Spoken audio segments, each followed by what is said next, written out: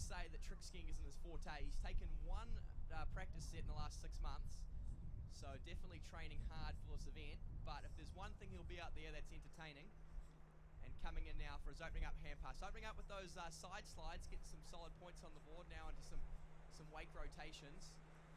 Piling on the points, so that's at least 200-300 already. And what's he got for us now? The wake grenades are good. Into the first flip is Brent Mead from New Zealand. And the first flip is good. Has he got the reverse? Can't quite ride that one away, but some entertaining tricking nonetheless. Ну что же, первое сальто, которое исполнил спортсмен из Новой Зеландии на официальных соревнованиях. Давайте похлопаем.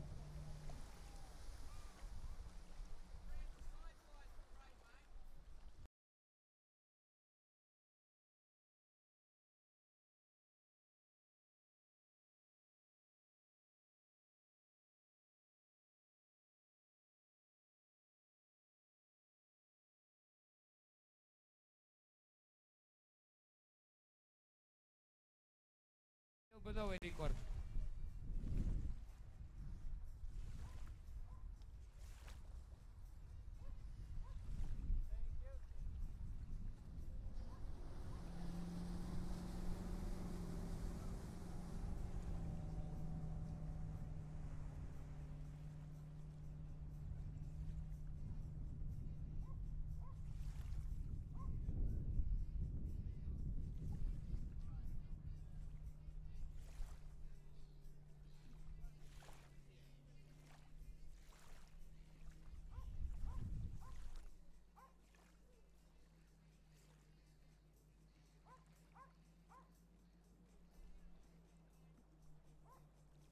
A real mixed bag of tricking abilities here in Series 3, isn't it? We've already had some scores up over 6,000 points, but you have a few of these skiers that are really just slapping on the old trick ski to get a score for their team, just in case of the backups. Here we go, Brent Mead, pass number 2, opens with the wake 360, and that was just a beautiful looking wake-o. Piling on some more hand points here, and he'll look to see if he can't back up his flipping effort here into the normal flip once more. Oh no, just a bit of a wake jump and a grab there. I'm not sure there's any points for that. Straight into the front flip and almost rides that away. So definitely looking to impress the crowd here. So we hope you all enjoyed that tricking performance there from Brent Mead. How many points for a grab? I forget. 50? It's something like that, I imagine. Ну что, возвращаемся лет на 30 назад. Была такая фигура, называлась салют воднолыжника. Правой рукой помахал 50 очков, левой рукой помахал еще 50 очков. Сейчас он исполнил грэб. Это что-то из вейкбордической школы. Такое. Потом попытался сделать переднее сальто, но, к сожалению, не устоял. Ну что, есть у меня здесь помощь со стороны команды Новой Зеландии. Thanks for help. Commenting that your teammates, you know them better than me.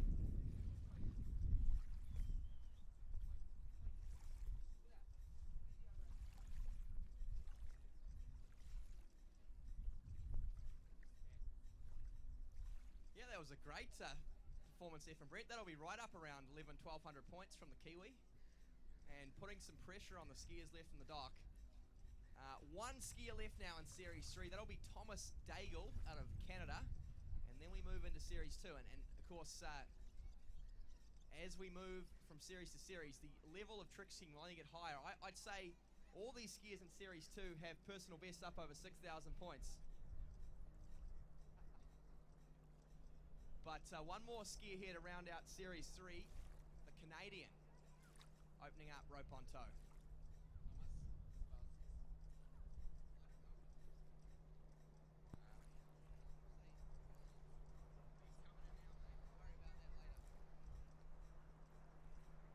So, Thomas is on the course. Итак, молодой канадский фигурист Томас. Ау! Небольшая ошибка в середине прохождения. Куда-то под воду. Вот это самое страшное, когда есть ошибка, и затем ты торопишься ее исправить За кильваторной волной пытался накрутиться Томас. Зачем он это сделал, знает лишь он. Очевидно, это волнение сказывается, которое на чемпионате мира всегда присутствует. Но вот первая полдистанция неудачная. На цепи Джаред Уэллин, капитан команды канадской. Сейчас нам все скажет, что он о нем думает. We do hope so. Jared will say everything he think about that fall. Thomas, I need to concentrate on the second pass.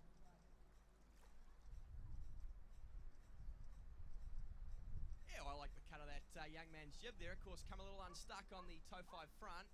Ended up outside the wake. He didn't let that phase him. He thought he'd try and finish off the rest of the run outside the wake.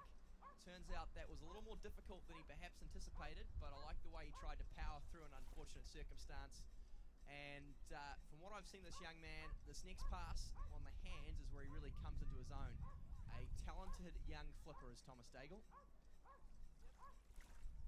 Ну что, 5760, личный рекорд.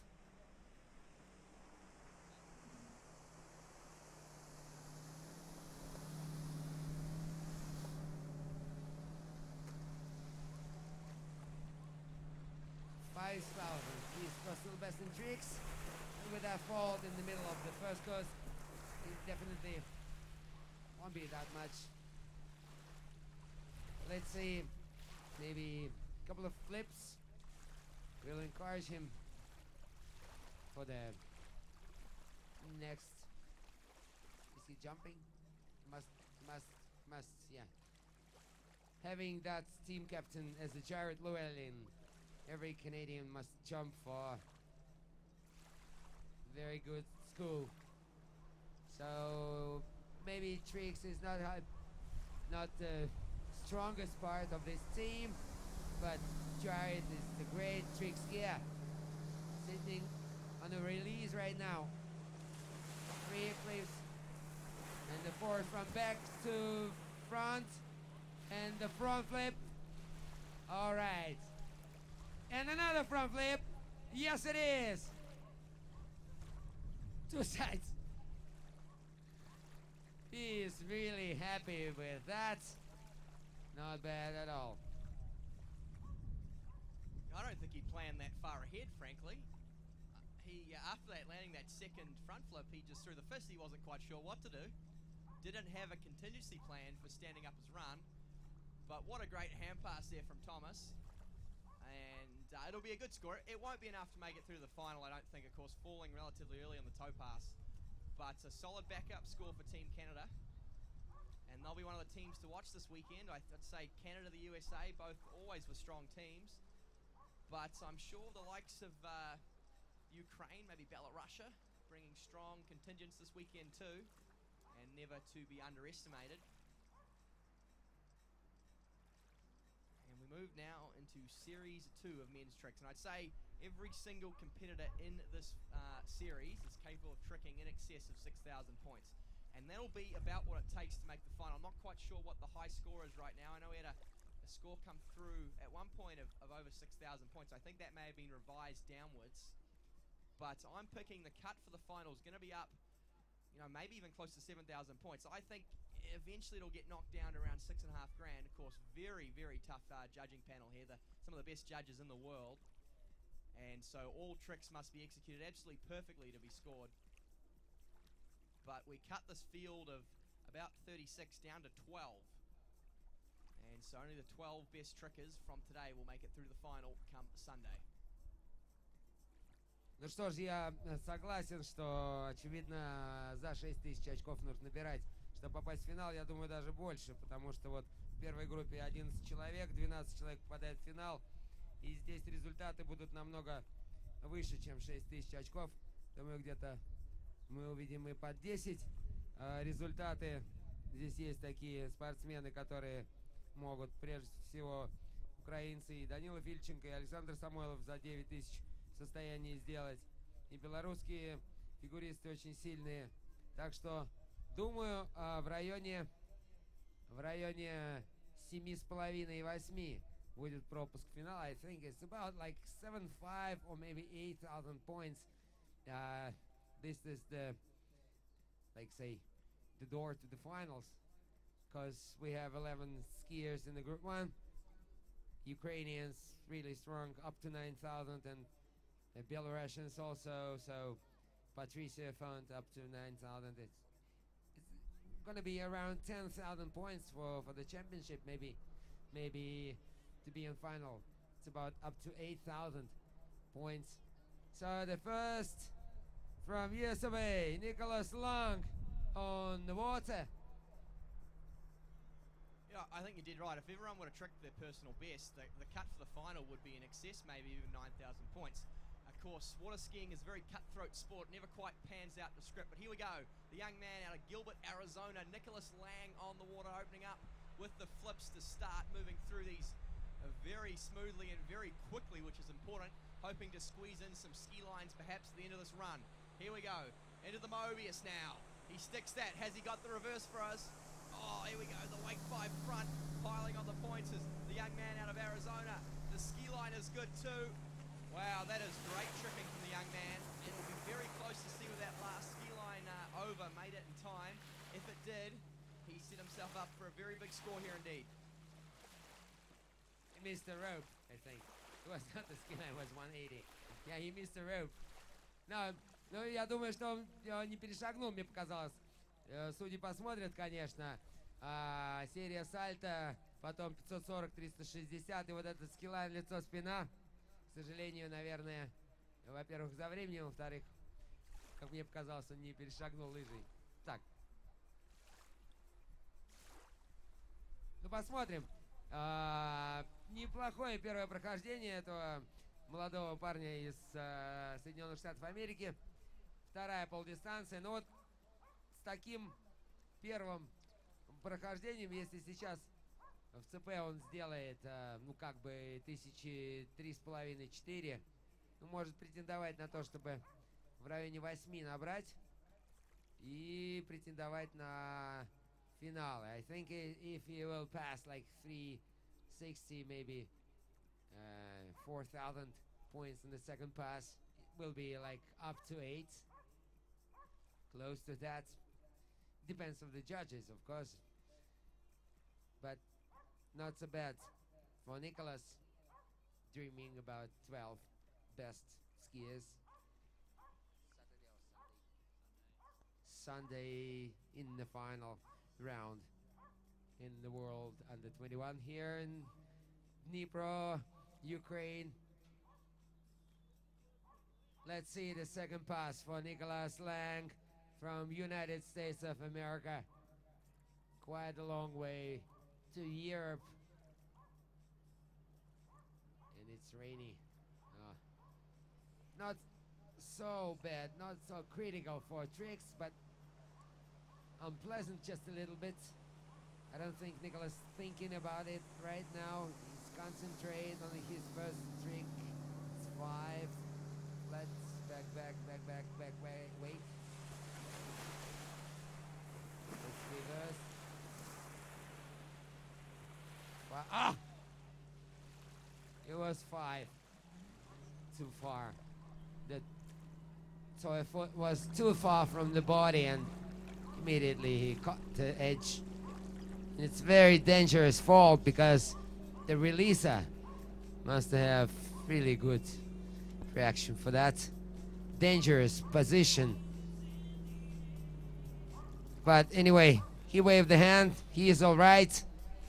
Ну что же, видели такую неприятную достаточно историю. 540 в накрут. И в третьей фазе, в закрытом, ловит кант Николас. Слишком далеко была цеповая нога от тела. И немедленно практически зарылась лыжа. И, слава богу, на цепи сидел человек, который моментально среагировал, отцепил. И травмы удалось избежать. Вот это вот очень неприятная ситуация, когда так резко падает фигурист, именно удерживая буксировочный трос ногой. Здесь нужна очень хорошая реакция, чтобы отцепить его от катера, иначе травмы не избежать практически. Сегодня уже вот одна спортсменка, к сожалению, травмировалась, Алена Терепилова. российская слаломистка. Но у нее была такая неприятная история с коленом. Вышла она выступать уже немного жалуясь на ногу. И вы видели, на пятом бою упала. Она порвала боковую связку, к сожалению. Сейчас врачи сообщили этот печальный диагноз. Так что потребуется длительное восстановление. Она где-то на полгода выпала, наверное, из числа воднолыжников. А следующий участник у нас из Испании Альвар Нугера.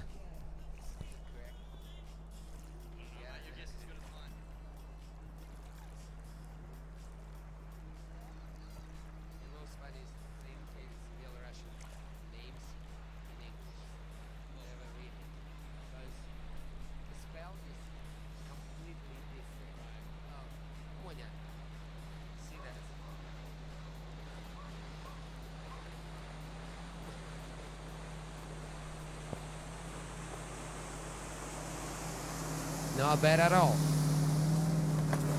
Oh! Just a little far from the body. The handle was just a little far from the body. Disappointed by that, Alvar.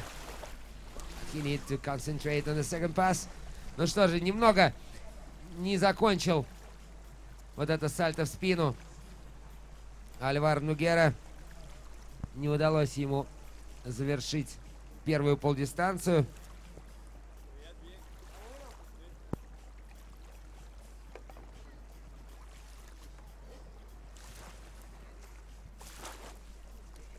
Yeah, it's a real shame for the Spaniard there. He probably only had one or two tricks left, but even just that one trick he fell on, of course, valued at 750 points.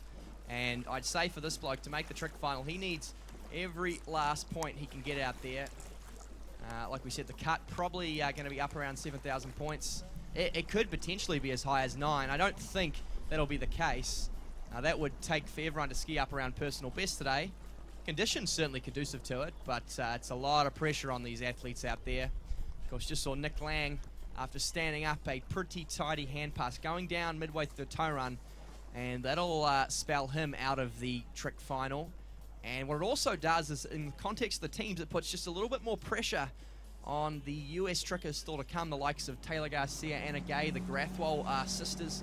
They'll need to trick just a little bit more, knowing that Nick's score isn't one they'd like to use. So it all adds a bit of pressure. There's a lot going on here. We have, of course, the trick event itself, but we have the individual overall and, of course, the team overall. And Nick Lang, another one who perhaps could have been a contender in the individual overall, probably all but ruled out now after that trick performance. So disappointing stuff for him, and we'll probably see him try and make up for that with a vengeance in the jump event come Saturday.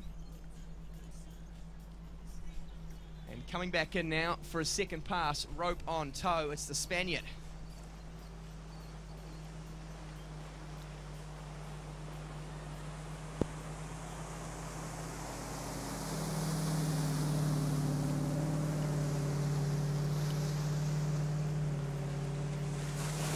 Moving through this opening toe pass pretty tidily so far.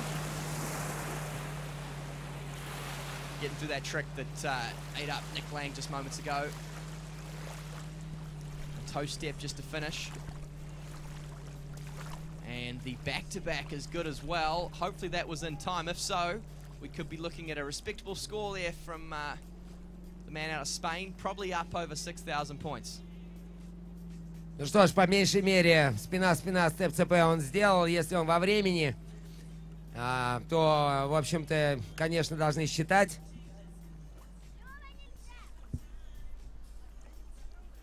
Нет.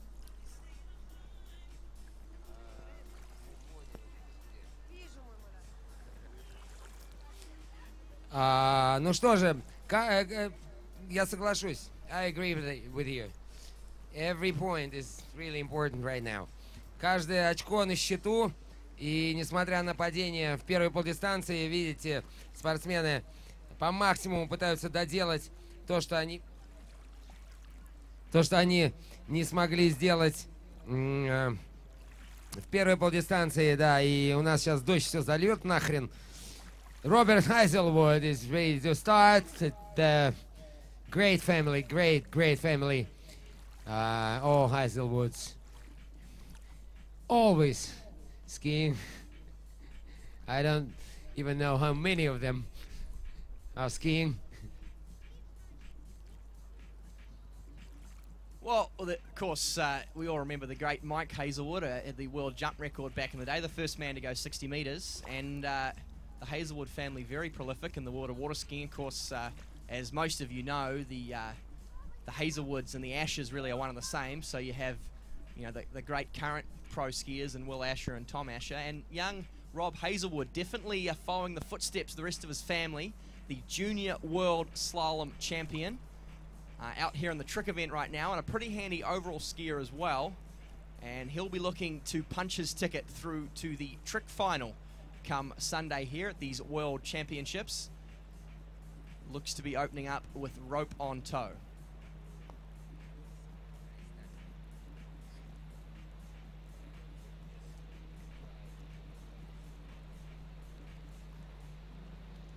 Rocket, they call him, the young man out of England. Just 18 years of age, I believe, and moving through this opening rope on toe pass very smoothly so far, piling on the points.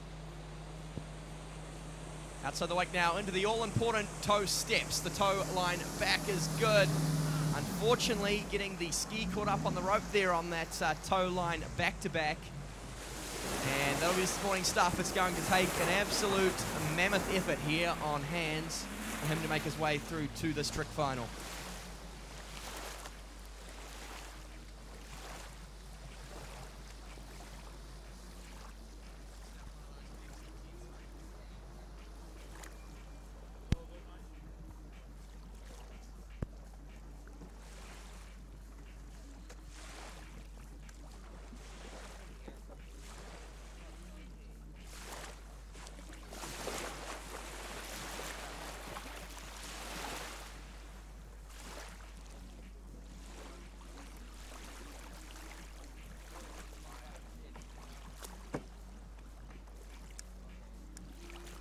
Ну что же, Роберт Хайзелвуд, один из членов семьи Хайзелвудов.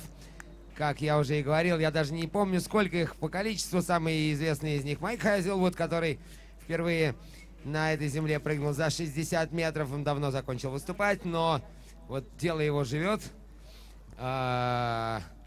Семейство плодится, люди катаются.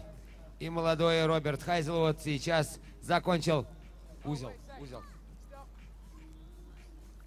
Вот узел на фале, сейчас как-то будем развязывать. Это нос.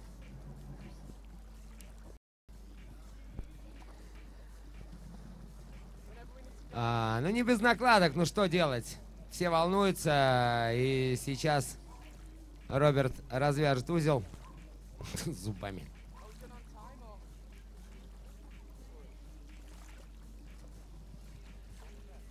Иначе сейчас длина буксировочного троса изменится, во-первых.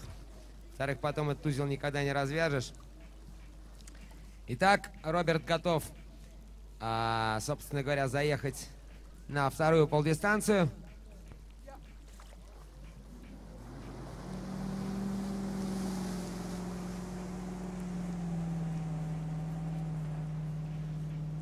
Напомню, что очень плотно, несмотря на то, что все падают немного. Очень плотные результаты будут здесь. И не знаю, будет ли остановка по такому дождю. Если бы это был слалом, мы бы уже ждали, пока он пройдет. Но вот в фигурном катании не так все строго. Не так сильно дождь стечет в глаза, и продолжаются соревнования, поскольку у нас регламент достаточно жесткий. Как вы понимаете, участников много, а времени мало, поэтому вот мы продолжаем. Итак, Роберт Хайзелвуд, вторая полдистанция. Спина, лицо, сальто. Лицо, лицо, сальто заднее. Лицо, лицо опять. Лицо, спина. Из спины в спину. Лайн 360, лайн 180. И что будет переднее? And the front flip, and again, not bad at all. just look at the way he transitioned there from a front flip straight into a ski line back. And that is superb line control from the young Brit. Of course, it'll all come down to how much of that was in time, racing the clock there towards the end of that pass. And we know we could still see a score from Robert up, you know, 6,500 points, even after where he fell in toes. And you never know if all these stars align. It could be just enough to scrape through this final. We'll have to wait and see. Many, many more talented skiers still to take the water here in this preliminary round of men's tricks here at the World Championships.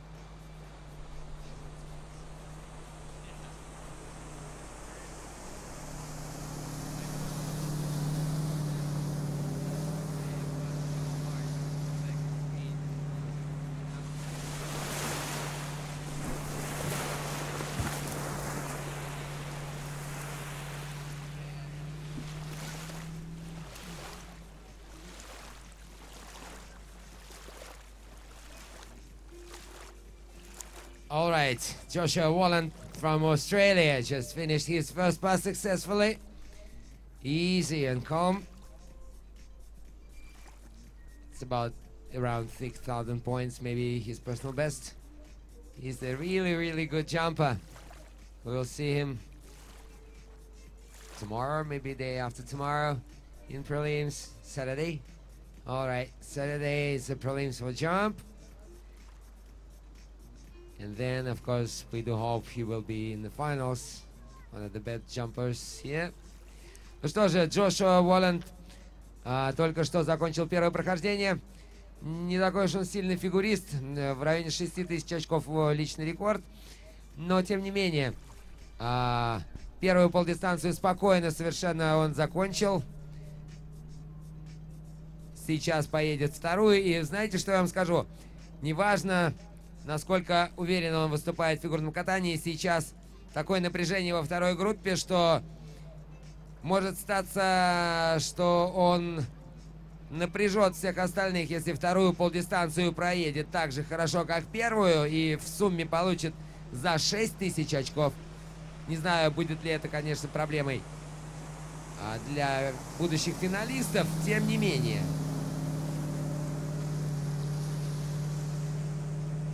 Ну, простая, ой, нет, простая программа. Рассчитывать на что-то сильное не приходится. Два задних сальта будет. Сальто в спину, очевидно. Еще одно в спину. И два боковых.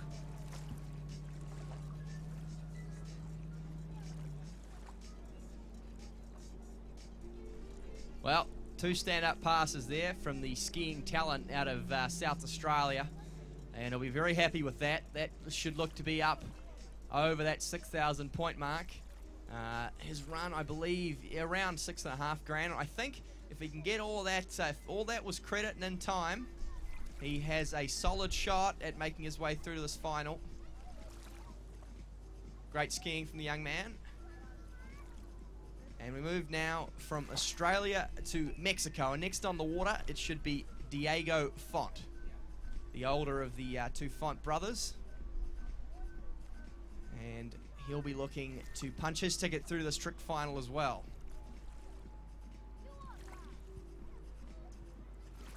Ну что же, Диего Фонт, к сожалению, очень неудачно выступил в слаломе. Мы видели полочка на начальной трассе. Это было, конечно, очень обидно для этого талантливого воднолыжника. Я видел его дома в Waterski год назад. Тогда еще совсем такой становящийся звездой парень, выиграл позже панамериканские игры. И вот приехал на чемпионат мира, к сожалению, очень неудачно начал этот турнир. И сейчас посмотрим, он под 9000 умеет делать в фигурном катании, если мне не изменяет память. Я, к сожалению, сейчас не могу анкеты проверить. Дождь размывает чернила. Я убрал пока анкеты подальше, дабы сохранить их до конца. Смотрите, 720. Первый, кто делает семерку, 540. Два бэка с волны. Два бэка плоских, 540. Накрут, раскрут. Накрут, раскрут с волны. Пойдет сейчас ТФЦП. Лицо, лицо. Стоять. Ногу запихал в воду, не считать. Лицо, спина. Спина, спина. И да. Первую полдистанцию сделал. I think it's just everything is okay except that face to face foot in the water. So the judges could be not so welcome for him with that. But not bad at all. Just only one person who starts from 720 in the very beginning. I talked to Alexei Zharnasek last night. He said it's too slow and takes too much time for me. So he never make it. Instead of that, it's like toy line 5. But when you are Alexei Zharnasek, you can replace 720 to line 5, and it's much faster and more expensive than 720. But Diego is really close to 10,000 points barrier. Maybe later on he will replace this trick to another one, but we just happy he completes first pass safely. And I think he's ready to show us a couple of flips in the second pass. That was a great opening pass there from Diego. Probably the best rope-on toe pass we've seen so far in this tournament. Like you said, perhaps some question around one or two of those toe lines, but we'll leave that up to the official judges. And Diego Font, well, this young man, a bit of a chip on his shoulder. He wants to come out from underneath the shadow of his younger brother. I can tell you, as a skier who has siblings that ski, there's nothing worse than being beaten by a younger sibling, and he's looking to make a name for himself. On top of that of Pato Font, looking forward to greatly. He'll be in Series 1. Now, like I said, one of the best toe passes we've seen. Where perhaps Diego falls off is he's not quite as strong in the hands as some of these sort of 10,000 point trickers we'll see later on. But piling on some points here, not the highest difficulty tricks, but he's moving through them so quickly that he will get a lot of points indeed. Into the flips now is Diego Font, the Mexican. The first couple of flips are good here. He'll go on some higher difficulty ones now. The first back to front is good. And a wake 180 to finish. So a great toe pass, backed up by a tidy and quick hand pass without the high scoring tricks he'll need to, say, trick 9,000-10,000 points. However, with two runs like that, he could be a good shot here at making this trick final.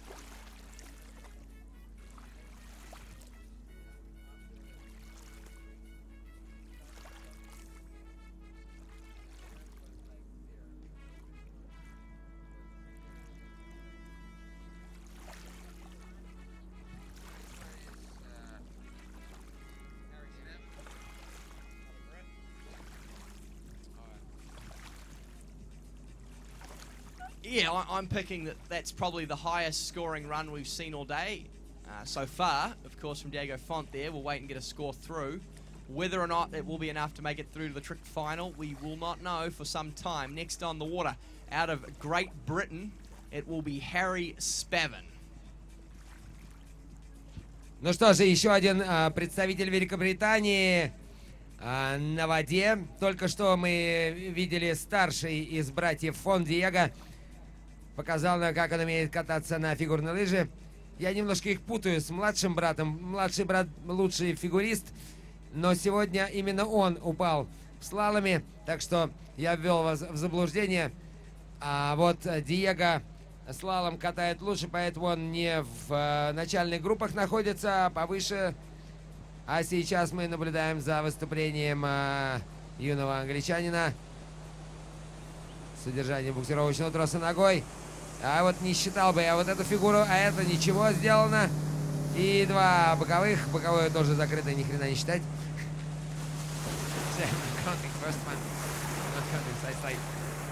It's just a little bit dirty. Но судьи будут считать. I'm leave it for the judge's decision. I'm just emotionally trying to understand how good that was. But encourage the sportsmen before they will go the second pass. Just a little bit. So Harry, I think, satisfied himself with that first pass. I think he did very well there on opening pass. Like you said, a little bit agricultural towards the end, just throwing any old thing in. But the toe line back-to-back at the end was the one that mattered, and he stuck that very well. So great tricking there from the young Brit. He'll come back in for his hand pass. And like all these skiers, if he wants to make his way through the final, it's going to take nothing short of a full 20 seconds worth of tricks here. All full credit and all very high difficulty. So expect to see a great run of flips here from Harry. Да, вот 5 спортсменов, исключая Харри, во второй группе. И 11 спортсменов в первой группе. Так что мы приближаемся к развязке полуфинальной в фигурном катании мужчин. Вот Диего Фонт, наверное, будет таким ориентиром. В районе 8000, я так полагаю, 7 с чем-то, 8, где-то вот в этом районе. У нас нет связи с судьями, экспресс. Результат мы не можем вам объявить. Но вот Диего Фонт, мне кажется, установил такую планку, такой ориентир для всех остальных. И еще 5 человек во второй группе после Харри Спервина будут выступать. И, соответственно, 11 фигуристов первой группы, ориентируясь на результат Диего Фонт. Поэтому каждый воднолыжник сейчас должен обязательно туда-обратно съездить сухим. Ну, имеется в виду и первую полдистанцию выполнить, и вторую полдистанцию выполнить целиком. Для того, чтобы рассчитывать на попадание в число 12 лучших и продолжить выступление свои в субботу. Смотрим за вторым прохождением Ари. 540. О, лайн, бэк. И сальто будет переднее сразу. Заднее простое, заднее возврат из спины в лицо. Из лица в спину. И лайн. А лицо, не знаю. I don't know. What about the last line? Well, Harry Spavin there giving that poor old Nautique toe pile an absolute thrashing. And making it look hard out there. Some very low and narrow flip landings. But he got through them all to his credit. Perhaps lost some time on a few of those weight cases. But to me that looked like 2 solid passes and perhaps a shot through to the finals for the Brit.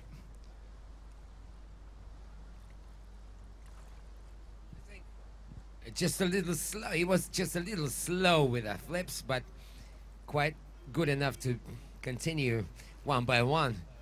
And he finished his second pass. I think maybe some trouble you will expect with that line 360, the last one. Maybe in time, maybe with a rope. But anyway, again, we will leave it for judge decision. And another Brit on the course, Callum Health. I don't know anything about him. I'll tell you what, you're a hard man to please, Slava. I'm glad you're not trick judging for me. You're right, next on the water, a fellow Brit will be Callum Heath. Big, tall lad. Not built like your average trick skier. Tends to be, the best trickers tend to be on the bit of the shorter side, shorter, stockier guys. But Callum bucking the trend here. He'd be probably a good 6'3" or 4. And a very good slalom skier. He'll be coming in on tricks. And I think he has a personal best up in excess of 7,000 points. So certainly a handy trick skier too. Ну да, вот так я переведу. Высокий достаточно парень-то. 190 приблизительно рост у него. 6'4" and full of muscles. Да, такая песня была хорошая. Тем не менее, он очень хороший слаломист, но как в фигурах за 7 набирает, тоже неплохо. 540. Смотрите, медленно, но уверенно пока. Slow but solid. It looks like solid. Tall pass. Oh, no! Come on. My favorite fault. When you make it like this. Not enough rope. When you turn 360. And it's really typical mistake when you just a little bit on rush in the very end of the pass. And вот такая ошибка стандартная для накрута.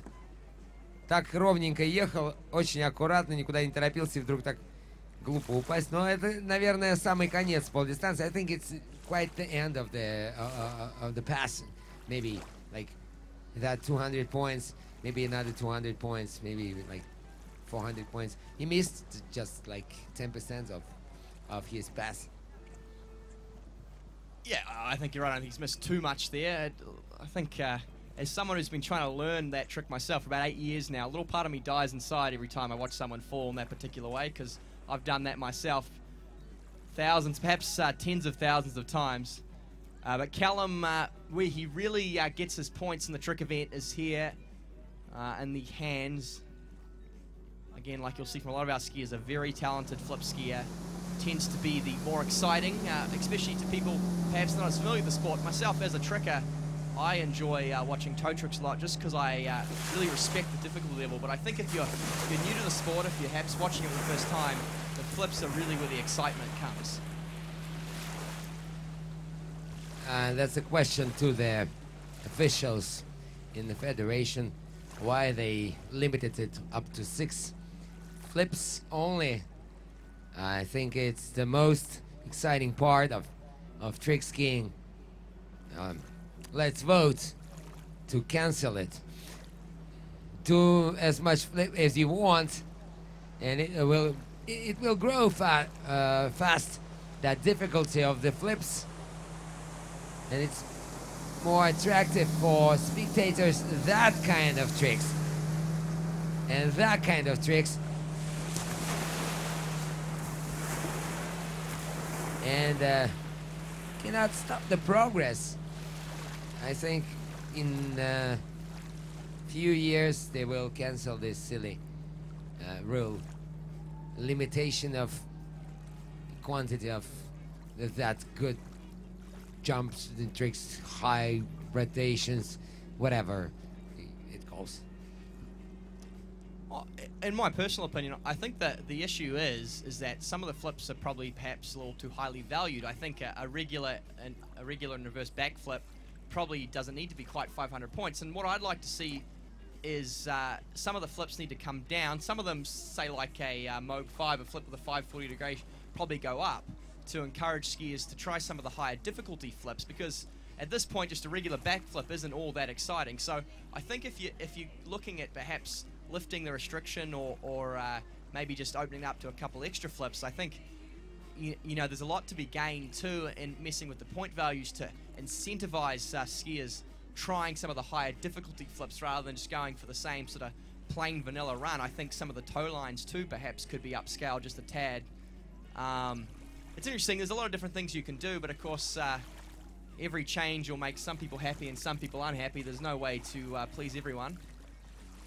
But I'm certainly pretty happy with the current state of tricks as far as I'm concerned. I think we're going to see some fantastic action out in the water. Some of the skiers still to come, looking to go well in excess of 10,000 points. You know, we are in progress, like flip line. It's a new one. Even double. I talked to Oleg Davidovsky a couple of an hour ago. I said, why not double? He said it's too much time. It's 2 seconds before and second after. If it costs 2,000, it will be in my list. If not, it costs 1,000 points. It's not that value. So we have to, let's see, reconsider that list of flips, and it will be much more spectacular. Oh, and the front one, oh no. No, it's disappointing he's fallen there, but to me it looked like that would have been out of time anyway. He lost a lot of time on that second back landing. The line went slack on him, and then again after landing of the back to front flip. So disappointing there for Carlo, but I think the disappointment will come more with the speed he ran through those earlier flips. Still though, he's got enough points there that if he throws together a big toe run here, he could be an outside chance of making his way through to the final.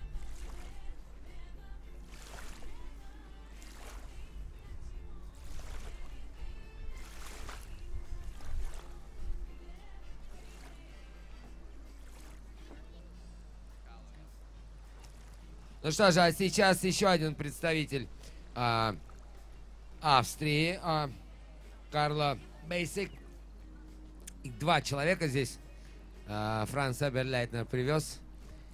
Такой вот он стоит спиной к нам. Очень известный прыгун, капитан команды. Замечательная школа Франца Эберлейтнера. Даже многие россияне тренировались у него. Прекрасно учит прыгать с трамплина. Но, кстати, фигурному катанию тоже видно, может научить. Хорошая была первая полдистанция. На переднем сальто упал Карло. Но мы думаем, что это было бы за временем. А спонсоры подтягиваются. The sponsors are coming. Ну что же, я так ознакомлюсь с текстом. На крыле трамплина у нас реклама влажных салфеток Smile. Кстати, между прочим, было бы неплохо раздать сэмплы какие-нибудь здесь. Сидят люди на жаре, дождь прошел. Вот вы бы принесли нам немножко влажных салфеток. И люди бы очень сразу это все бы оценили. Здесь перед тем, как пойти перекусить, у нас будет, наверное, перерыв на обед. И вот это вот предмет гигиены бы всем пригодился. А Карло выполняет вторую полдистанцию. Такая old school style. Old school style. Just a little, as we see that toy hold pass. But he succeeded. That wasn't bad. Probably picked up close to $3,000 on that toe pass at Carlo. Good score. Will it be enough to make it through to the trick final? I am leaning towards no. But anything could happen here.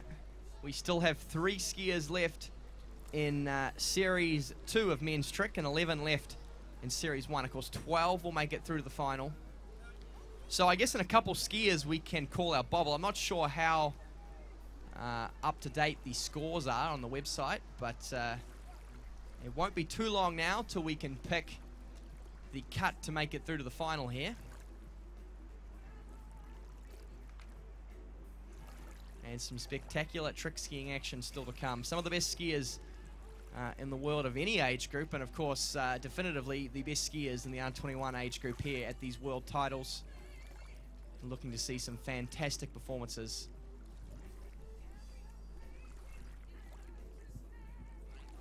Ну что, остается не так много участников. Антон Антонов, белорусский спортсмен. Но мы сейчас будем наблюдать, кстати, битву такую белорусов с украинцами, потому что здесь такая большая концентрация. Смотрите, Антон Антонов, сразу за ним итальянец Эдуардо Моренци, а после него греческий воднолыжник Арис.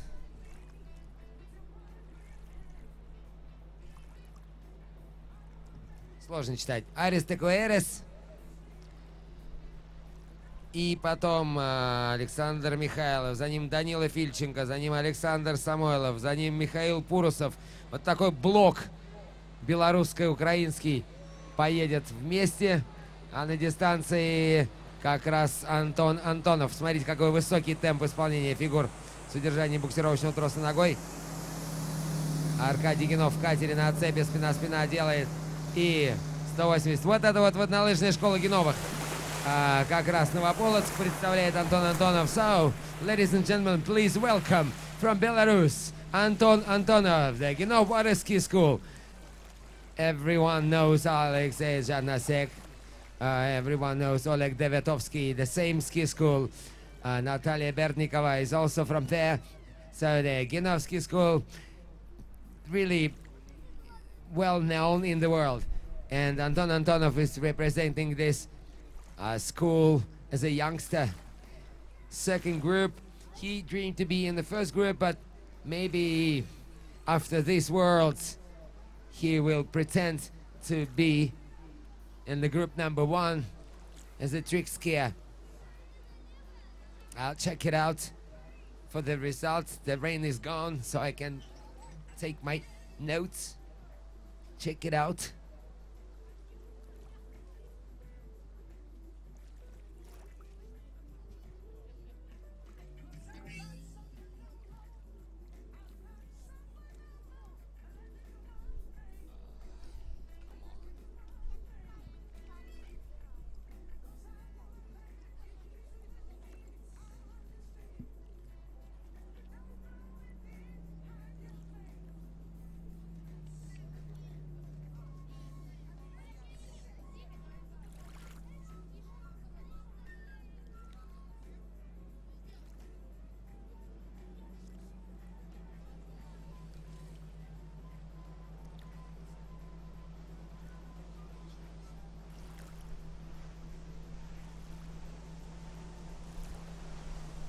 $8340 очков, личный рекорд этого спортсмена установлен в этом году. Итак, Антон Антонов. Лайн 5. Лайн спина-спина. Лицо-лицо. Еще один лайн под себя, лицо-спина. И теперь сальто пошли. Задние. И быстрее. Второе заднее. Далеко выкатывается закелеватор. Спину. И еще одно будет спину. 4 сальто подряд и 2 боковых. И вторая полдистанция сделана. Аплодисменты, пожалуйста. Антон Антонов, Беларусь. So, not so bad at all. Second pass is solid. Just a little bit maybe wide when he was make some flips, but we do hope Anton make it in time. The clearance was great. All those lines with the rope in hands, no slack on the water, so judges no doubt will count it.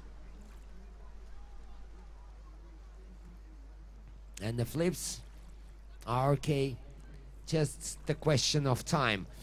Is it inside of 20 seconds limited period or not? But soon we will know it. Soon we will know it. And the next skier in the dock, from Italy, Edoardo Marrenzi.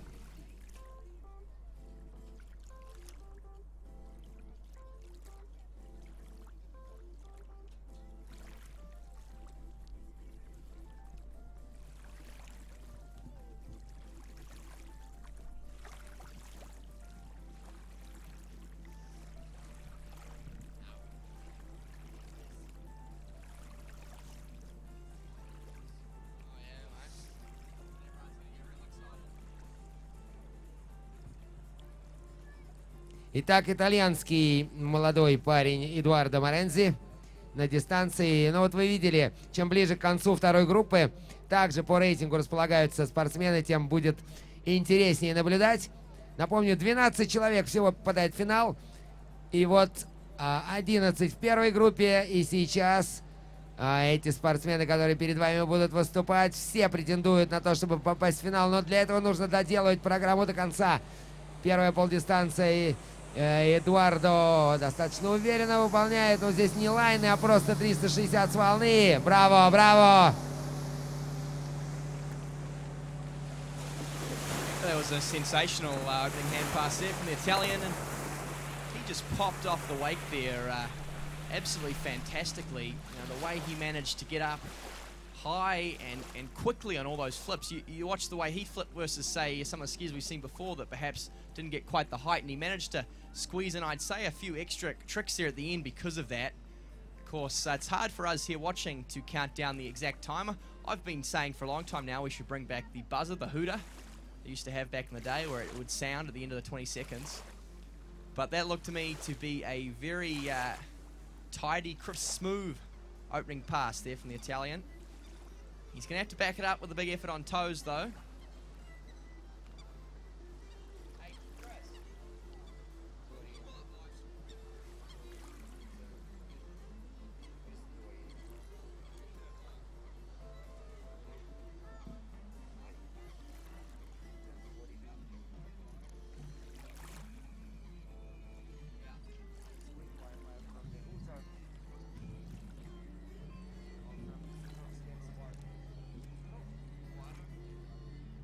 Okay, Edoardo Morenzi, the Italian, spinning around now at the northern end, looking to come back in for his toe pass.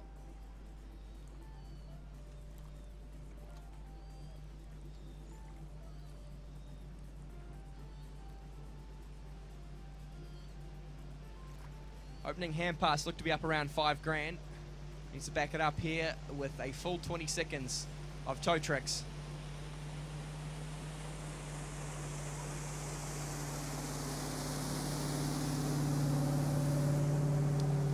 The Italian opens strong.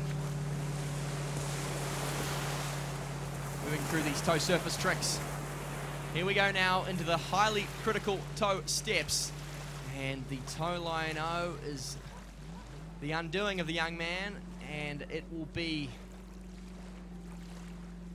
a nervous wait for him now to see if he can make his way through to the trick final.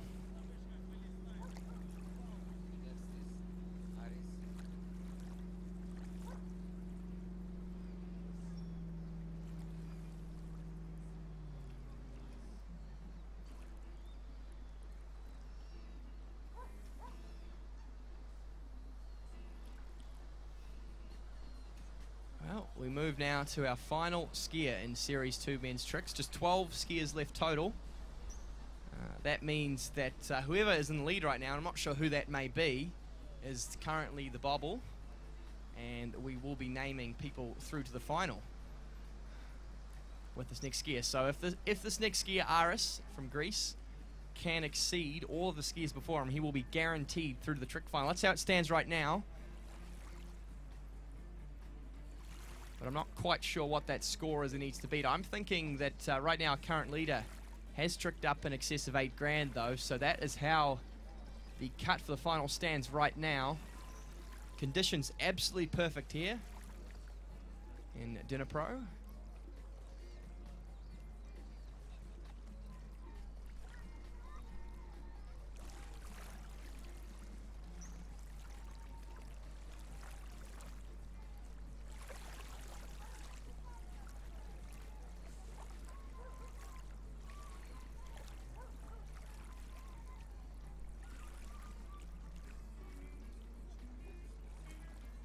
Was in 2014. Yeah. I believe Pato Fonts. Yeah. He's the current Assembly World Champion. Yeah. Okay, taking the water now out of Greece. Aris Tetueres. And I'm sure I pronounced it absolutely perfectly. Been studying up on my Greek. Looks like he'll be opening up with the hand tricks. Right now, to guarantee yourself through the final, will take a score in excess of 8,000 points. And Arias Techueres will not be making his way through the trick final, unfortunately going down there very early on his hand pass. Devastation for the Greek out there on the water. And he will have one pass here to pick up some points for his team. His chances of making it through to Super Trick Sunday have all but died there, unfortunately.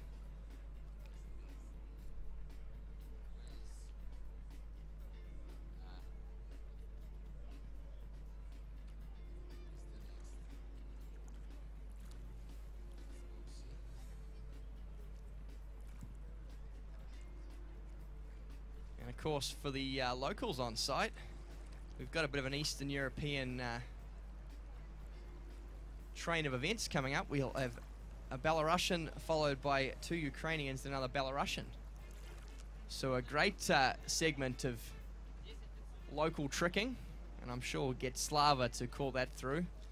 I probably shouldn't even try to pronounce some of these names coming up. Yeah, I'll try. At least Belarusians in English spells crazy for me, because it's a Russian names, but spells in Belarusian is quite different. When you put Latin letters, it's like in French Peugeot, Peugeot, it's so many letters. The same here. So Alexander Mikhailov is the next from Belarus. 8,870 points, his personal best. And follow him Danila Filchenko from Ukraine with 10,590 points as a personal best. He's a former world champion under 17. And his teammate Alexander Samoilov, third in the group one, 9,090 points. And the fourth skier from Belarus, Mikhail Purusov, with a result of 8,680 points. That 4 skiers will continue right after Aris Techueres will finish his second pass.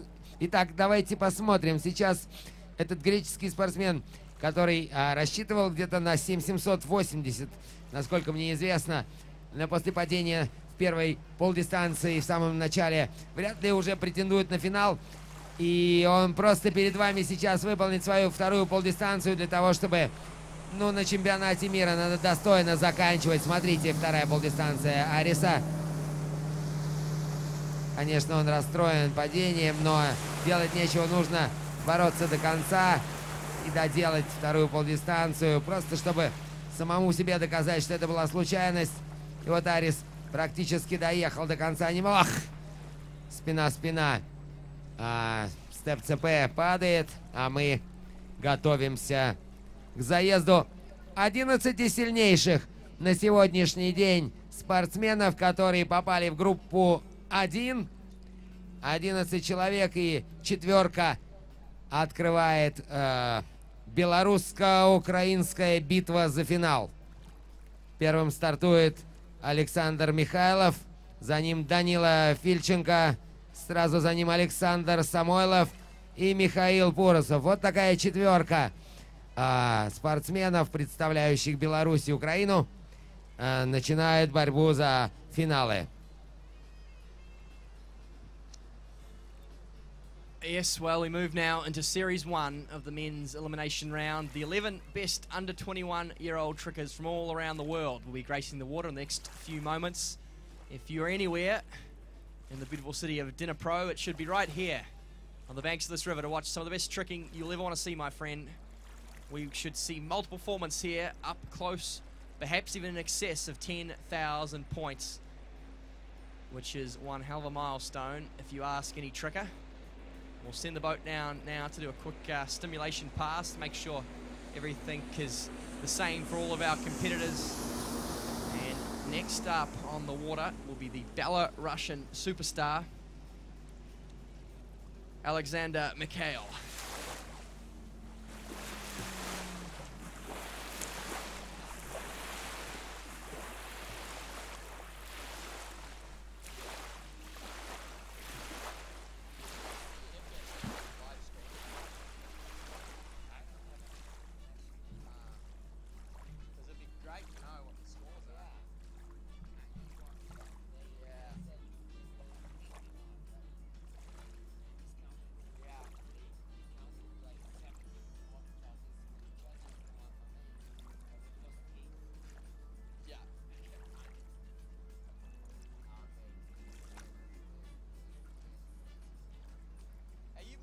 Have you seen live scoring, Kurt, in a while?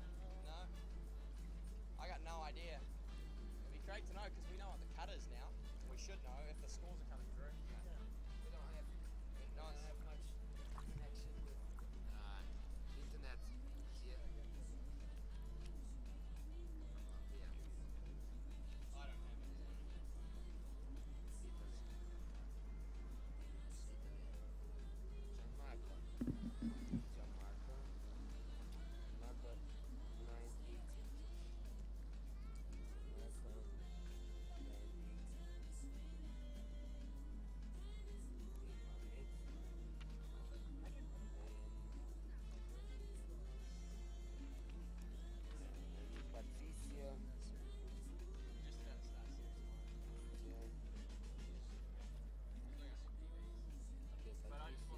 don't have Patricia 10,860.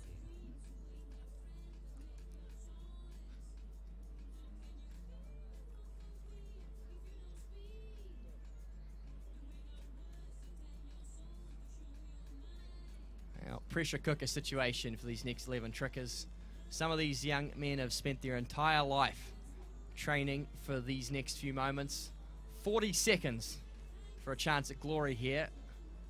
A chance of punching their ticket through to the World Trick Final.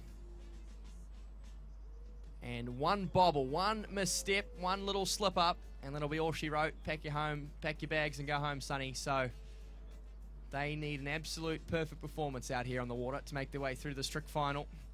We think it's going to take scores up close to 8,000 points to make their way through to that final. And what a fantastic day of skiing that'll be come Sunday. My two favourite events, jump and tricks. Finals all day starting at 10 o'clock in the morning, I believe. And that's going to be very exciting indeed.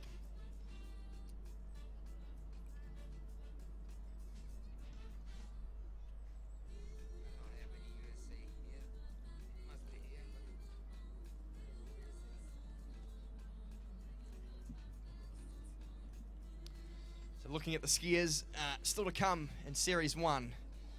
I'm going to say most of these are quite wrong.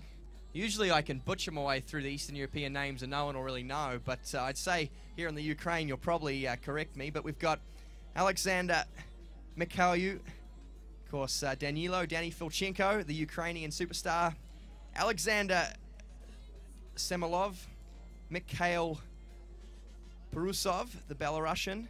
Then we go to Australia with Archie Davis, the Frenchman. Tanguy Diane will be next up. We go to the US of A, Taylor Garcia.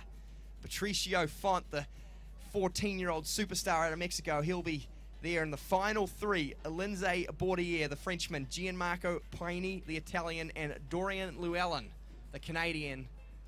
And we have 11 skiers here, all capable of tricking up around 10,000 points. So it's going to be a very exciting session of trick skiing indeed.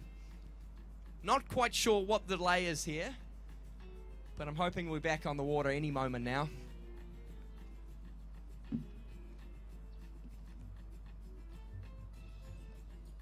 Ну что ж, мы до сих пор ждем начала старта первой группы. Это самые сильные фигуристы, которые приехали на чемпионат мира до 21 года. 11 человек, самый низкий результат в этой группе 8680 очков у Михаила Пурусова. Очень плотные результаты. 8870, 9080, 10590.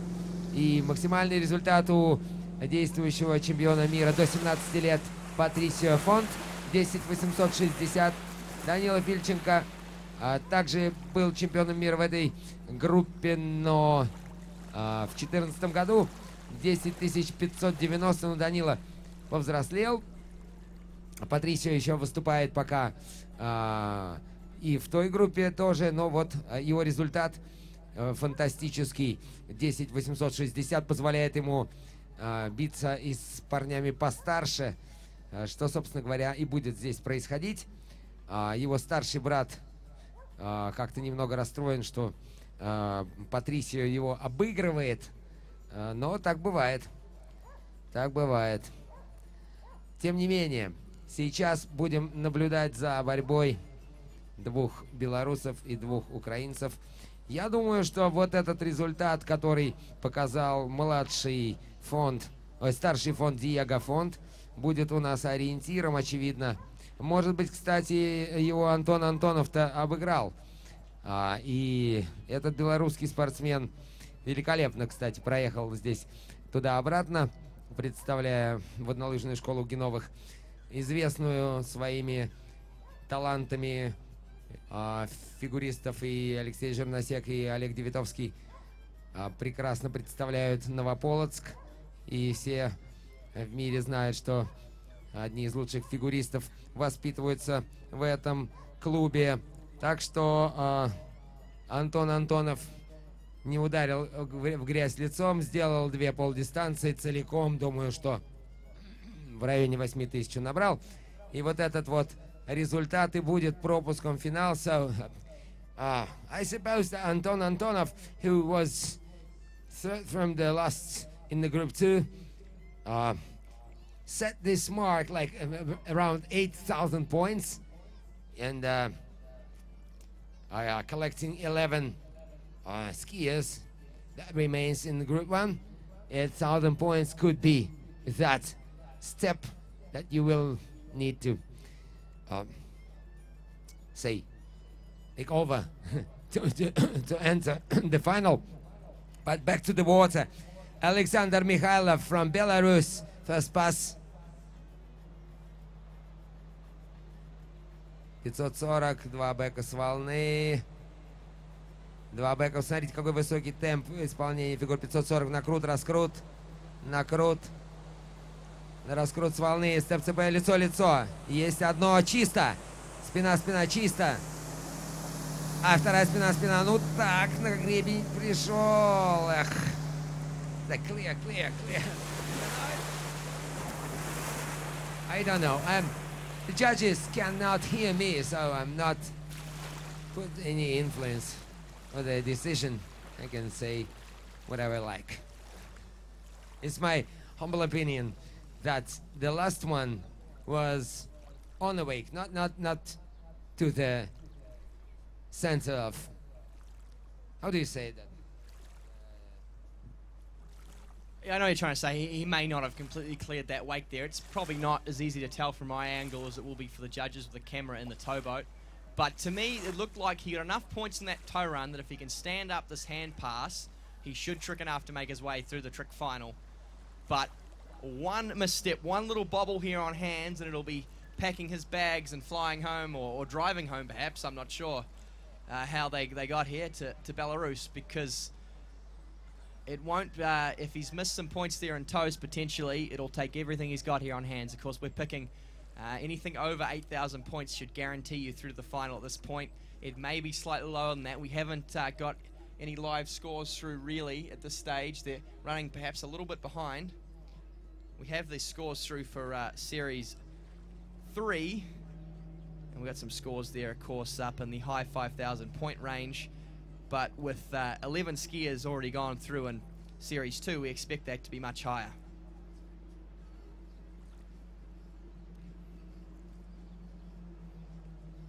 So Alexander, the Belarusian, coming in for this crucial hand pass. He needs a full 20 seconds worth of tricks here if he wants to make his way through to the final.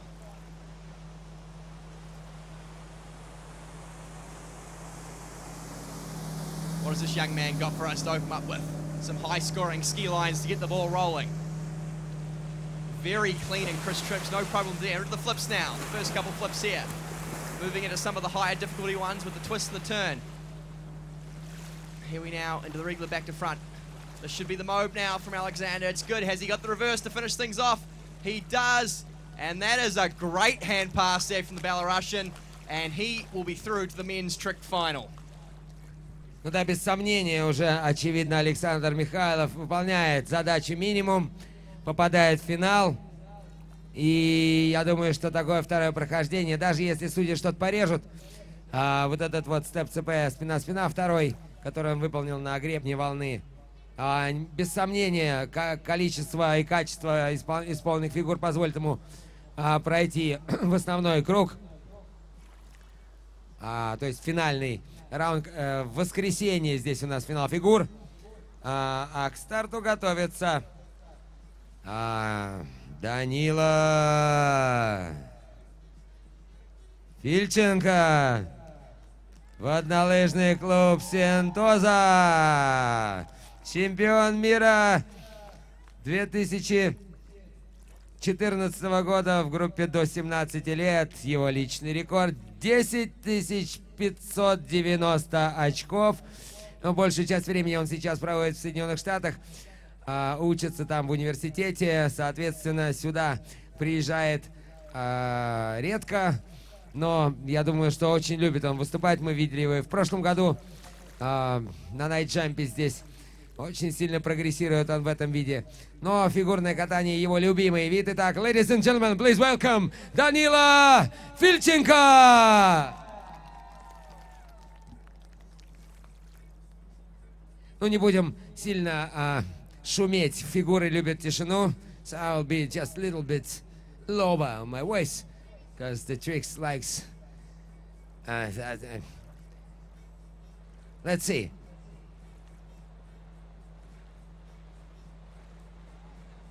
Спина, сальдо, второе туда же. Обычное заднее, второе в спину, переднее. Нет, в спину, из спины в лицо. 540. Опа-на, лайн. 540, лайн, лицо. Еще спина. О, ты смотри, зацепился, но сделал. Вау. He caught the rope, but it was enough. The heights to recover on the line back. Not bad at all. And calm and easy, and a toy hold pass will guarantee Danila the place in the final. Just not rush. No need to rush. Ну что же, если не спешить и спокойно выполнить второе прохождение, я думаю, что Данила должен попадать также в финал. Но тут еще полдела только сделано. He's done very well there on pass number one, hasn't he? That's the best hand pass we've seen all day. Very high scoring. That hand pass alone should be up in excess of 6,000 points. That's lifted somewhat of the pressure here on pass number two. He probably could afford to bobble just a touch, lose a little bit of time on this toe pass and still make his way through. But more than that, he'll be looking for a psychological edge here. He wants to get as high a score as he can in the preliminary round to put the pressure on the skiers still to come and show everyone around the world that Danilo Filchenko is a force to be reckoned with. Coming back in just moments here on rope on toe is the Ukrainian superstar, of course, one of the most popular skiers on site, looking to punch his ticket through to this men's trick final.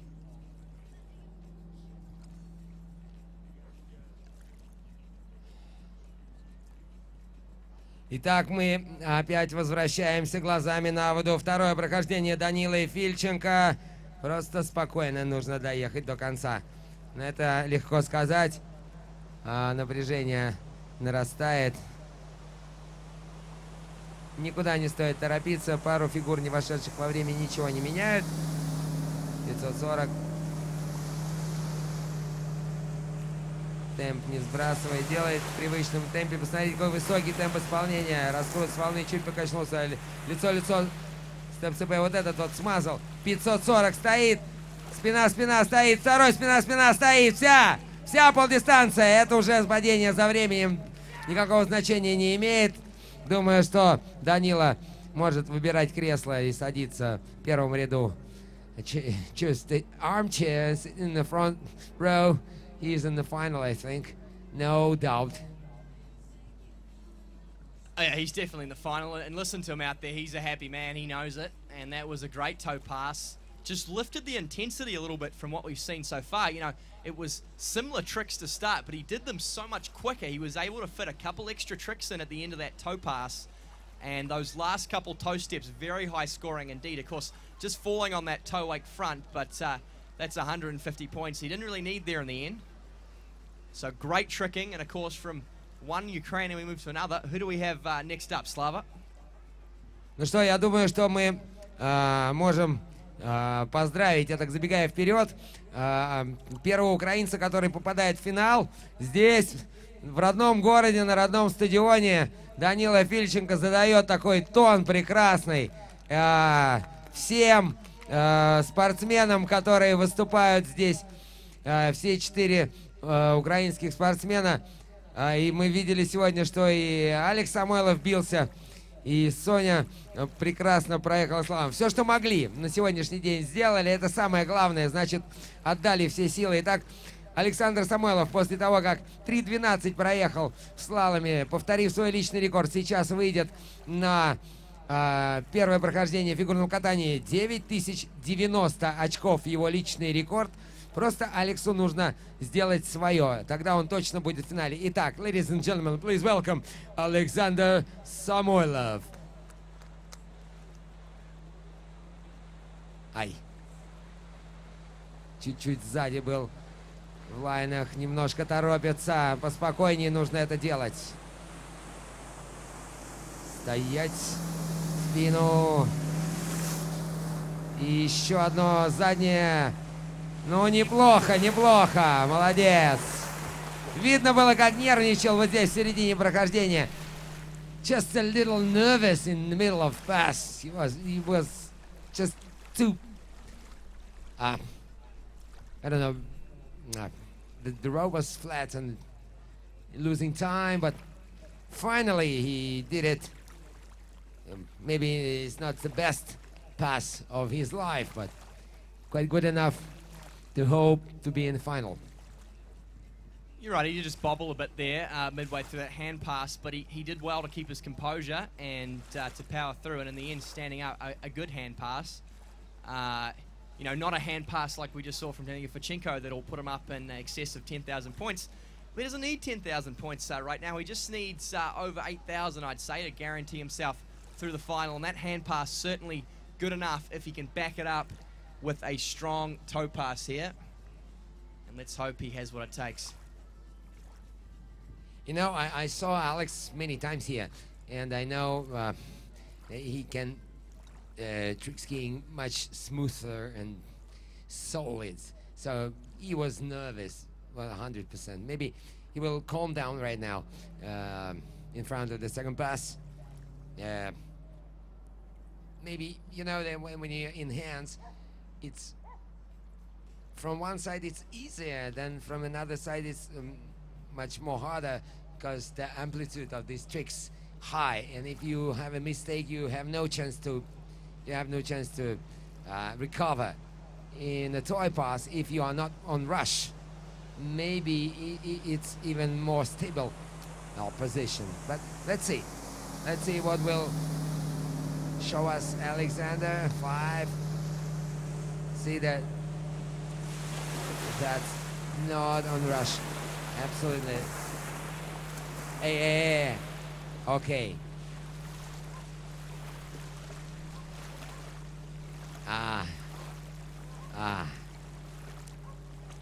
That was not the best from Alexander Samoylov of his life, but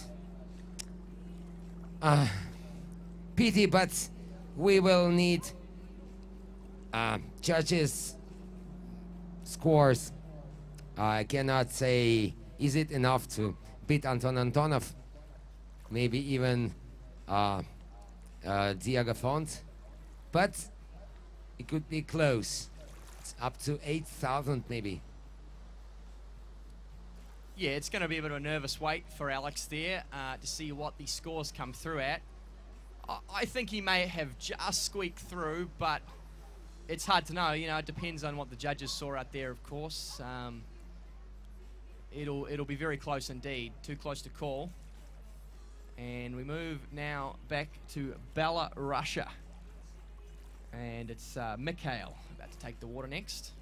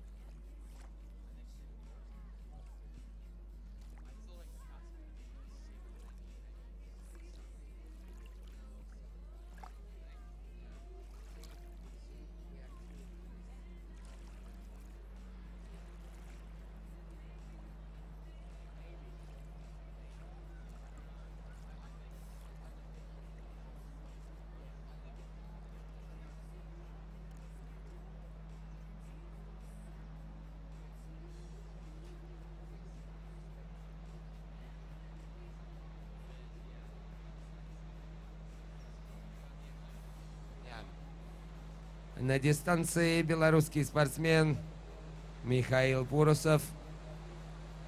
Его личный рекорд 8680 очков. Именно этот результат необходимо показывать, чтобы гарантированно. Ох, смотрите, как легко. Вот такая... Ой, стоять! Высота! Стоять! Окей. Немного небрежно. Чуть не доехал до волны. Спина, степ-ЦП. И видели, чуть было не упал. Так неловко лыжа попала на волну и пришлось приложить усилия. К счастью, это предпоследняя фигура, но там вот эти 180 и боковые скольжения, они, конечно, стоят каких-то очков, но не контрольный пакет, потому что 480 очков стоит спина. Это дорогая фигура. Дальше там по 100-150 очков. Не так страшно. Тем не менее, считают, конечно, каждую копеечку фигуристы, когда вот такая плотность огромная в результатах, необходимо делать от начала до конца. Все, ну посмотрим. Вторая полдистанция будет в руках, будут сальто, будут скиллайны. Наверняка человек, который делает 8680, обязан сейчас выполнять эти фигуры. Обязан, да. И Михаил выбрал вторым прохождением. Ветер совсем стих. Посмотрите, великолепная абсолютно погода. Вот бы слалом сейчас проводить. Скинотик, специально привезенный на этот чемпионат мира, завозит Михаила на вторую полдистанцию. А мы все благодарны спонсорам этого чемпионата мира. Вот перед вами крыло трамплина, которые заняли влажные салфетки Smile. Они говорят, что вот в таких походных условиях всегда влажные салфетки вам пригодятся. Но давайте вернемся на дистанцию. Михаил Пурусов, лайн 5. Начинает с такой фигуры. Вот смотрите, 360 лайн. И вот пошло сальто первое заднее. Какие высокие и такие легкие фигуры. В спину, из спины в лицо. Из спины в спину. Сейчас будет одно. Сделал. Разворот и два боковых. Ну все, всю сделал. В районе 8000. I think it's close to 8,000 points at least. Yeah, he started off great there. That was one of the cleanest ski line 5 fronts I've ever seen. But lost a little bit of time, cased the wake on a couple of those flips. Again, he's going to be one of those skiers that's right around the bobble. I think it'll be enough to make it through, along with Alex from Ukraine we had just moments ago. I'd say right now, Diego Font is probably the skier sitting on the bobble. He looked great. He set up 2 passes. Didn't quite have the caliber of tricks in his hand run, though, we've seen in some of these other skiers. So I think, you know, Diego tricked around 7 grand by my books, and I think that's what it's going to take to make it through this final. We don't have any scores through yet, though, so this is all just pure speculation for now. And from our Russian-speaking competitors, and I'll have to confess my Russian's about as good as my tricking, so we don't need any of that. We move now to someone I know a little more about, and that's Archie Davis from down under in Australia. And Archie, probably a bit of a dark horse, you'd say, in the overall event. He is a skier that is right up there. I think the overall going to be a very hotly contested event this weekend. We've got the likes of Dorian Llewellyn, Tanguy Diane, of course Archie Davis I just mentioned, Gianmarco Paini from Italy. He's a pretty accomplished overall skier too. Taylor Garcia, the American. If he can throw together something in tricks, he could be a good shot. So it will be a very hotly contested event, the overall. So Archie, not just trying to make it through the trick final here, but trying to get a solid score on the board for perhaps looking to pick himself up a medal in the overall event. Looks like he'll be opening up rope on toe.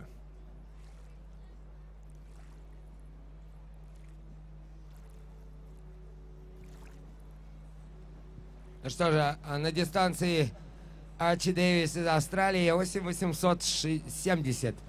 Личный рекорд этого парня. Ну, близкий к тому, что показывал Александр Михаил Пурусов. Что должны быть приблизительно одинаковые полдистанции. Так, аккуратно. Ай! Ну, в самом конце. In the very end of this first pass. Not so difficult one. It was 180 step. Well, it's such a cutthroat sport, isn't it? You know, in jump you get 3 attempts at it. In slalom you can bobble a little bit one of the first couple balls and go on to run a great pass. But in tricks, you hesitate for a second and it's all over. Archie there, a bit of a bobble on the toe line O, and then just the next trick, still off guard. And of course, like I mentioned, not only is this a big blow for him as far as making the trick final, but it's going to put a lot more pressure on his slalom and jump as far as the overall is concerned. He's not out there running yet though. A big hand pass here, and he could post a very respectable score. Perhaps not enough to get through the final, but maybe enough to keep him alive in the overall competition.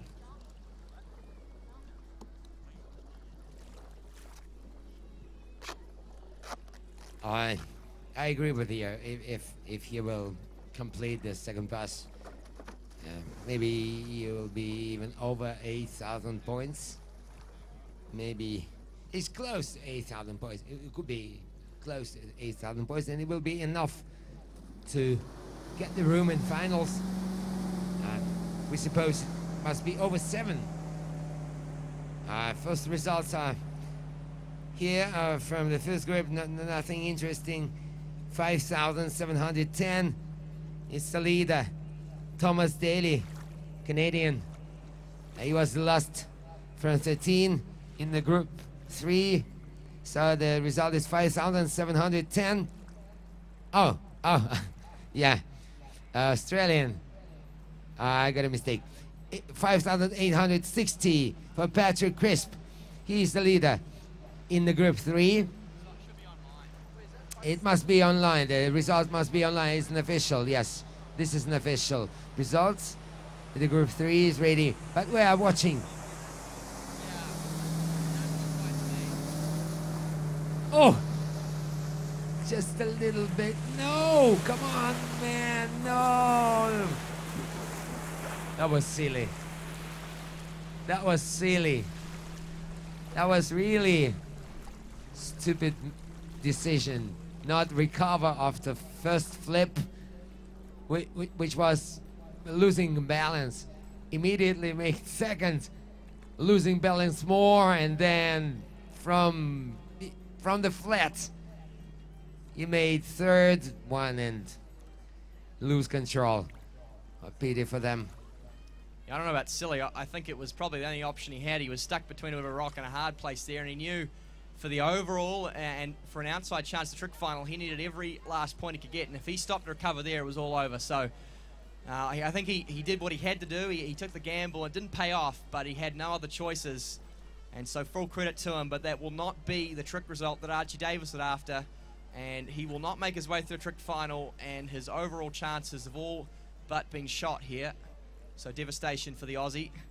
We move now from Archie Davis to the Frenchman, Tanguy Diane, another strong contender in the overall field. I believe this young man is ranked in the top 10 overall skiers in the world of any age group, let alone the under-21 division, where I imagine he's in the top 3 for sure. And this tricking here, absolutely critical. Another skier with a personal best, up over 10,000 points, looking to put a score out there to perhaps challenge what we saw earlier from the Ukrainian Danny Felchenko. That's correct. 10,240 for Tenny, his personal best. But Archie, you know, I saw it millions of times. I did it myself. I'm talking to myself, stop it, recover, never working. You continue to try to complete your pass, and just a few of trick skiers can stop for a while, recover, and then continue. It's really hard when you are in rhythm on the course, inside this nervous situation. It seems to you you're losing tons of times when you just stop, and the time runs so fast in your head, and you on rush, and then it's the end. I don't know if this translates well into your language, Slava, but I had an expression drilled into me when I was learning tricks as a kid by a coach of mine. Slow is smooth and smooth is fast. And I think that's you know, something that every tricker should keep in the back of their mind. Sometimes when you try and speed things up, you end up losing your balance and in fact end up slowing yourself down. It seems counterintuitive, but it tends to be the essence of trick skiing. And you know, the line control is so critical. These skiers trying to use every millisecond they have out there. And coming into course now, the Frenchman, one of the favorites in the overall here, looking to put some pressure on the skiers still to come, is Tanguy Diane. Итак, французский спортсмен Танguy Diane, 10,240, его личный рекорд, очень сильный многоборец, посмотрите. Сейчас он выступает перед вами, первая группа фигурного катания, но вот какая-то маленькая помарка была в исполнении одной из несложных для него фигур. Тем не менее, продолжает он уверенно двигаться по дистанции, практически не теряя времени. Вот здесь завис что-то. Ох, и упал. Вот это было видно, что подвис немножко. Не сильно далеко за волну ушел, исполняя первую фигуру, и не было у него возможности разогнаться на эту заключительную фигуру степ-цп спина-спина. Ну, 480 очков. Off. 480 points off. I don't think he disappointed much with that. Of course, he disappointed, but not much, because it was, I think it was the last trick. 480. And he needs to just be calm and easy on the second pass, and he will be on final for sure. You can see it just took him longer than he was hoping to get the rope tied again after that toe line back out, and he probably went into that trick a little sooner than he should have, but racing the clock, so he didn't have a lot of options left. But you're right, I think if he stands up this hand pass, he should still make his way through to the trick final. Still a nervous wait for a few of our skiers. Scores coming through, I'm sure. I don't quite have internet access where I am, so I'm not quite sure what it's going to be to make it through the final right now. I believe it's going to be something in excess of 7,000 points though. So Tanguy Diane certainly needs to pick up as many points as he can on pass number 2.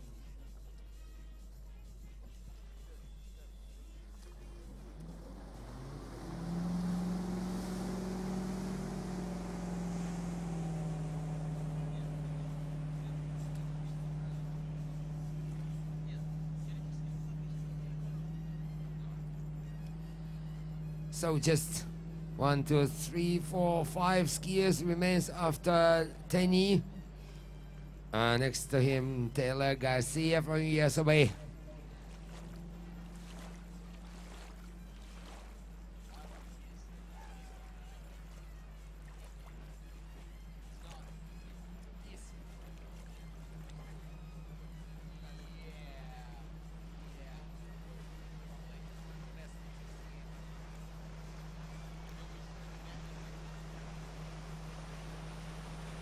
So, ladies and gentlemen, from France, Penny Dayan, one of the pretenders to be in the lead. And a front flip.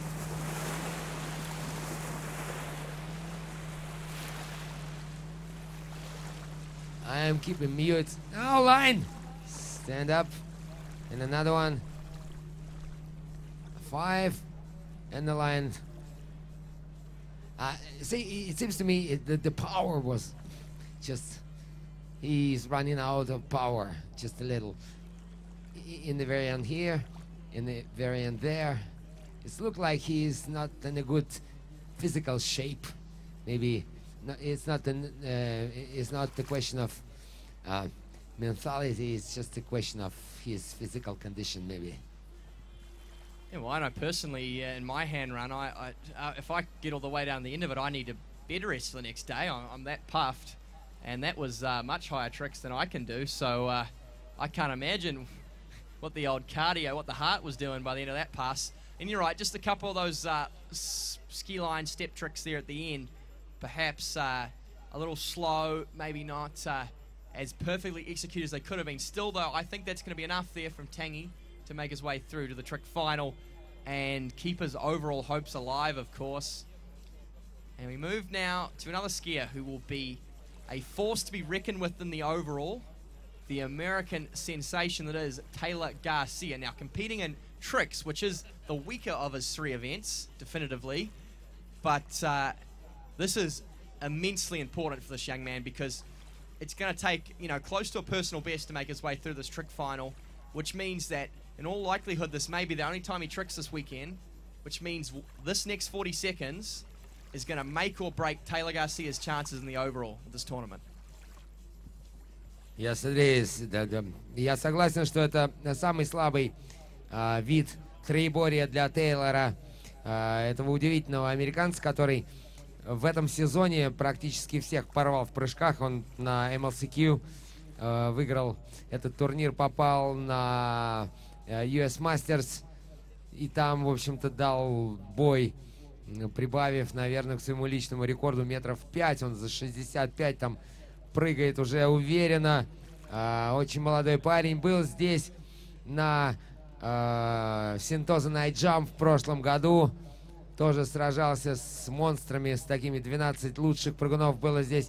Но Тейлор, к сожалению, тогда еще не был настолько готов, как в этом году. Итак, смотрим. Вот он, имея результат в районе 8000. It's not Taylor Garcia.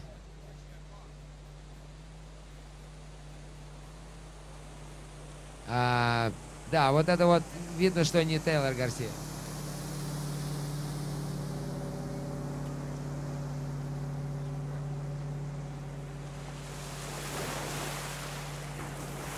Sorry, a little confusion there. That was not Taylor Garcia. That was Patricio Font, the current junior world trick champion. And standing up a fantastic opening toe pass. And he's looking for some redemption out here on the water. Of course, some of you may have seen him earlier on the slalom event having an absolute nightmare going down around one ball on his first pass. So looking to perhaps get the nerves out of the system here in the trick event, standing up a great opening toe pass and looking to back that up on pass number 2. This young man, a personal best in excess of 10,000 points.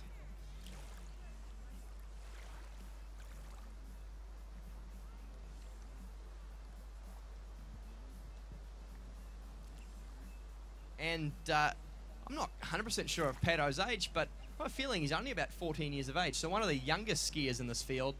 And what a tricking talent he is.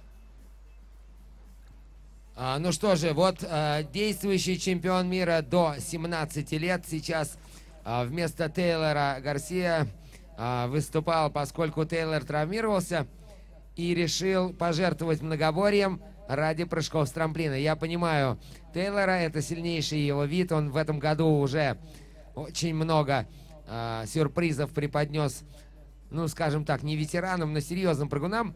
Будучи в таком юном возрасте, он, конечно, шороху наводит. Здоровый бык, но его перепутать с Фонтом абсолютно невозможно. Тейлор немного похож на Майка Хазелвуда, мне так кажется. по комплекции.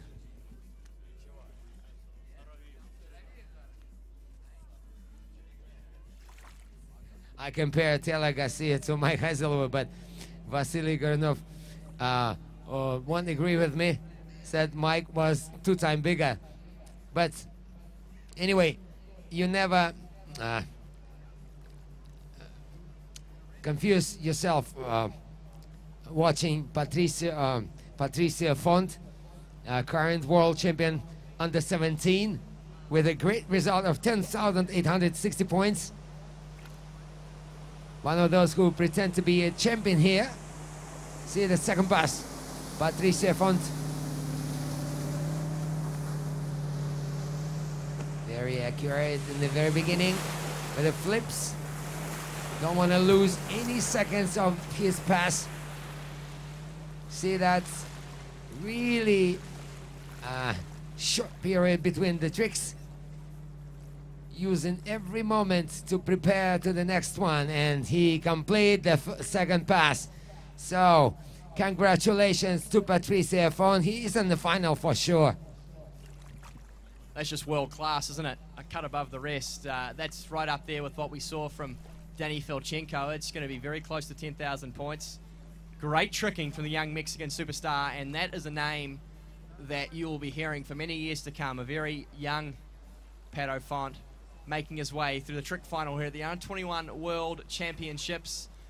And from one young competitor to another very young competitor, these two probably battling it to be the youngest skiers through the trick final. The young Frenchman grew up in the island of Madagascar. It's Lindsay Bordier, personal best just shy of 10,000 points.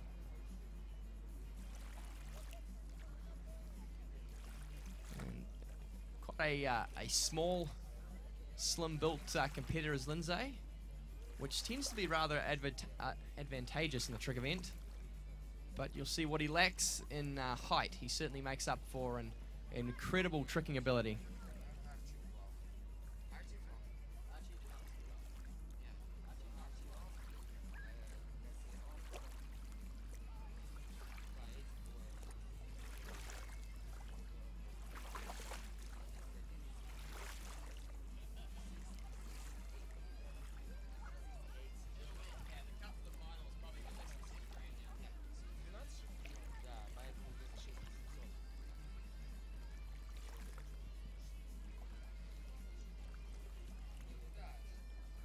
Just 3 competitors left now in this men's trick elimination round. Who will punch their ticket through to the final? It's a nervous wait. Like I said, there's a few skiers in the bubble. I'd say 7,000 points, perhaps even left now. The mark to beat coming to course now, the young Frenchman, Lindsay Bordier. Итак, наши прогнозы немного опускают планку прохода в финал. Ну, так мы полагаем, 6800, 7000 очков. Молодой француз Линстей Бодье на дистанции. Вот, ох, переднее какое. Так, немного фалта подвисает у него. Видите? А это что было еще? Ну вот лайн первый на воде. Фаул. А это вот 360 даже на волну. I'm not sure he made it clean enough. He made a lot, but I'm not a judge, but it seems to me he will be disappointed after calculation, because judges right now watching huge TV, sitting in the chairs, missing nothing from that, and it's really hard to cheat them doing trick, let's say, on a half. When a rope in the water, when you're making lines, you did it, but they will not count it. And then when you rotate in the air but not crossing the wake, the same thing. So, but anyway, he must complete the second pass and then calculate points. We missed 2 skiers from the group 1, Taylor Garcia, injured, so he decided sacrifice tricks to the jump session, and unfortunately Archie Davis failed, so he won't collect any points to be in final. So we say at least Anton Antonov and Diego Font probably will be safe in that fight for the final round. We have 2 skiers only, Gianmarco Pagini and Dorian Llewellyn. Dorian, 10,940 points, could be even in the finals in the Worlds, in the Open division, easily. So let's say second pass for Lindsay. Okay, the young Frenchman needs to stand up this pass. He wants to make it through to the men's trick final, moving through these opening tricks very crisply and smoothly so far. Through the surface rotations now. This is where the big money comes from. The toe line tricks, the first couple are good. What's he got for us now? The toe line 5 back, very high scoring, and he goes down. Disappointment for Lindsay Bordier, and it will be a nervous wait for him. He may have just done enough. It's very hard to tell. Judges call, and like you mentioned, like those last couple hand tricks that you perhaps thought may not have been full credit, that's what it's probably all going to come down to now for Lindsay. And his fate now rests with our world-class judging panel down the end of the lake. I won't judge him, but it was dirty.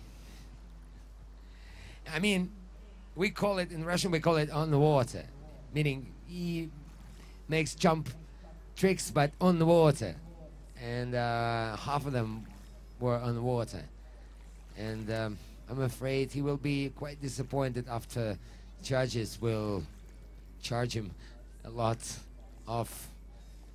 But anyway, 2 skiers from Italy, Gianmarco Pagini, and from Canada, Dorian Llewellyn.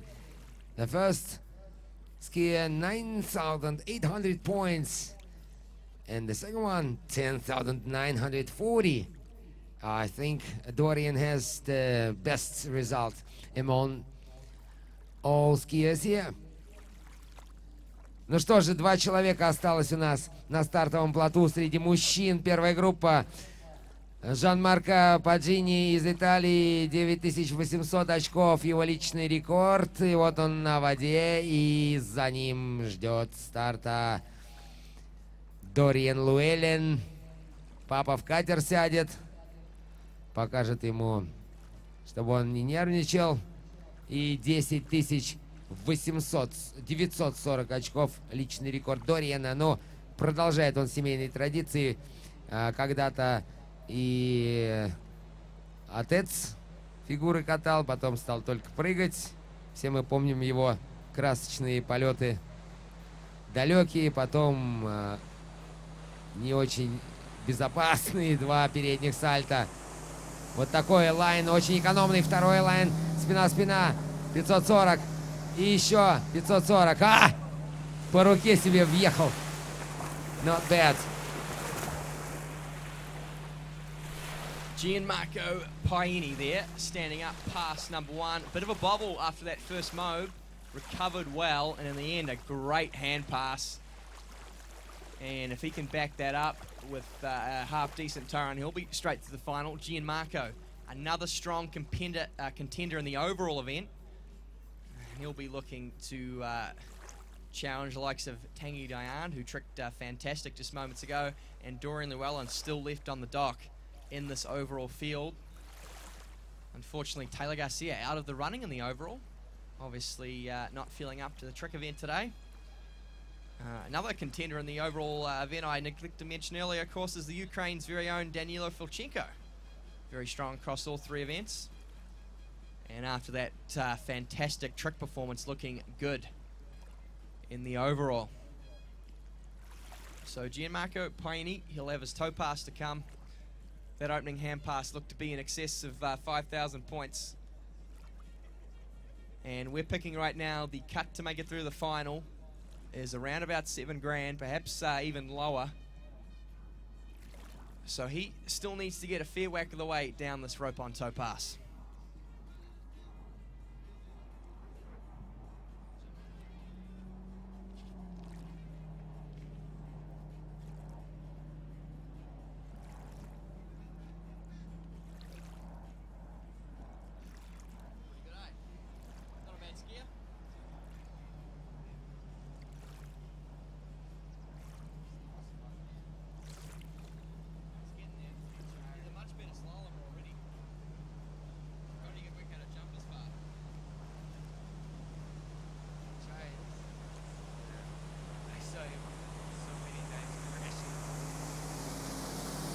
Окей.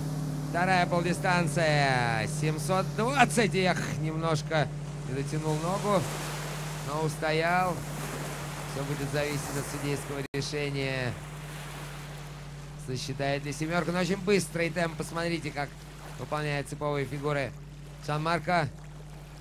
Степ ЦП немножко грузновато, но отсюда вообще уже ни черта не видно.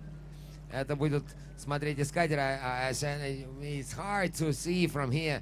Is it clear or not? The last two tricks. But judges will inform us as soon as they will pick up the car from the camera.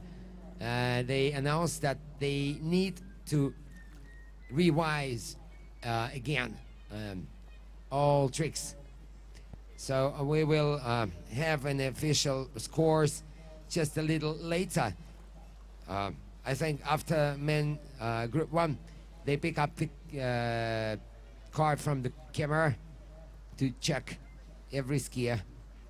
It's a serious business. It's the finals of the world under 21. And I think shortly we will start with ladies. Three grips, 8, 9, and 9. Yeah, I mean, perhaps he's lost a little bit here and there, but I think Gianmarco's safely through to the trick final. And we move now to our final competitor here in the men's trick elimination round. And what a story this young man is. Of course, the son of one of the greatest water skiers to ever be a water skier, and Jarrett Llewellyn.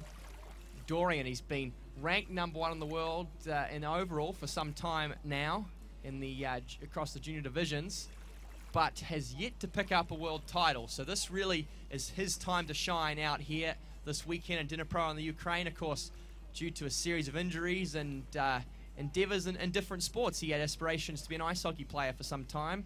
This is, I believe, one of the first world championships that Dorian has ever actually attended, which is amazing for a skier with such class. And he's looking to pick up his first world title, of course, the overall being his strongest event, although he has the goods to perhaps pick up a title in trick, slalom, or jump. That's how good he is. As the rain comes down and the crowd starts to clear out. I know the rain's coming down, folks, but this is some of the best trick skiing you'll ever want to see, so might be worth sticking around for just a little while longer. Да-да-да, дождь не должен вас пугать. Уважаемые зрители, один из лучших фигуристов сейчас будет выступать перед вами. Такая воднолыжная семья, вы все знаете, и Джарета Llewellyn, и Бриту Llewellyn, которые заставили сына с 3-летнего возраста встать на лыжи. Ну, вряд ли заставили, просто поставили.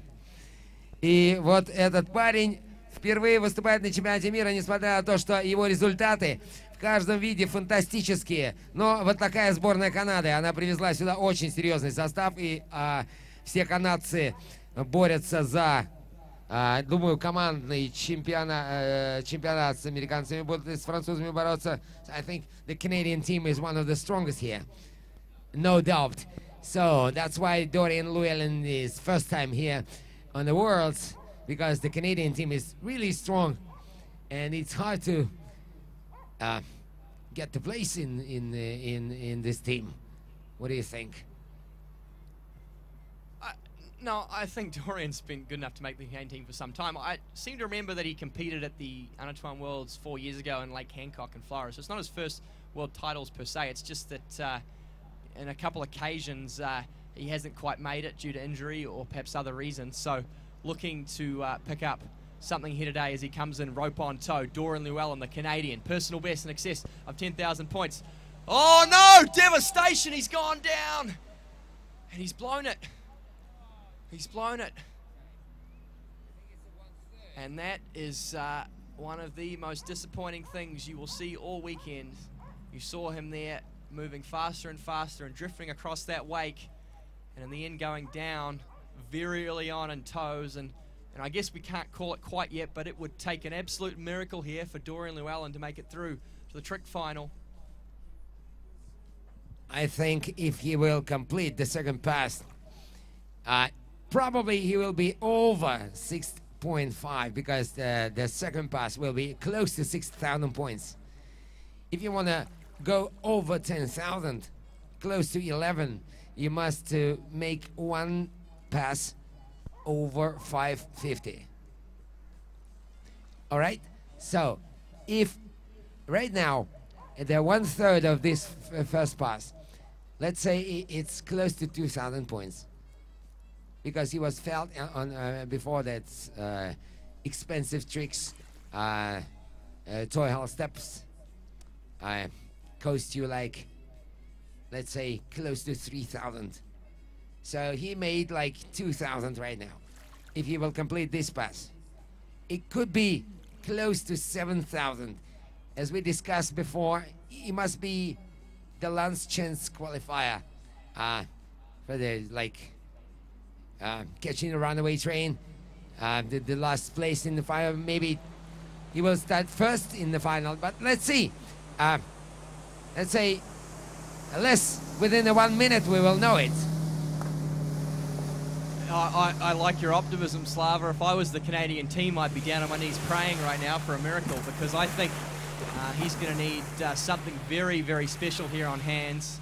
I watched him trick last weekend at a tournament in Florida, and he is a very good hand tricker, but has issues with his speed sometimes. So that's probably going to be what it comes down to. He's got to get as many tricks in time as possible, and this could be a huge upset. We'll see. What can Dorian Llewellyn pull out here on pass number 2? He needs a miracle. Can he get it? Ну что же, только чудо позволит Дорину Луэлину попасть в финал. Как мы посчитали, здесь он в районе 2000 очков сделал до падения. За 5,5 должна быть вторая полдистанция, если он делает 11. Но давайте посмотрим. Всю должен делать. Сможет ли настроиться? И еще одна в спину. Нельзя ошибаться, нельзя, Дориан. Надо стоять до конца. Ну что? Лайн, лицо-лицо. Лицо-спина. Лайн 5. Стоит. Пятерка. Ну что, вторая вся. А вот я не знаю, что сказать. I don't know what to say right now. He completed the second pass, and he was quite clear. Meaning the all tricks were quite good. So my prognosis, this half part was like 5.5, and another one was close to 2,000. So it could be 7 grand, maybe just a little bit, 7,200 probably. I'd say, judging by his body language, he's not too sure of it. It's going to be a very nervous wait for Dorian, of course, the entire Llewellyn family. My hopes are with him. I'd love to see him through a trick final, and I'd love to see him really make that overall battle very, very exciting. But I can't see it. I think he hasn't quite done it. We'll see, though. It's going to be very close indeed. Like you said, that cut for the final has been dropping and dropping, and it may now be down as low as 6,500 points. And if that's the case, it's possible. I think he's picked up 1,500 or so on pass number 1, and maybe he got 5,000 there. It is quite possible he's made his way through, but it's going to be very close indeed. That concludes men's tricks, and the real drama will come in half an hour or so when the pink sheets are released.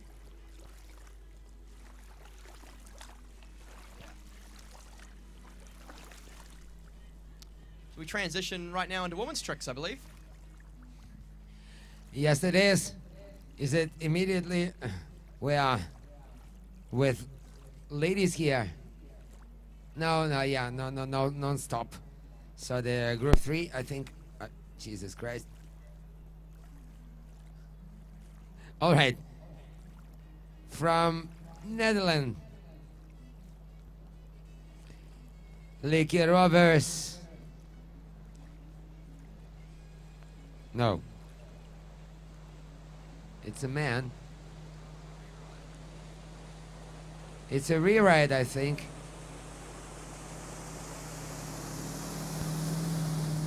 Something happened with the score for Robert Heiselwood, and he did rewrite, I think. That was a question of signal. The camera may be off, so judges cannot judge.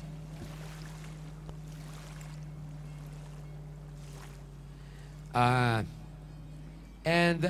Robert Heiselwood, after the successful pass, must to do it again, and that not easy.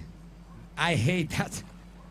You did it once, and you must to rerun, and he did it. So I think it's quite good enough. He just coming back. Ну что, вы видели, это перезаезд Роберта Хайзелвуда. Очевидно, были какие-то проблемы с сигналом. Смотрите, английские флаги. Поддерживаем этого парня. Очень тяжело после того, как ты сделал все. Повторить это снова не по твоей вине, а потому что технический сбой аппаратуры был. Но вы видели, да, Роберт настоящий боец. Он собрался и выдал отличный заезд. You know, it can be disappointing sometimes in a rewrite, but I have a stinking suspicion that that might have actually been better than what he did first time around for Robert Heiselwood, so he might be very happy with that indeed. It may have even improved his score.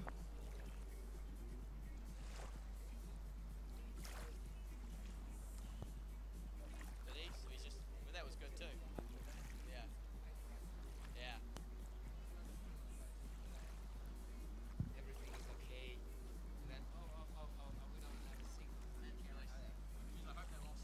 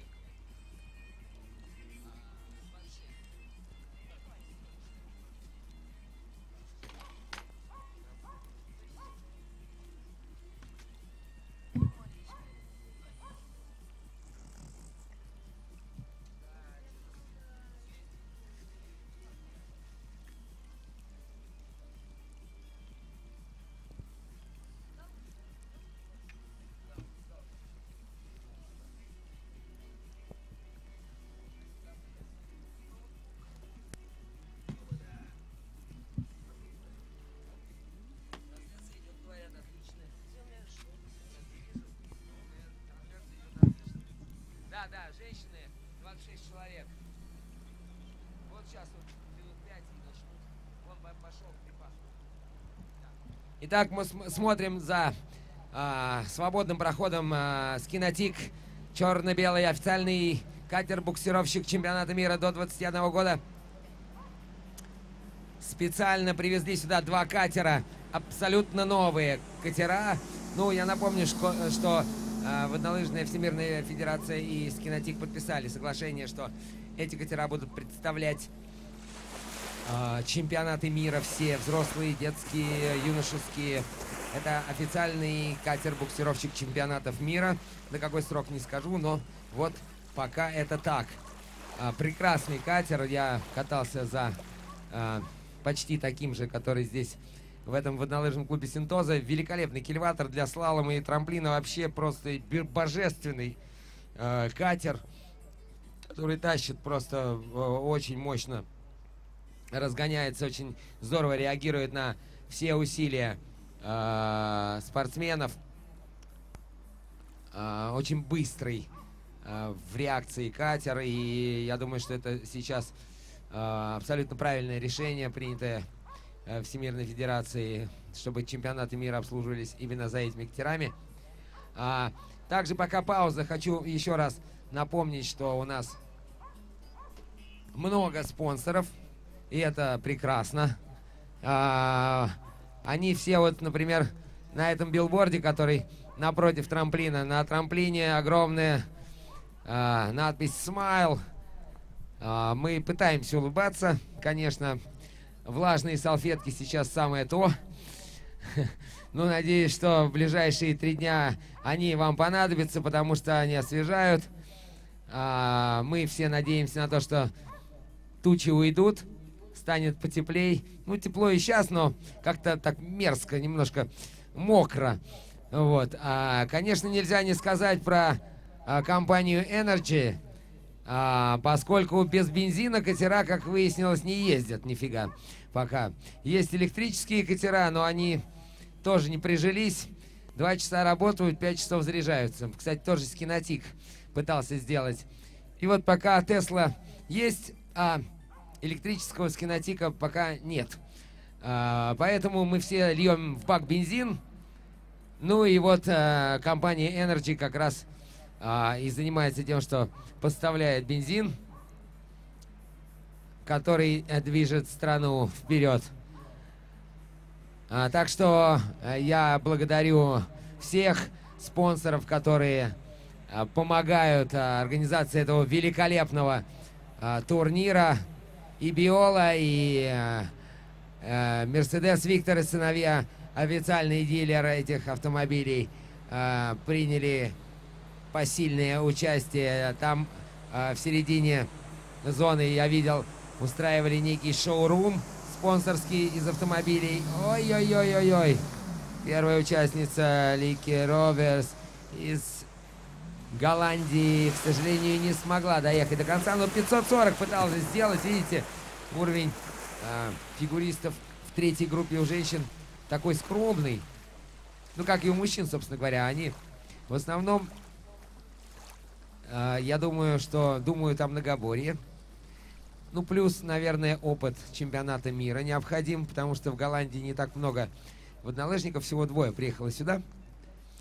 Вот, и, соответственно, на таких крупных соревнованиях любое выступление очень полезно, поскольку где же еще учиться, как не среди лучших из лучших, смотреть, что они умеют, и понимать, что ты немножко мало тренируешься пока.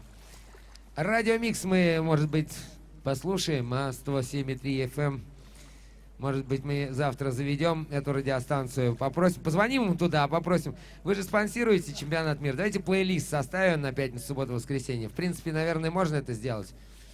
Зато радиомикс будет играть на весь город. Неплохая идея, кстати, меня вдруг посетила. Надо обсудить это вечером будет с организаторами. Может быть, они дадут телефон, я сам позвоню. Спрошу. Ну, хотя бы не весь день, ну, давайте там пару часиков зарядим такой музыки для водных лыж, потому как скажем так, самим плейлист составлять долго, и вкусы у нас разные, а на радио работают профессионалы. Они могут составить вам что угодно. Главное попросить. Вот. И заодно они немножечко тоже напрямую поучаствуют не только финансово, но и, скажем так, прям тем, что умеют делать. Дадут нам настроение музыки. Конечно, нельзя забывать про то, что этот великолепный стадион строится не первый год, и Алексей Мартынов вкладывает сюда всю душу свою, и мы видим результат. Здесь великолепная команда тренеров и специалистов, которые обслуживают все вот это. И результатом всех этих усилий 4 человека в сборной Украины. Они, несмотря на свой юный возраст, все являются рекордсменами своей страны в Open-группе. Это самые высокие результаты, которые показывали украинские спортсмены за всю историю. А я скажу вам, что не все еще достигли 21-летнего возраста из тех, кто катается. И все они тренируются на этом стадионе. Вот прямо здесь, где вы сейчас смотрите эти выступления, здесь все эти девушки и юноши тренируются. И условия, как вы видите, абсолютно великолепные. Тепло, ветра нет. Ну так, дождичек нас немножко помочил, но кого из воднолыжников пугает вода? Скажите мне, какая разница, туда падать или здесь стоять под дождем? Главное, чтобы по глазам не секло. Вот когда слалом или трамплин, конечно, дождь мешает сильно. Как только вы начинаете заниматься фигурным катанием, ну, скорость здесь 27-26 км в час у катера, ну, мужчин, может быть, до 30. Особо не мешает, если это не проливной дождь. Проливной дождь, когда начинается, тут и водитель ни черта не видит через лобовое стекло, не говоря уже о спортсменах. Но, тем не менее, судейская бригада всегда принимает решение, скажем так, безопасность в приоритете, но расписание соревнований требует, чтобы мы укладывались в регламент, потому что очень много спортсменов. 85 человек приехало сюда, в Днепр. Впервые Украина принимает столь крупный турнир воднолыжный. Хотя, я повторюсь, опыт проведения крупных международных соревнований у этого стадиона огромный. Во-первых, ну что далеко ходить, в прошлом году в июне Синтоза Night Jump переставили трамплин прямо напротив парка. Вот там дальше он в стартовой зоне находится, в районе Риксона. Эта лебедка, кстати, работает все дни. Прекрасный комплекс. И поесть там можно, и покататься, кстати. Если вы устали смотреть, можете просто пройти вдоль набережной к этому комплексу, взять на прокат вейкборд, лыжи. Вам ничего, в принципе, не надо. Вы даже если без купальных принадлежностей, просто вот прям в шортах, в майке влезли, в жилет, поехали. Завтра возьмете с собой все необходимое. Раздевалки великолепные. Потом покатались, чай, кофе там, что-нибудь покрепче. В баре все есть. И если еще не созрели, смотрите, как катаются, ох, люди. И вот, например, Анна Райт из Новой Зеландии пыталась сделать степ. Это такая несложная фигура. Вы шагаете через фал свободной ногой, поворачиваясь в 180, едете спиной, а затем шагаете обратно. Ну вот не удалось ей выполнить эту фигуру. Потеряла она равновесие, наступила на свободную ногу и, естественно, тут же упала.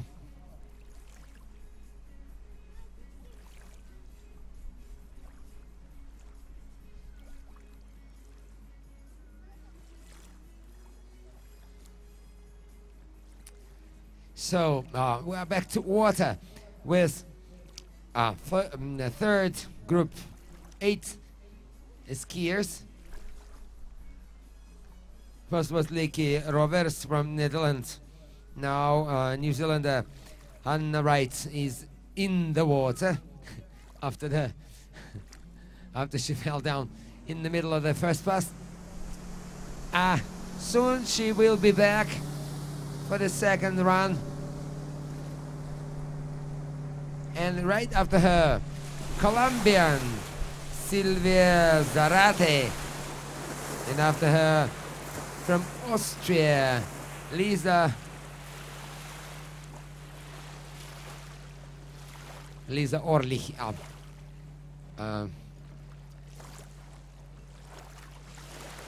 then again, Colombian Manuela Zarate. 2 sisters here. After Colombian, here from United States of America, Bailey Austin. And then from Russia, Polina Zhirkova. And the last from the group 3, OC Brianna Mogretti. But back to the water to Anna Wright. Toy hold, pass. Start from 3. 180, 180. 180, 180. Oh, it was dangerous. 180 at his back. And another back. Side slide. And 180 wake. And back. Okay. The second pass is completed. She did everything she can.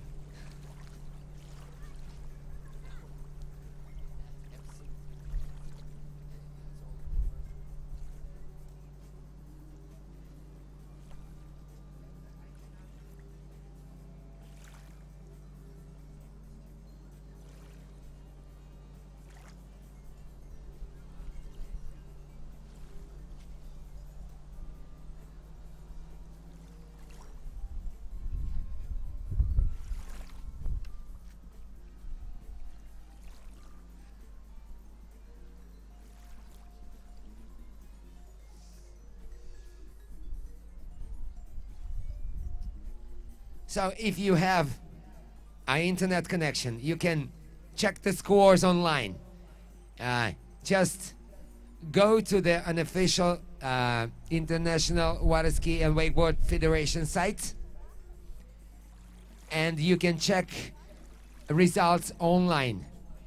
It's easy. Just find the spot live, click on it, and you will receive the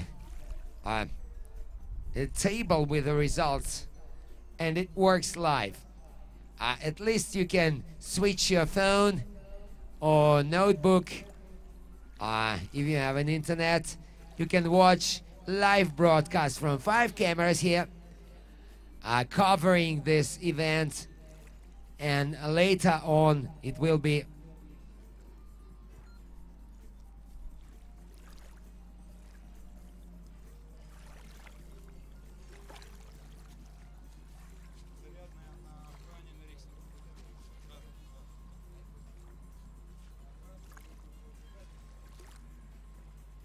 lucky me. Finally, I have walkie-talkie, so I can inform you live with results. But by the way, the internet broadcast live on an official site in YouTube. Just search the YouTube, typing under 21 World Waterski Championship in Dnipro, Ukraine. Ukraine. That was a Silvia Zarate from Colombia. That was long flight to Europe from Central America. We all remember Carrasco family from that country. That was 30 or maybe more years ago. And the world champions from Colombia, and I think two sisters are dreaming about to be famous like the Carrasco family.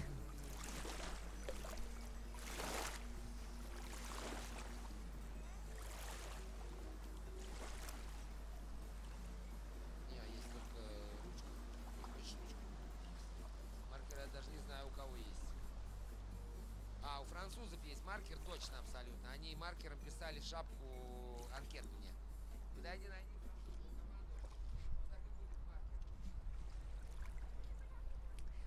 Итак, теперь на русском.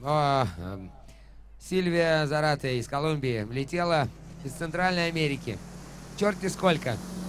И вот она, наконец, выступает на чемпионате мира. К сожалению, в конце первой полдистанции упала. Ну, такая фигура капризная. Для нее, наверное, она такая одна из самых сложных. Не рассчитывает она на уж помрачительный какой-то здесь результат. Я говорил про наследие Колумбии. Мы когда-то знали чемпионку мира оттуда. Это Караско, семья Караско. Там несколько, по-моему, да. Я сейчас не помню, это 70-е годы, по-моему, какие-то. 80-е, наверное, 80-е. Да. Давно это было, но, тем не менее, традиции в Колумбии водных лыж были. Возрождаются потихоньку они. Ну, мы все знаем, что это не сильно дешевый вид спорта. Страна Колумбия не самая богатая. Ну, мы нелегальный бизнес убираем в сторону. Всем известный. В остальном не так просто им там живется. Тем не менее, вот молодые девушки приехали сюда, чтобы посоревноваться с сильнейшими фигуристами. Неплохо, кстати, руки-то. Традиционная. Пятерка в накрут, вторая не получилась. Тоже должна была быть еще пятерка в раскрут.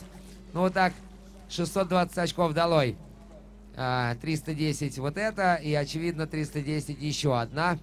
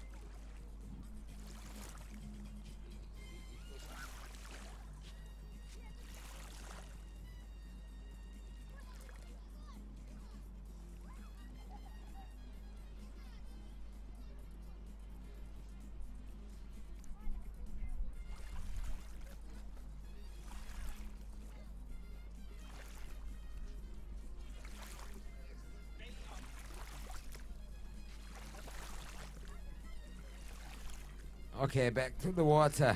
Bailey Austin is the next skier in the dark from United States of America.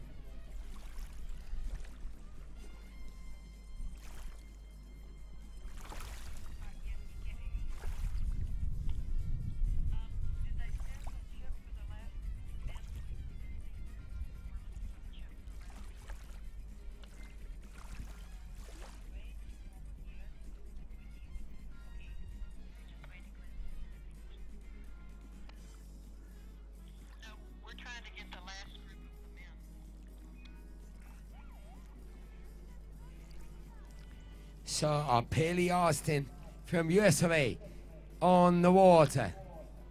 Бейли Остин поехала. Представитель Соединенных Штатов Америки распрыгивается. Она так лихо. Перед полдистанцией. Напомню, что любое падение в момент прохождения по воде в течение соревнований расценивается как падение. Набор 540. Здесь, пятерка не получилась. Пошли сальто. Женские. Первое женское сальто. Второе женское сальто. Эх. Что это было? Лайн, спина, спина. Забыла, что хотела сделать. What's up? It looks like you forgot what you want to do. Okay, she looks happy after the first pass.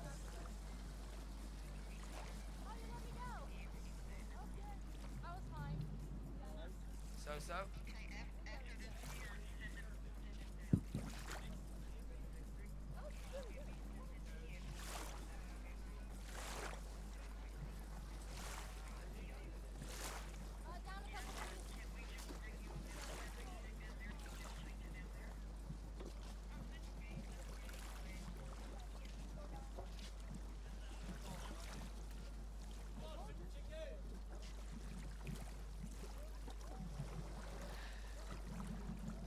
Ну ладно. Переводя, ее погоняло, скажем так, супер цыпа. I just translated in Russian, you know. Super chicken is on water.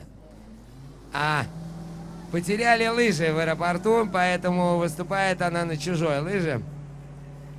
И для того, чтобы привыкнуть к ней, вот так она распрыгивалась в самом начале. Bad luck for her, the skis are just lost in the airport. So this is from the friends. Bad luck. Yeah, it's really hard to adopt within the seconds.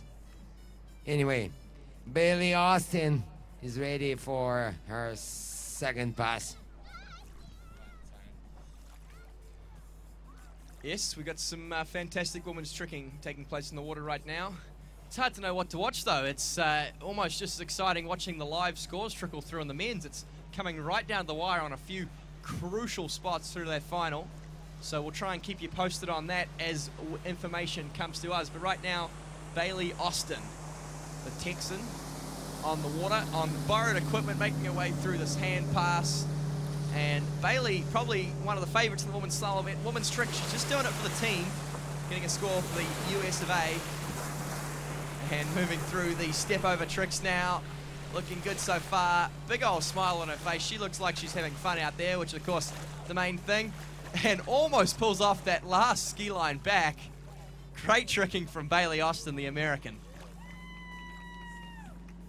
After 180, then line. Face back, and she was close to do that.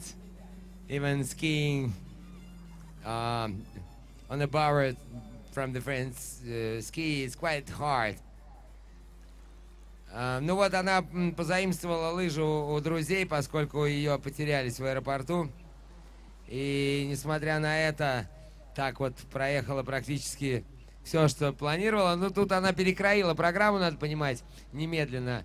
Попроще, чтобы в командный зачет каких-то очков принести.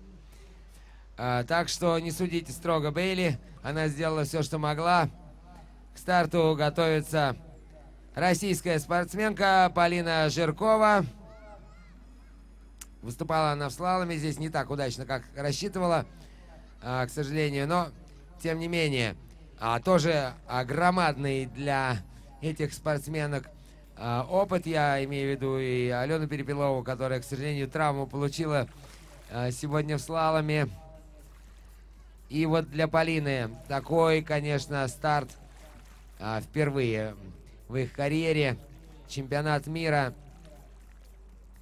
Крупнейший форум. Ну, не рассчитывают они, конечно, здесь на какие-то высокие места. Соревнуются для того, чтобы набраться опыта. Тем более, что от Москвы до Днепра не так далеко. 1000 километров какая-то.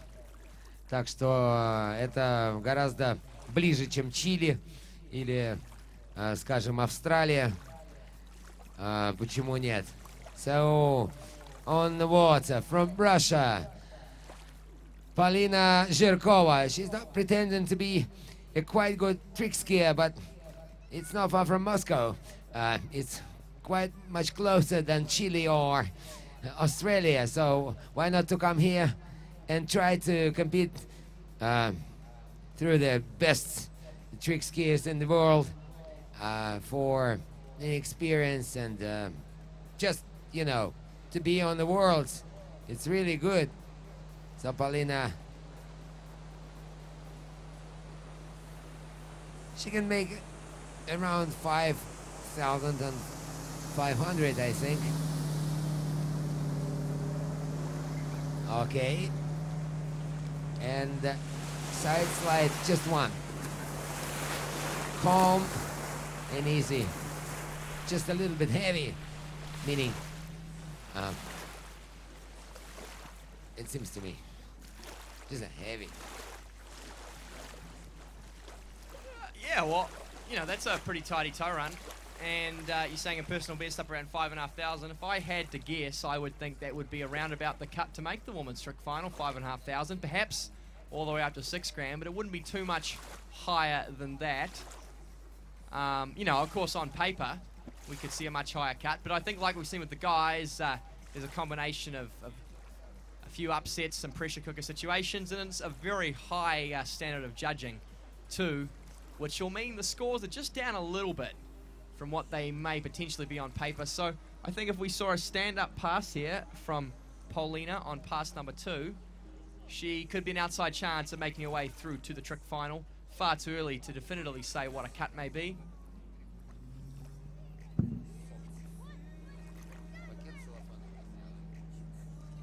Ну что же, Полина Жиркова первую полдистанцию прошла неплохо. Я думаю, что для Полины главное туда-обратно съездить, сделав все свое. Но фигурное катание, вот это такой вид, когда нельзя прыгнуть выше головы. В слаломе, пожалуйста, вы имеете личный рекорд, вы вправе надеяться на то, что вы его можете улучшить. В трамплине то же самое. Прыгая какую-то дистанцию, рано или поздно вас прорвет, и вы прыгнете свой личный рекорд. В фигурном катании все, что вы выучили, вы, собственно говоря, умеете. Больше вы не можете. Степ 5. Стоять! Ну, Полина. Куда торопишься-то, а? Хорошая была первая полдистанция. Зачем все портить? Да, расстроилась, конечно. С Т5 не такая сложная фигура, она делает все время, но вот так вышло. Disappointing. It'll be a long drive home to Moscow, won't it, after that? Disappointing stuff there, Polina going down on that opening wake line at 5 front. Great to see a few of the 1980s tricks making a recurrence at these Worlds. We saw Bailey Austin ripping out the step over sequence. That was great to see too. A dying breed, the old line over tricks, but certainly I might be one of the few who still enjoy them. Oh yeah.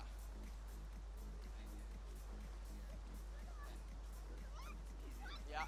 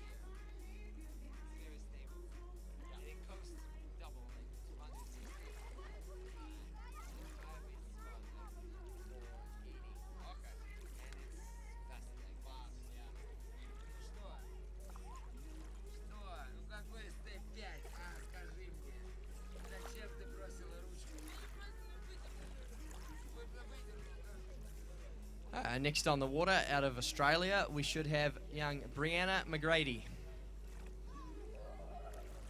A late arrival to this tournament, had some delays on the way over.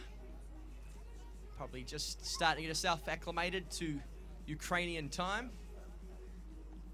And looking to pick up a handy trick score for the Aussie team here in the trick event.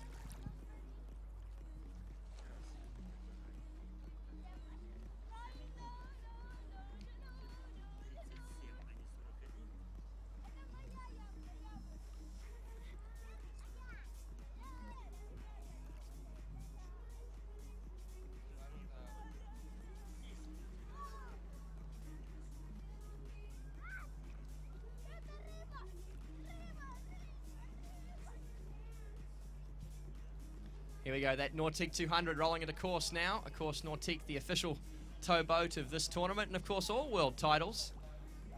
And what a fantastic towboat it is. And coming in rope on tow, the Aussie, Brianna McGrady.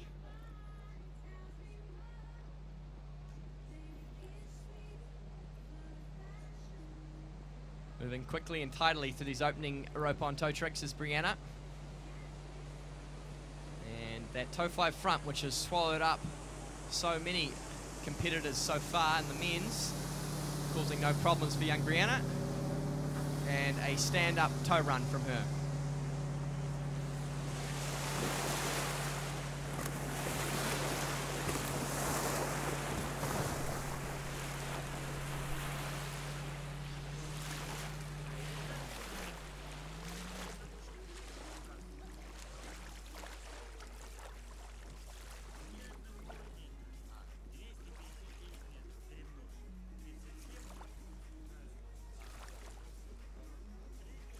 Brianna, the last competitor in Series 3 Women's Trick. Of course, 2 series still to come. We still have 18 competitors left on the dock. 12 will make it through to this trick final. And a nervous wait still for many of the male competitors to see who will make it through to the trick final. There is a real log jam between about 65 and 7,500 points.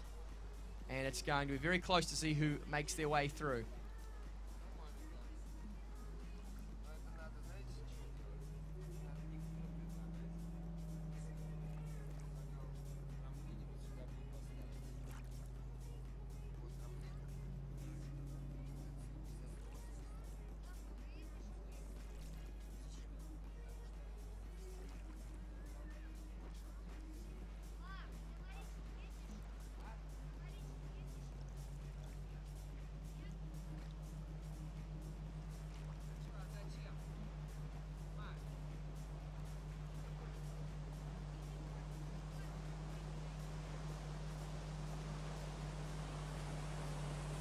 So here we go, coming back into course. Brianna McGrady wrapped up now for the wake line 360.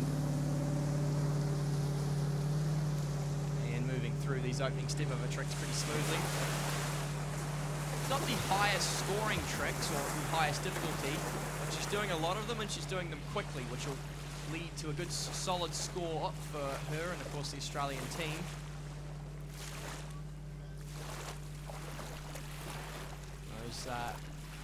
Higher difficulty wake spins at the end. And another good stand-up pass there from Brianna.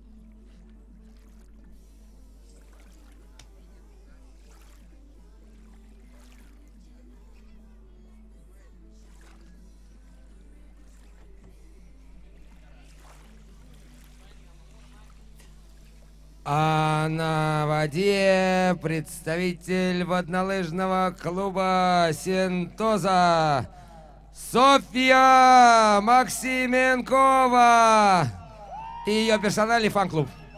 I'm a personal fan club. Опа. Ну давайте смотреть. Сегодня уже был один личный рекорд Сони.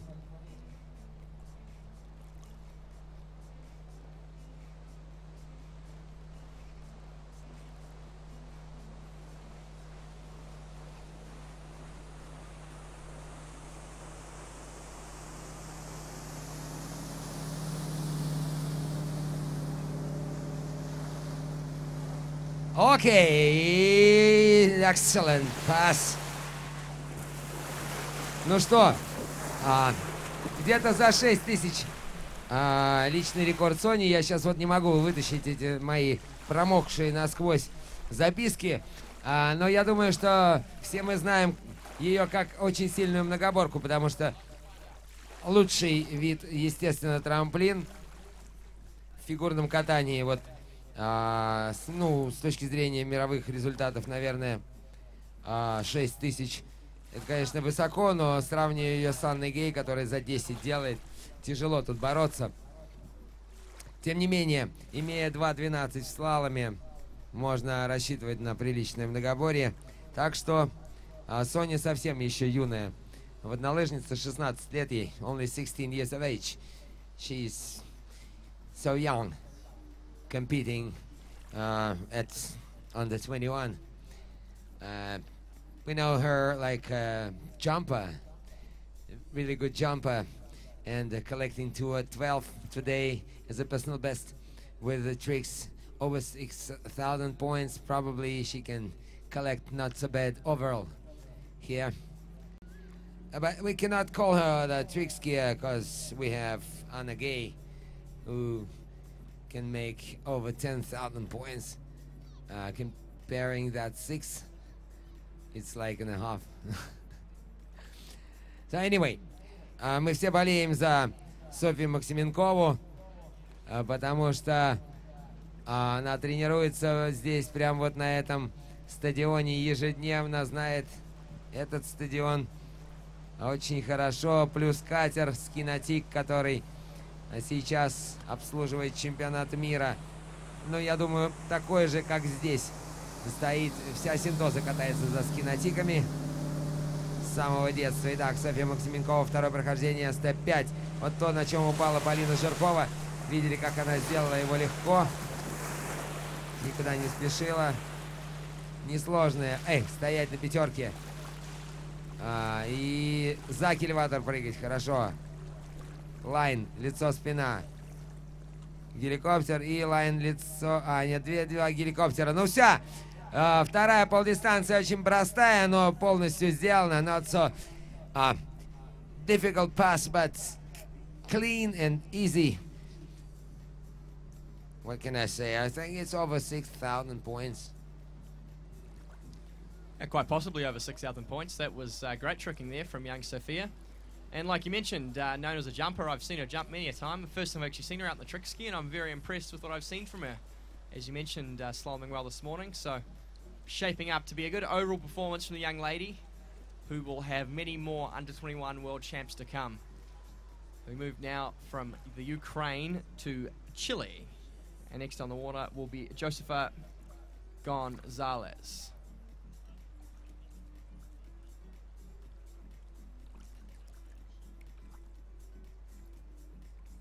Another very young skier. She wouldn't be any more than 16 years of age herself.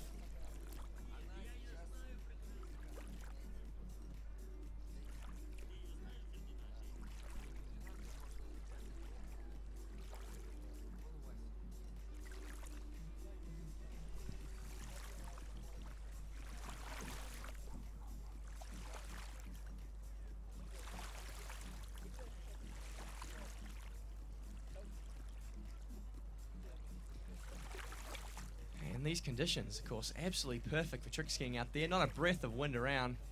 And I bet some of the slalom skiers looking out there and somewhat jealous. Just a bit of a head-tail to contend with this morning for some of them. And they would be wishing they could ski in such good conditions. And we've all got fingers crossed for a headwind later in the week when we take to the jump event. Some great skiing still to come across all three events. Of course, we have two absolutely world-class athletes in Anna Gay and Neely Ross, and their epic battle to take home the Antoine Gold later on today. With a few dark horses likes of Natalia Kuglevan, capable of tricking in excess of 9,000 points. So definitely some very entertaining skiing still to come. And right now on the water, out of Chile, it is young Josefa Gonzalez moving through this opening rope on toe pass, looking very crisp and clean so far as she piles on the points here.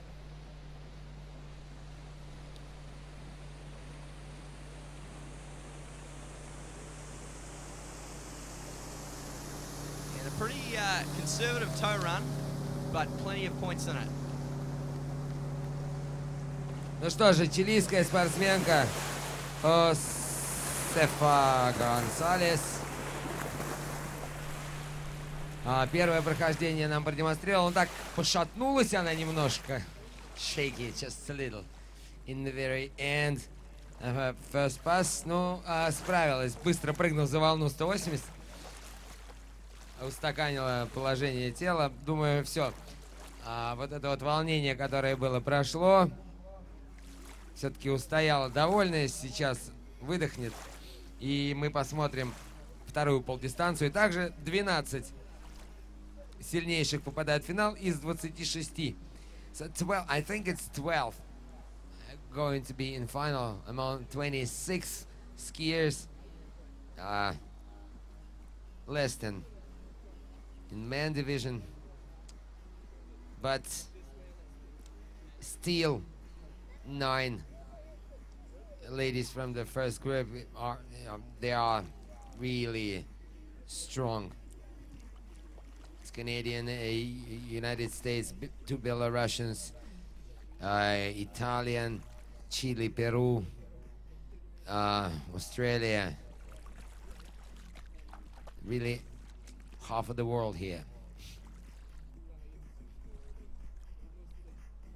Ну что же, чилийская спортсменка, одна из двух заявленных здесь девушек, которые катаются на фигурные лыжи. Она выступает во второй группе, Josefa Гонсалес. И вслед за ней будет выступать представитель Великобритании Санчи Оутра.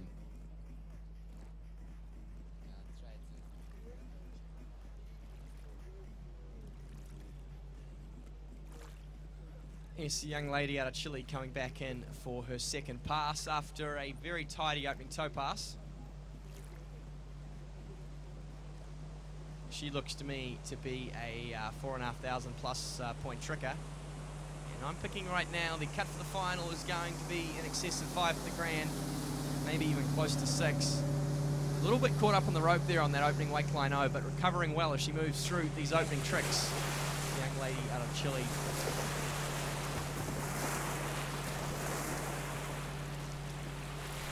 Here we go, a flip to finish. And sticks the landing, and she looks happy out there. 2 stand-up passes. Can't ask for much more for a young lady skiing at what I imagine be her first of many under-21 World Championships.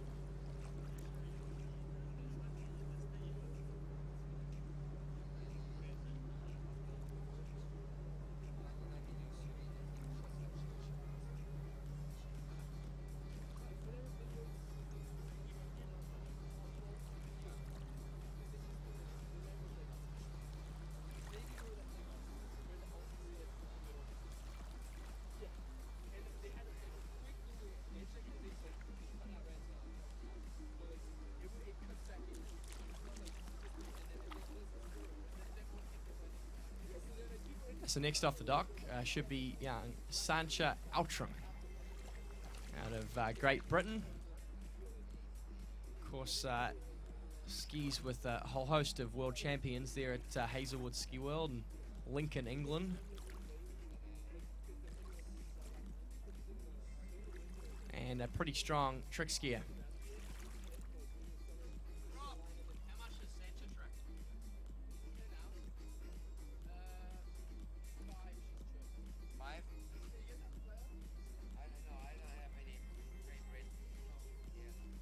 So we think Sancha has a personal best of around about $5 grand. And I think if she stands it up, she's an outside chance at making her way through to the trick final.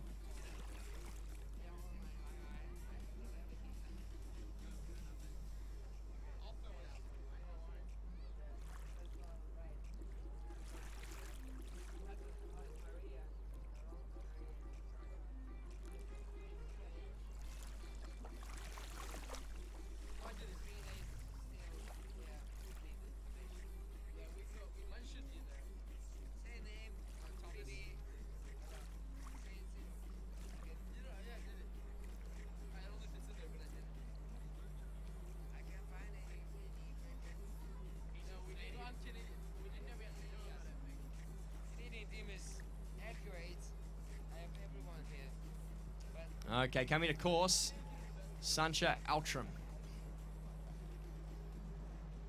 The sole female Brit here this weekend. And making her way through this opening hand pass. The steps looking good so far, piling on some big points here.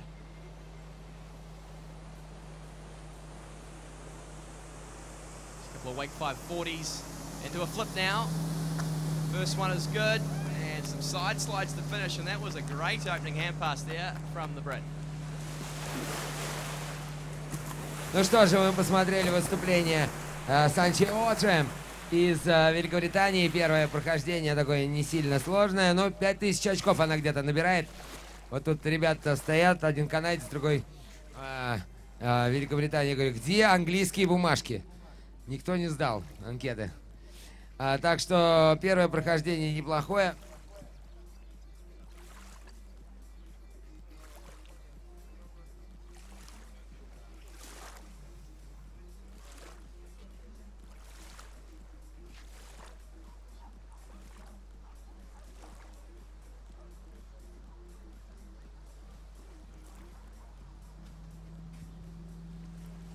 Ну что же, будем наблюдать за вторым прохождением Санчи Отрем из Великобритании. Ну, 5000 очков, значит, не сильно сложная будет вторая полдистанция.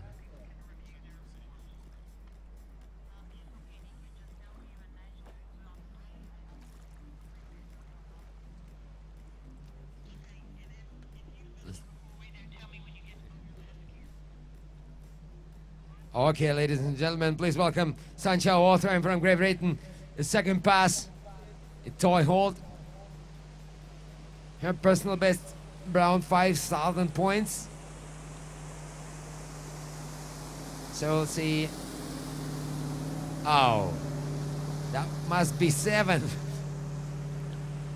But it was not. Back and back, no.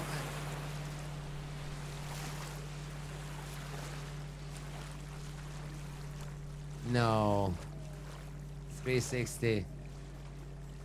Well, what can I say? I think it will be like 400 and 4,500 about that, because there is no chance to count this 720. Anyway, we are back to Ukrainian. Станислава Просветова готовится к старту. Еще одна представительница воднолыжного клуба «Сентоза», так же, как и Софья Максименкова, представляет сборную Украины. 4 спортсмена выступают здесь. Прекрасная команда подобралась.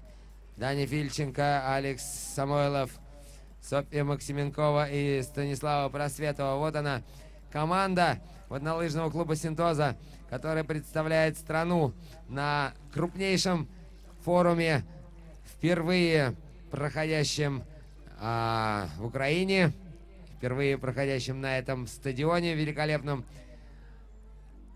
Сколько сделано полезного, чтобы этот стадион стал одним из лучших в мире стадионов. И погода к вечеру совсем стала прекрасной. Абсолютно стих ветер. Вот бы сейчас, кстати, слалом проводить, а не фигуры. Но решение было за судьями. Решили они с утра провести заезды слаломистов. Боялись, что уж совсем сильно раздует. А видите, как вышло наоборот. Дождь прошел и все успокоилось. Сейчас борьба, конечно, на слаломной трассе была бы нешуточной. Но, тем не менее, давайте наблюдать за тем, как выступает Станислава Просветова. So, ladies and gentlemen, please welcome from Ukraine, Sentosa Waterski Club, Станислава Просветова.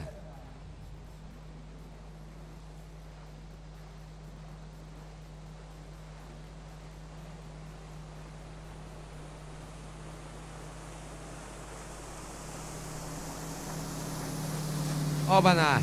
Сальто и 2 боковых. И это в темп. Все, что умеет, все сделала. Первая полдистанция прекрасная. Очень быстрые. 543 штуки, затем 2 геликоптера.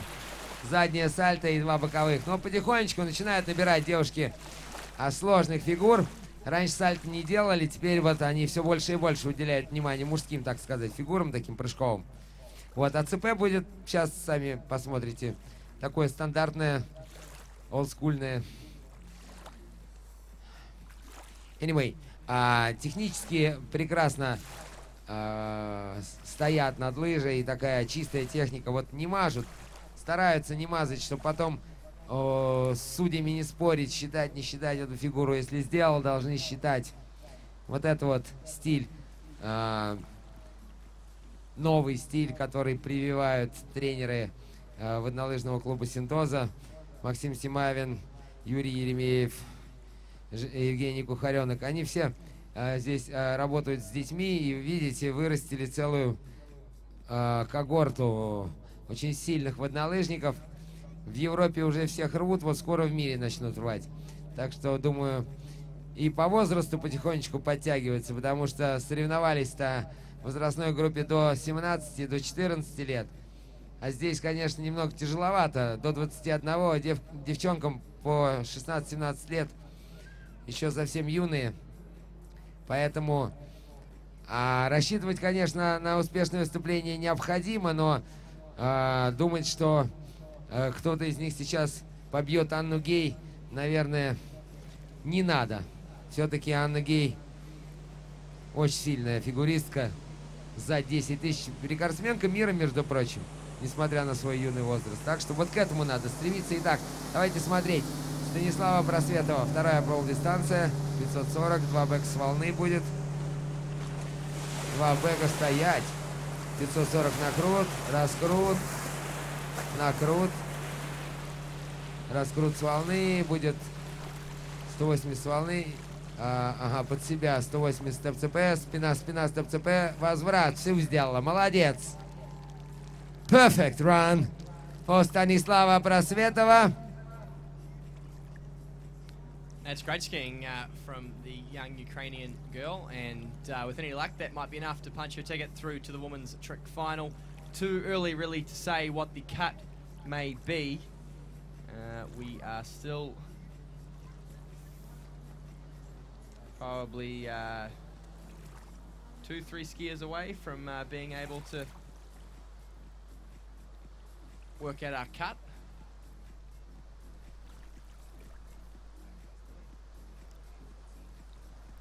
Yes, on a couple skiers we'll have a better idea of what the cut will be to make it through to the final. Again, I'm thinking it's going to be probably around about 5,500 points.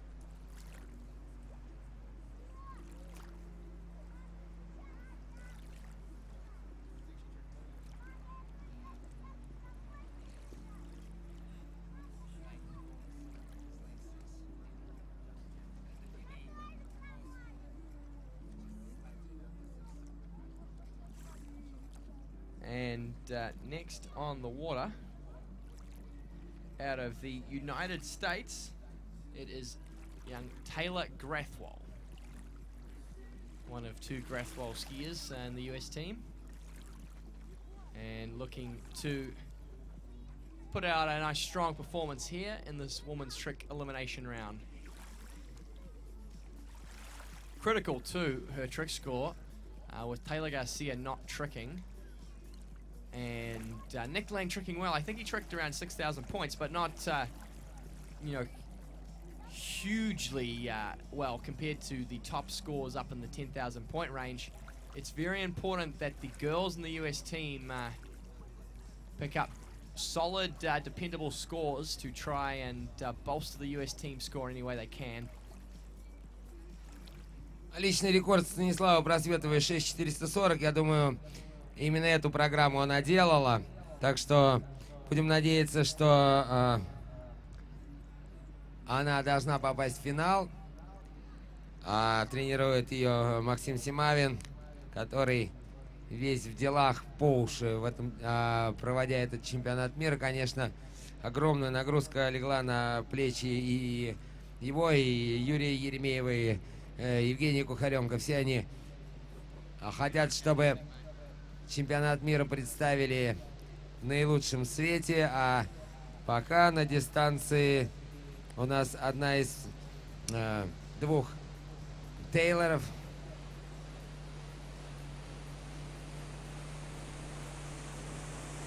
Ох, как лицо неплохо. Ну, окей, окей. The first pass is okay.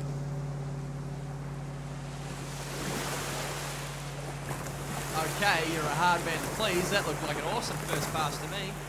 One of the highest scoring toe passes we've seen from the girls so far. And if she can back that up, she's looking right around the 6,000 point mark, which right now we're thinking it's going to take to guarantee yourself a spot through to the final. Of course, just saw some great skiing from Stanislava, the Ukrainian girl. And Taylor looking to just up the ante here a bit and throw out a big score.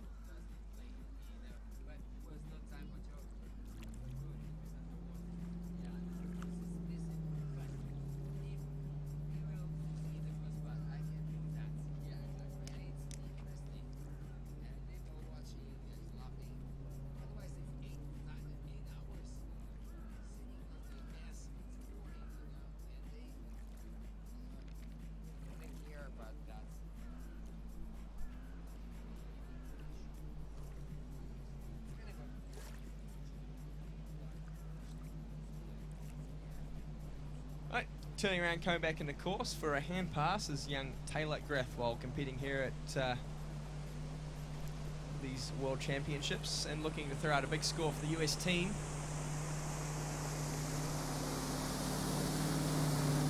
And starts off with a nice line over trick into some fast weight tricks here. Good, solid points. Does she have a flip for us now? I think she does. The first flip is good. Followed by the reverse, also good. Says the back now, the crucial back to front for Taylor Grathwold. She sticks the landing, and she's a happy skier out there. And that there will be enough to make it through to the trick final. I am fairly confident. With only about 13 skiers left on the dock.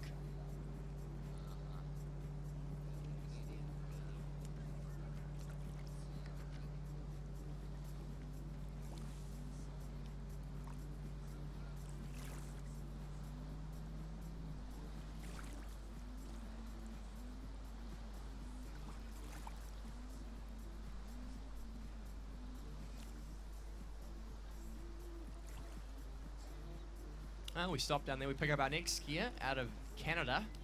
It should be Dominique Grandin-La Dodo, as she's commonly known, who is one heck of a talent on the jump skis.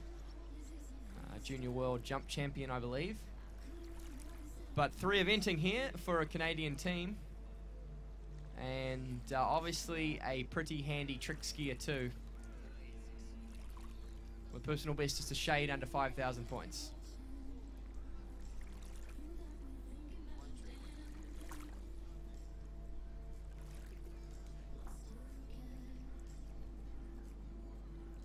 Ну что же, мы ждем очередную воднолыжницу. На этот раз это будет канадская спортсменка Доминик Градин. Тренируется у Джека Треверса. Наталья Берникова и Джек Треверс тренируют ее фигурному катанию, наверное, но пока вот на 4860 натренировали. Зато она умеет прыгать 51,8 метра, что, в общем-то, делает ее одной из главных претендентов на победу в прыжках с трамплина. Она выиграла юниорский чемпионат мира Masters Pending Canadian Records Under 21 and Open in jump, I think, is a 51.8. A great jumper, but still 4,860 points. It's a personal best, and coaching by Natalia Bertnikova and Jack Travers in the Jack Travers Ski School definitely makes her happy. Natalia knows how to trick. The Ginov Ski School is really great trick ski school. We all know Alexei Zhatnesek, the world record holder. Not look like Natalia did a lot of lessons. Yeah, just maybe she needs more time spending in Jack Travers Ski School making tricks, but definitely she's one of the most talented jumper. Yeah, I was actually lucky enough to watch that Canadian record go down last weekend in Florida. She jumped 51.8 meters or 170 feet, which was a Canadian and under 21 record for Canada. And just only recently, last month or so, making the switch up from 51Ks 5 foot to the 54K and 5.5 foot ramp height for this tournament specifically. So definitely a very talented jumper. Tricks, of course, not a main event, but that was a pretty tidy score, and it's a solid backup for Team Canada. I mean, obviously they've got a fantastic trick score coming through, hopefully later on from Neely Ross, and some good tricking we saw.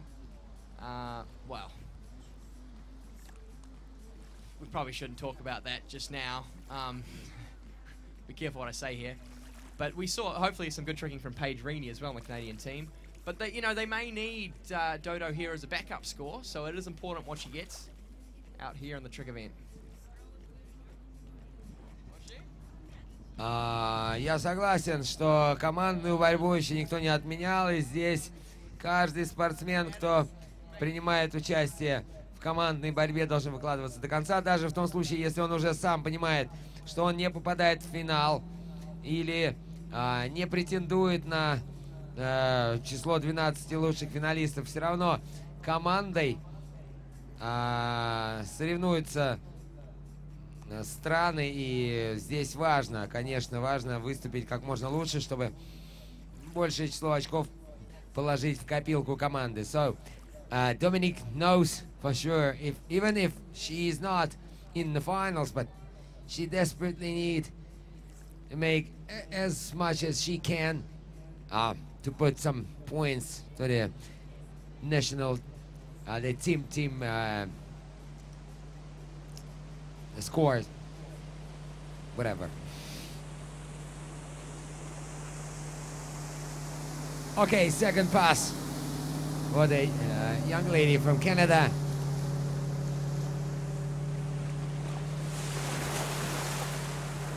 I call it accurate. Slow and accurate. That was not slow. But it works. Yes, it is. The 100%, I think she succeeded. Close to 5,000 points. She's done very well there. As Two great passes from Dodo. For someone who I'm sure focuses the majority of her training time in the jump event, she's certainly done herself no discredit out there, putting out a good score for herself and for Team Canada.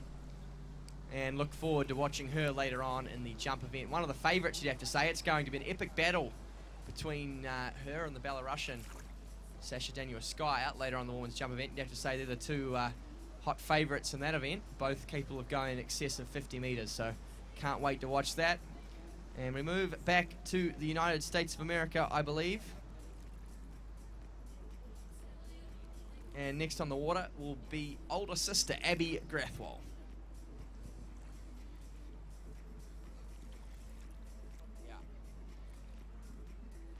Старшая сестра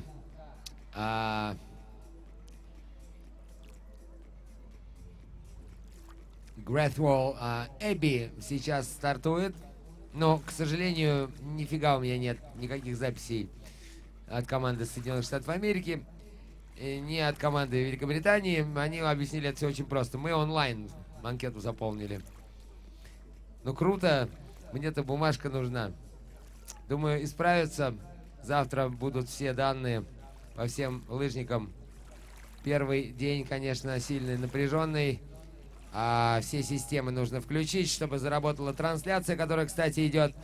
Можете ее перепостить, наблюдать, если есть интернет в своем телефоне, либо планшет, компьютер. На YouTube набираете, собственно говоря, в поиске World Waterski Championship Under 21. И найдется сразу ссылка, которая лайв на сегодня. Либо надо идти на официальную страницу Воднолыжной Федерации. Есть раздел лайв. И по каждому дню будет ссылочка на YouTube. Сегодняшний день и так до воскресенья. Давите ее, опять попадаете на YouTube канал и там смотрите эту трансляцию. Плюс к тому, на официальной странице Федерации сейчас публикуют официальные результаты, которых мы лишены. А мы смотрим за выступлением старшей сестры Эбби. Первое прохождение с удержанием буксировочного троса ногой. И так тоже не торопится. Она особенно выдерживает паузу, чтобы не...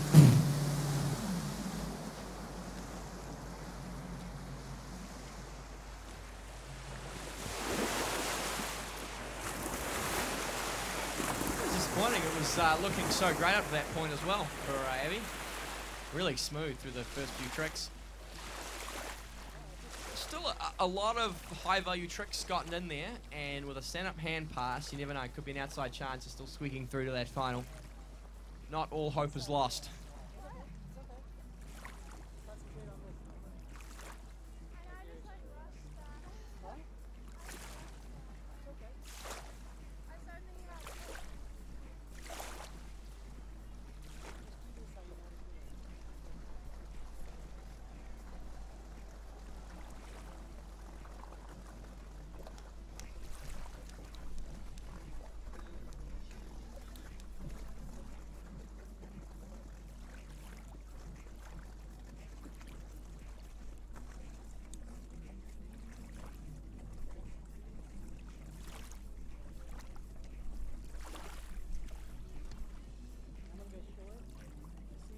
And so we're into our final 12 competitors, so we can safely say that if these skiers exceed the performance of the skiers before them, they'll be guaranteed through the final. I'd say your leader right now, I'm picking, has got to be Taylor Grathwohl. She tricked sensationally earlier on, 3 flips. Hopefully they were all in time.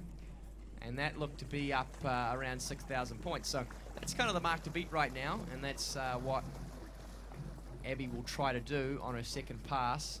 Although, you know, it could end up being a bit like the guys. You know, going into the Series 1, we thought it was going to take close to 8,000 points, but the way it's turned out, that bobble has dropped and dropped with a few little upsets, and it ended up being quite lower. I'm not 100% sure who has made it through yet. I think there's still some scores coming through, but in the women's right now, to guarantee yourself through, it's going to take a score in excess of 6,000 points. Ну да, мы так вот потихоньку утверждаемся в том, что в районе 6000 очков будет пропускной балл в финал. Обсуждали мы мужчин, сошлись на том, что где-то к 7000, ну вот 1000 очков разница будет, я думаю. Ну сейчас вот мы немножечко еще посмотрим, как выступают. Ну нет, уже можно говорить, да, что в районе 6000, потому что как раз 12 человек остается, включая Эбби. Она разминается перед вторым прохождением в руках. So.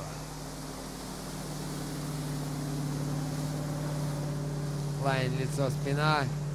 Бейки с волны, быстро выполненные бейки в кильваторе. 540. Еще одна 540. Еще 540 будет. Ай, не доделала. Куда торопится-то? Повторила. Ха. Smart.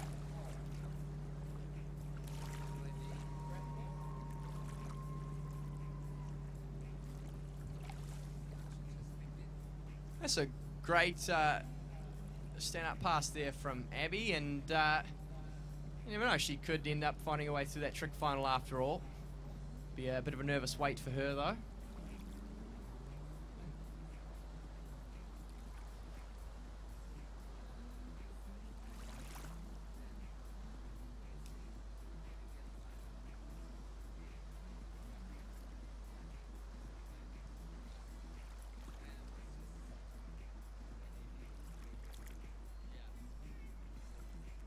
Okay, and next up we move to France. It should be none other than Emma Brunel on the water. No, I'm struggling with one of the most straightforward names I've tried to pronounce all day. Emma Brunel. I think, I think we should have a talk to the IDOF about some of these skiers' names. You know, sometimes they're just jamming a bunch of consonants into a string and expecting me to pronounce a name out of it, and it's just a little unfair sometimes, so I might be writing a bit of a complaint to the IDOF about some of these skiers' names. Ну что же, француженка сейчас выйдет на воду. Мы обсуждали, как произносить ее имя. Думаю, как-то так, Эмма Брунель, наверное. 18-летняя спортсменка. Катается с 3-летнего возраста. И 5330 в фигурном катании. Результат, наверное, не самый сильный. К тому же у нее есть результат 5 очков на 12-метровом фале в слаломе и 43 и 2 в трамплине. Для многоборья неплохая сумма.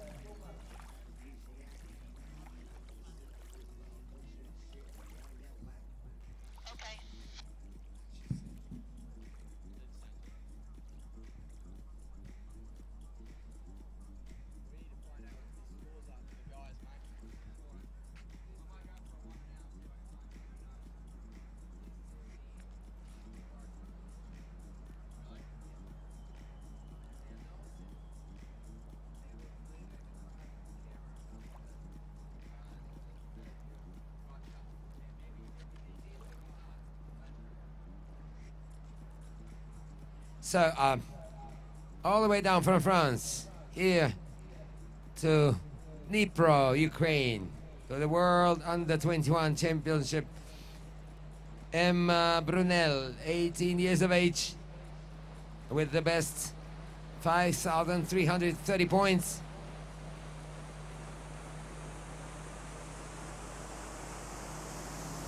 And the flip, yes it is, and another one. No, that's just a helicopter. It's going to take every ounce of that 5,330 points to make it through the strict final. We've seen some fantastic tricking so far from these female athletes, and we expect the quality to only go up as we move into Series 1 of women's tricks. And it starts off with an absolute bang. We go from, of course, the next skier rounding out Series 2 is Alejandra Diosma from Peru. And we get right into the business end. We've got Paige Rennie. She'll be followed by the current world champion and world record holder Anna Gay. Then we go into Katerina Kisilova from Belarus, Sasha Danuaskaya, also from Belarus, Neely Ross, the Canadian superstar, capable of tricking over 10,000 points, Valentina Gonzalez, she's going to be a force to be reckoned with in the women's overall, and Talia Kuglevan, the Peruvian trick specialist, capable of tricking 9,000 points plus, Katie Miller, the Australian, another very strong trick skier, and Alice Bagnoli, the Italian, will round out that field. So there's going to be some fantastic trick skiing action still to come. And, you know, the way that women's tricking has improved in the last decade or so, these women are now almost better than some of the guys. The standard, there's really nothing between it. In fact, we're almost at the point where we need to get rid of separating the men and women and make them ski against each other. It might add for a bit of excitement, make Danilo Filchenko try and take on Anna Gay. It might be more of a challenge. At least Dorian Llewellyn could try to beat Anna Gay also. Face to face. Come on. Let's make it box. Too soon, mate, too soon. I hope those speakers aren't pointing towards their cabin. Okay, coming back into course now, it should be Emma Brunel out of France after a great stand-up opening pass there. She'll be coming back in, rope on toe, absolutely critical. She makes her way the full 20 seconds down this pass if she wants a shot at making it through. The trick final comes Sunday afternoon here in Dnipro at the World Under-21 titles. Starting off smoothly here, moving through the toe surface rotations. More high-scoring tricks here. Toe weight 360. What does she have for us next? The toe step. The first one is good. Some toe weight back-to-backs perhaps to finish. Can she get the reverse? She can. And if that's in time, she could be looking at a score that may potentially be enough to get through to that final. As she wrote here, I feel good by James Brown. Her favorite music, she liked to hang out with her friends. I think as much of skiers here, a hobby, the most popular thing, hang out with friends. And she's happy to complete both passes. Ну что, она, наверное, счастлива.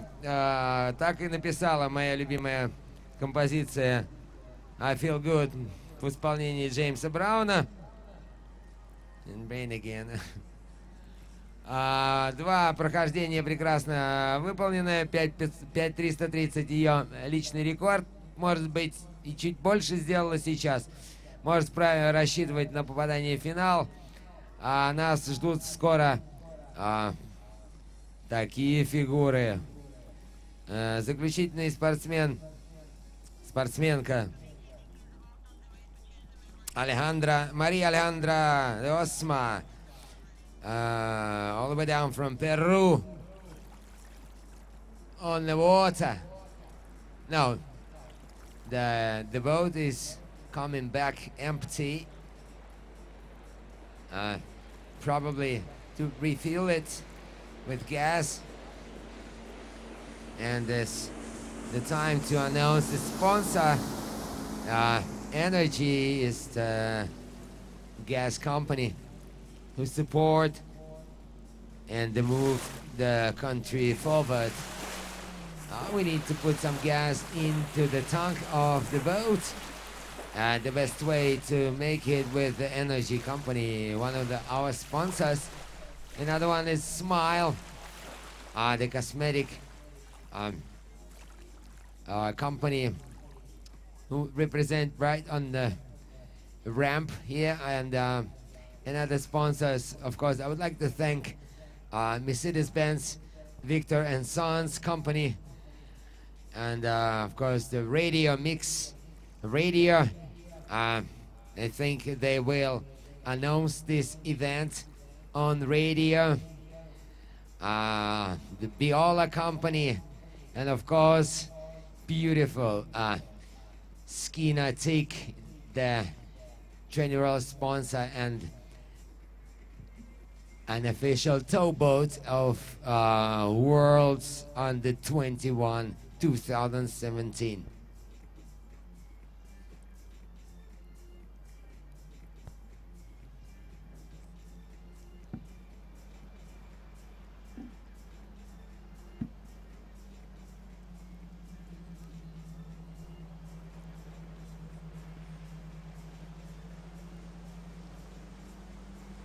I understand the delay was just to run a camera back so we get a chip to our judges.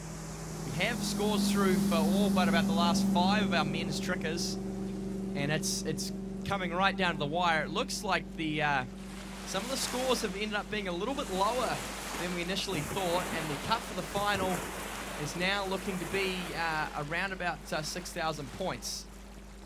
It's a bit hard to tell right now, but that is what we are seeing, which could possibly some very good news for Dorian Llewellyn and keeping his overall chances alive, because I think that he's probably tricked close to that.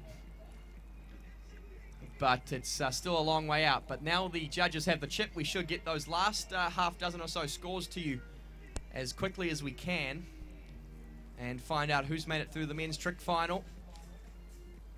And while that's going on, we're right in the thick of things here with the women's trick elimination round. 1 skier left in the Series 2. That will be Alejandra Diosma.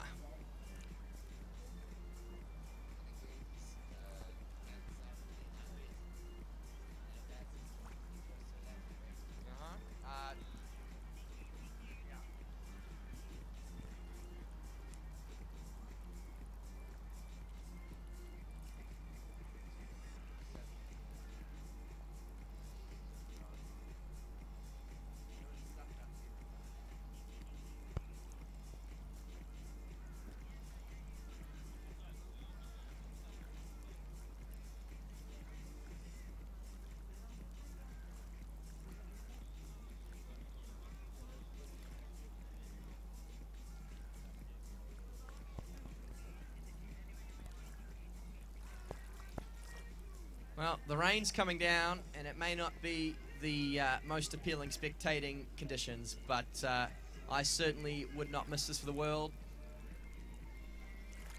You never know, I could one day be telling a story, you know, where were you the day the rain was coming down in Dinner Pro and history was made in the trick event? Anything could happen here. We have a couple skiers who are chasing world records. And capable of, you know, breaking even at least a world championship record. I'd love to find out what that is actually for Under-21 Worlds.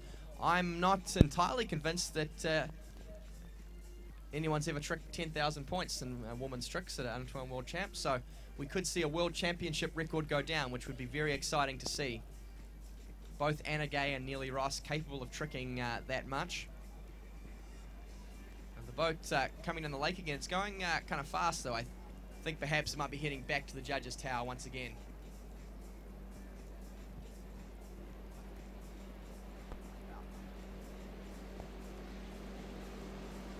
Ну что, дождь становится сильнее. Я думаю, что сейчас судьи примут решение. Наверное, немного подождать, потому что осталось всего ничего. 10 участниц. Небо такое светлое. Вот эта тучка пройдет и все стихнет. Но я предлагаю вам никуда не уходить, потому что вы впервые за всю историю чемпионатов мира можете видеть, как за 10 тысяч очков кто-то сделает у женщин. Падет рекорд чемпионатов мира. Не сам рекорд мира, а рекорд чемпионатов мира, поскольку здесь 2 девушки, которые уверенно делают за 10. Это Анна Гей, рекордсменка мира и чемпионка мира во взрослой весовой категории. И Нелли Росс, канадская звезда, тоже делает за 10. Так что мы не зря здесь шутили о том, что они могут и с парнями посоревноваться, потому что результаты у этих 2 девушек приблизительно одинаковые, как у Дориана, который сейчас надеется на то, что он попадет в финал. Проверили текущие результаты, и мы были слишком оптимистичны, говоря, что в финал попадет тот, кто наберет за 7. Сейчас в финал, очевидно, попадет тот, кто наберет за 6. И это дает большой шанс Дориану Луэлину на то, чтобы не просрать многоборье, как говорят у нас, и все-таки показать все то, на что он способен в финале, ну плюс еще, конечно, и бороться за медали в самом престижном виде воднолыжного троеборья, это многоборье. Так что посмотрим. К старту готовится Мария Алехандра де Осма from Перу. Мы ждем окончания дождя, катер ездит взад-вперед.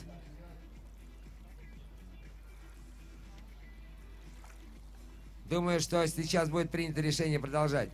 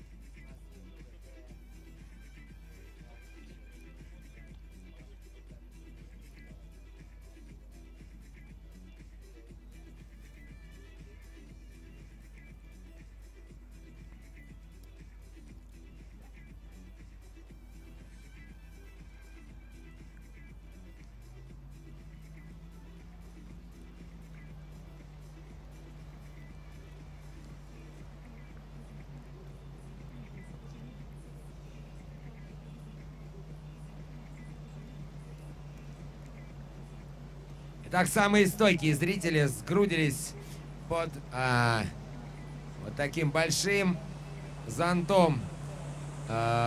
Пепси-кола стала местом встречи для многих пришедших посмотреть сегодня этот турнир.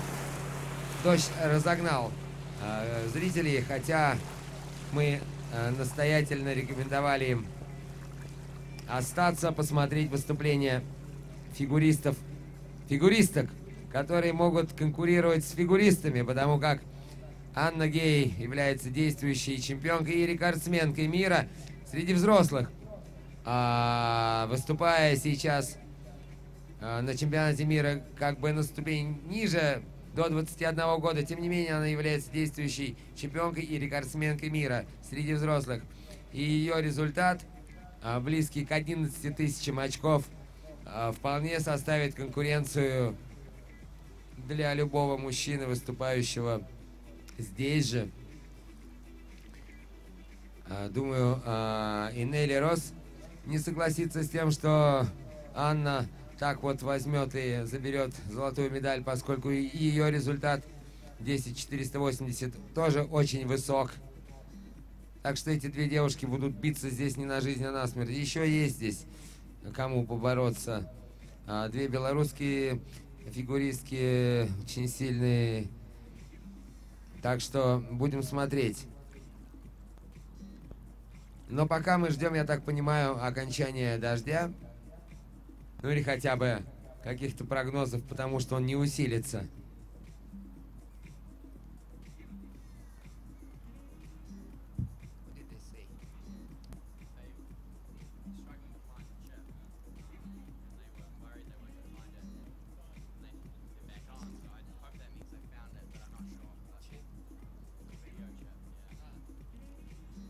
Okay, we've had the boat head back to the dock. We're about to pick up our next skier, finally. Some technical difficulties, perhaps, but all taken clear of by now.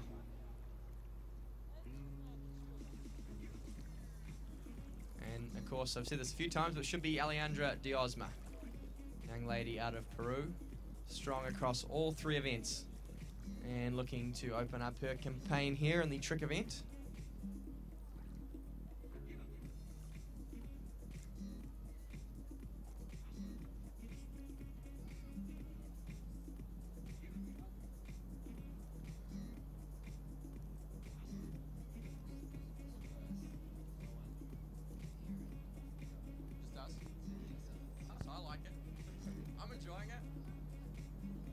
Here we go, finally on the water after a long wait on the starting dock, I'm sure.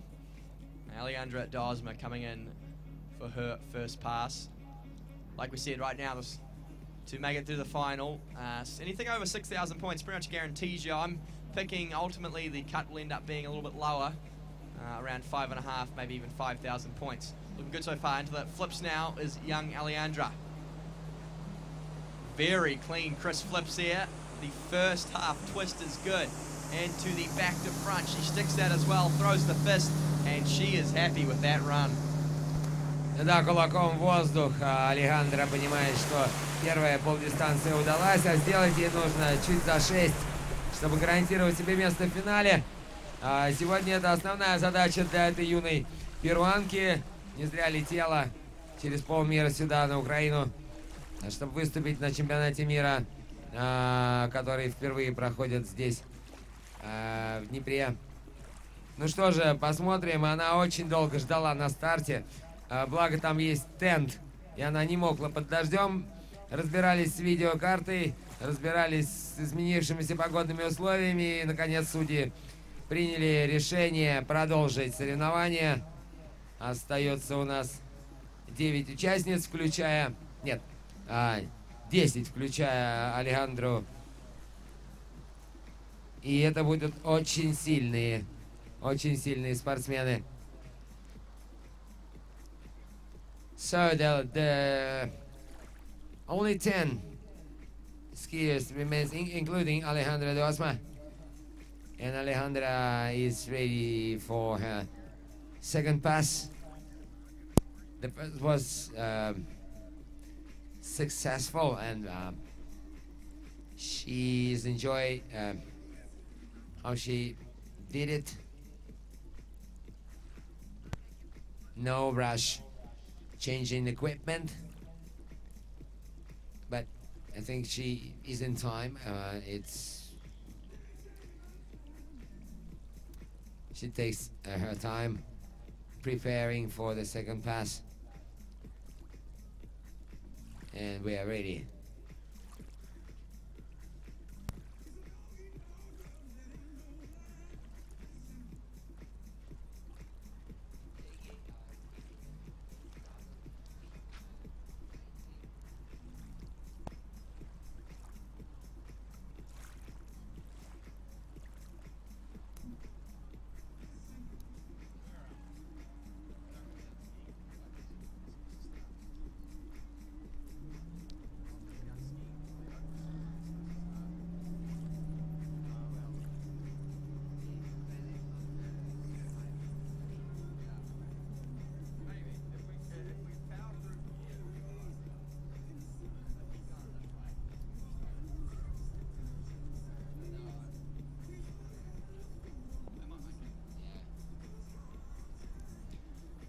Yeah, solid opening pass there from Alejandra, coming back in this wee rope on toe.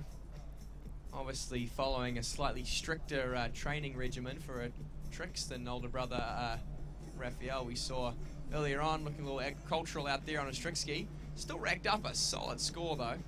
Here she comes, rope on toe.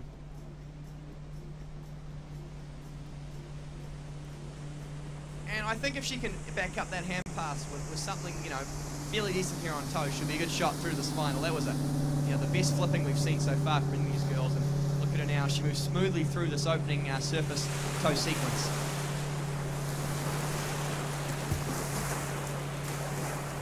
Typical sequence. This is where the big points come. The toe steps. That's good. Now straight into the toe wake back-to-backs. The reverse is good as well. And it's a good solid run there from young Alejandra. Ну так, немного покачиваясь. В конце сделала она степ-цп спина-спина. Расстроена руками, взмахнула. Так просто баланс потеряла. Но в принципе, мне кажется, она все, что хотела, все сделала. Может, не так чисто, как ей этого хотелось. Тем не менее, завершила она выступление здесь в предварительном круге на чемпионате мира по воднолыжному спорту до 21 года в Днепре. И мы ждем 9 участниц из группы 1. Пегги Рини, канадская спортсменка, откроет группу сильнейших. 8090 очков. Личный рекорд у Пегги. И она стартует перед чемпионкой и рекордсменкой мира из Соединенных Штатов Америки Анной Гей. За ней сразу старт примет Катерина Киселева из Беларуси и Александра Данишевская. Также белорусская спортсменка. Вот четверка, открывающая группу сильнейших фигуристок в предварительном круге чемпионата мира до 21 года в Днепре.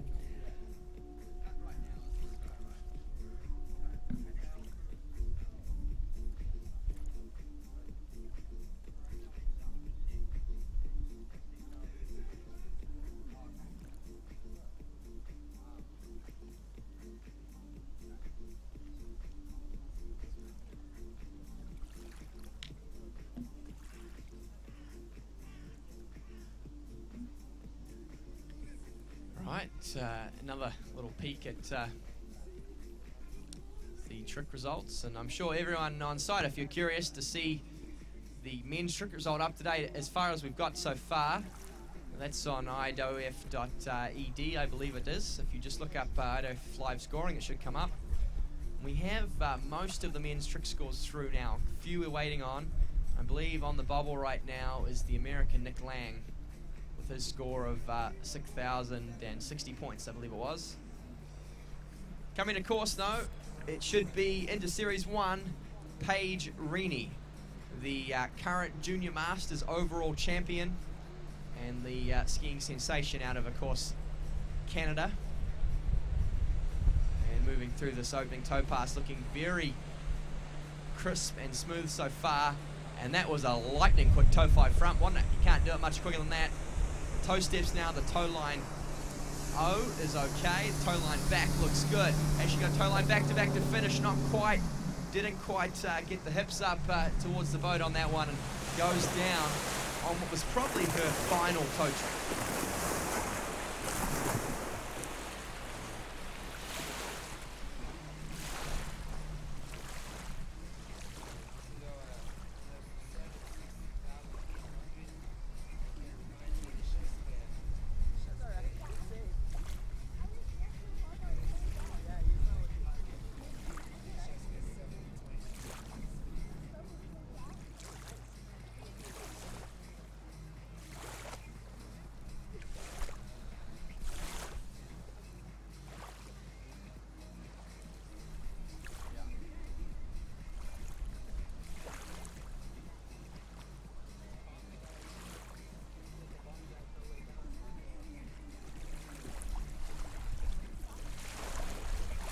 To have a little start to think about who might be some of the contenders here in the women's overall. Of course, Paige, very strong across all 3 events. She'd be up there. I know Belarus's Sasha Daniuskaya, very strong in the overall as well. Valentina Gonzalez, Katie Miller, Alice Bagnoli, all strong 3 eventers.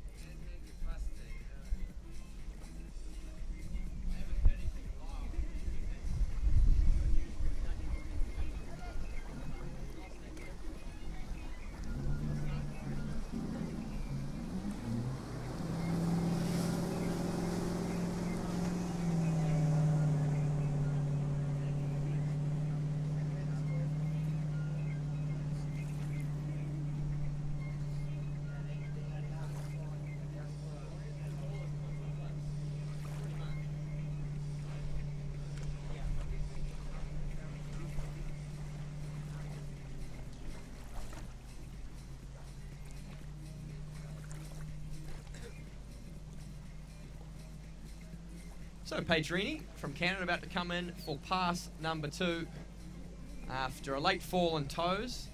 A strong hand pass here, and she should be able to scrape through to that trick final still. Ну что же, Пегги сейчас готовится выполнить вторую полдистанцию. Первая была практически целиком сделана. 8090 очков. Личный рекорд этой спортсменки. Достаточно высокий результат, но нужно доделать до конца вторую полдистанцию. Ой, большая помарка, не ошибка. Почти сальто. 4 штуки да, будет сделано из спины в лицо. И еще одно из лица в спину. И 2.90. Ну что, вторая полдистанция сделана уверенно. Brilliant. Yes, she'll be through the trick final come Sunday. I'm fairly confident about that. I think the cut in this women's event is going to end up being probably closer to 5,000 and 6,000, especially with some of the judging we've seen. Certainly world-class standards they're expecting from the skiers, and they are not letting any little bobble go unchecked. Well, this is an absolute treat for fans of water skiing wherever you may be. Next to take the water is the skiing sensation that is Anna Gay, the current world champion, the current world record holder, and the greatest female trick skier to ever grace the water.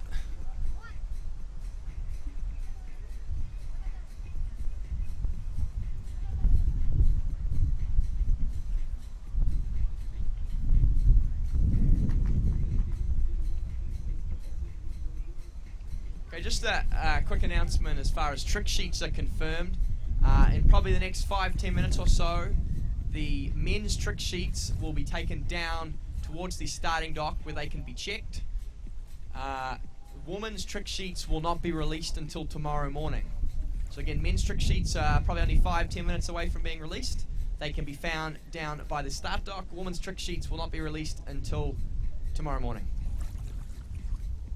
Вот здесь заявление от судей по причине того, что пересматривать нужно будет карточки. Завтра с утра только будут результаты официально объявлены. Женские, мужские к вечеру будут. А мы все в ожидании заезда действующей чемпионки и рекордсменки мира в фигурном катании.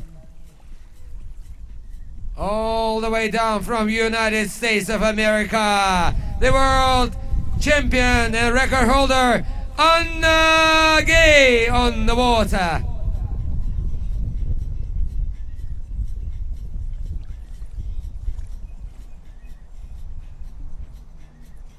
Okay, here we go. Anna Gay coming in, opening up her campaign here at the Under-21 World Waterski Championships here in Dnipro. And what has she got for us here? Rope on toe, moving through these first few tricks very quickly and smoothly, piling up the high-scoring points.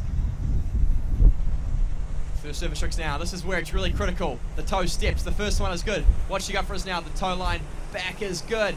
The toe line back to back. And she finishes with toe wake front. You know, that line control is just amazing, and they have plotted out every last millisecond of that run. You notice the way after a toe line back, while she was waiting for the rope to come tight with the toe line back to back, she flicked her front and back to get an extra 200 points. I mean, that is just absolutely genius from whoever's coaching her. Oh, we have results. Patricia Fons is in the lead, 10 points.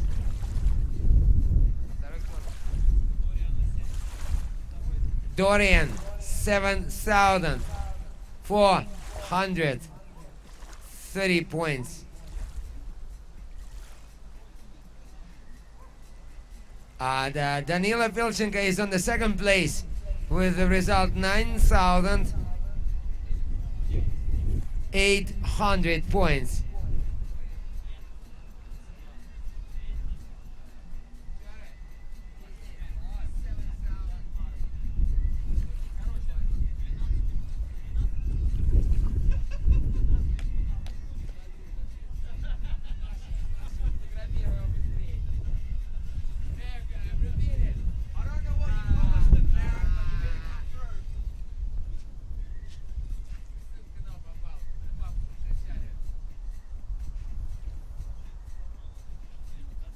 And the last one in the final.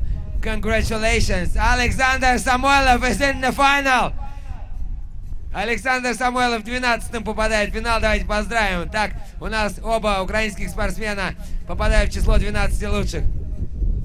А Анна Гей готовится совершить свое второе прохождение. И я вам скажу, вот это сейчас будет бомба. Потому что Анна Гей катается как мужик.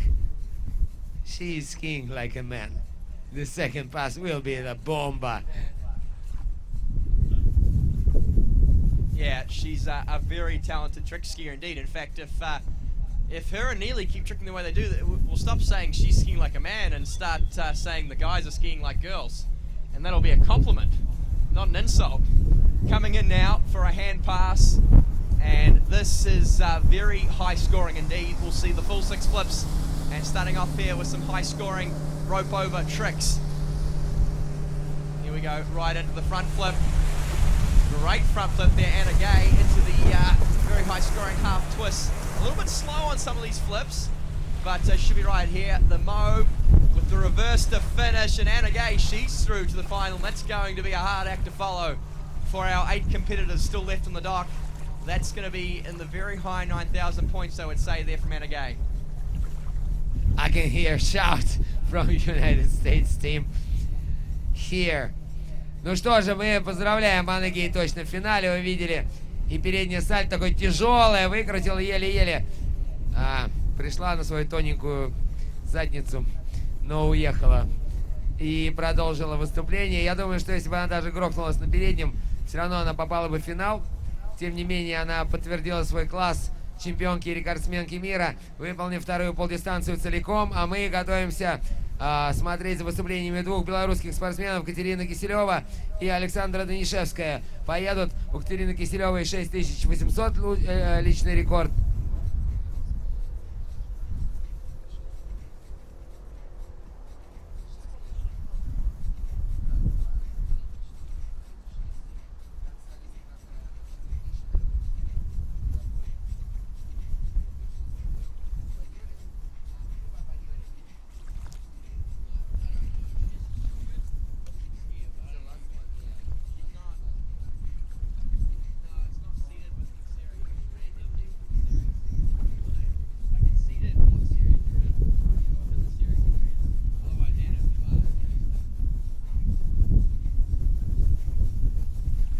So a great performance there from Anna Gay. That'll be up in the high 9,000 points, I imagine. Perhaps even over 10,000. Probably lost a little bit of time there at the end of a hand run. Interesting to see whether or not that last flip made it in time. But she'll be through to the final, no doubt. We move now to Katerina Kisilyova from Belarus. I'm dead sure that's how it's pronounced. And she'll be coming in, like I said, right now to make the women's trick final. I think something up over 5,000 points is going to be what it takes. But what's crucial is that all the tricks out there are performed absolutely perfectly, because these judges are not missing a beat out there. They are seeing absolutely every little imperfection, some that I didn't even know were there. Here she goes, rope on toe, looking very fast so far as she moves to this opening toe pass. The Belarusian piling on the points. What has she got for us to finish? Toe line O is good, straight into toe line, back to back. Bit of a bobble there, she's lost some time. The second one looks great though, and that's a high scoring toe pass. Ну что, неплохо выглядела Катерина. Такая классическая белорусская техника от школы Геновых, я так понимаю. И очень высокий темп исполнения фигур с удержанием буксировочного троса ногой. Единственный сбой здесь был на степ-цп спина-спина небольшой. Недостаточно далеко она выпрыгнула, приземлилась на гребень волны. Может быть, эту фигуру не засчитают, но дальше, абсолютно не смутившись, доделала она первую полдистанцию до конца. И сейчас она продолжит выступление с удержанием буксировочного троса руками. Не знаю, насколько сложная программа. Вот Анна Гей насытила свою вторую полдистанцию сложнейшими сальто. Практически мужская программа у нее. Напомню, под 11 тысяч очков. Рекорд мира текущий 10 840, если я не ошибаюсь. Может быть, где-то там в копейках ошибся, но он очень высок. Вот у Катерины Киселевой лучший результат 6800 очков.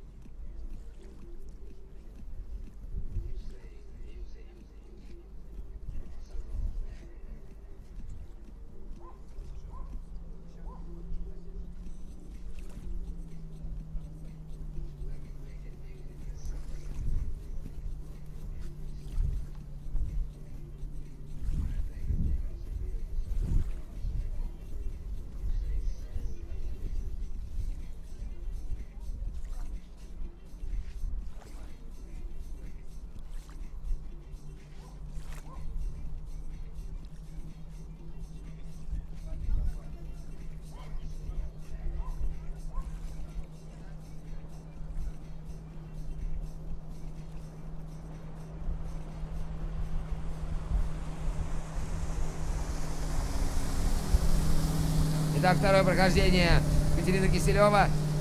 Ну, в руках попроще у нее.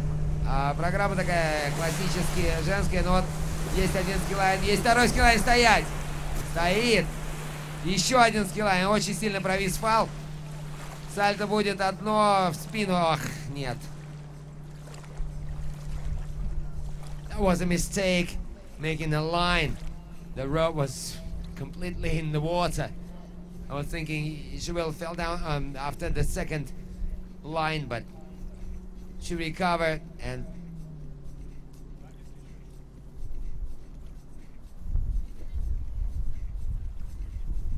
it's tough to be too hypercritical out there, of course. In the heat of the moment, it's hard to know exactly what's going on. We can be backseat trickers all we want, but I think that was some pretty impressive tricking nonetheless from a Belarus competitor, and I think it'll be enough to get her through the trick final too. We move now to a compatriot, Sasha Danuaskaya, very strong three-eventer. Probably strongest in the jump event, and she's probably, you'd have to say, the favourite in women's jump, although I'm sure the Canadian Dominique Grondin-Lard has something to say about that. But she's out here putting out, hopefully, a big score for her team, her country, and, of course, for her chances in the overall as well. Capable of tricking in excess of 7,000 points on her day is Sasha. Looking to throw out a score close to that at these World Championships.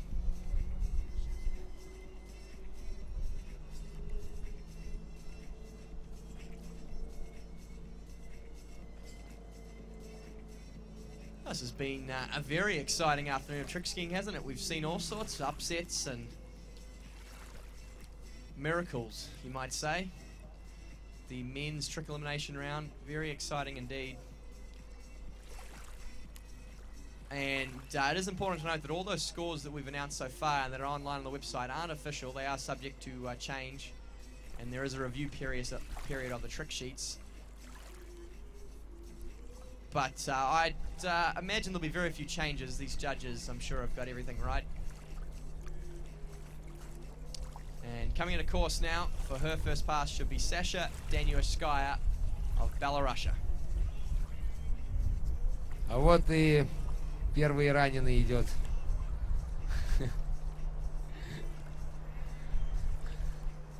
Ну, все хорошо, ногу забинтовали, хромает на костылях. Алена. А мы опять смотрим на воду.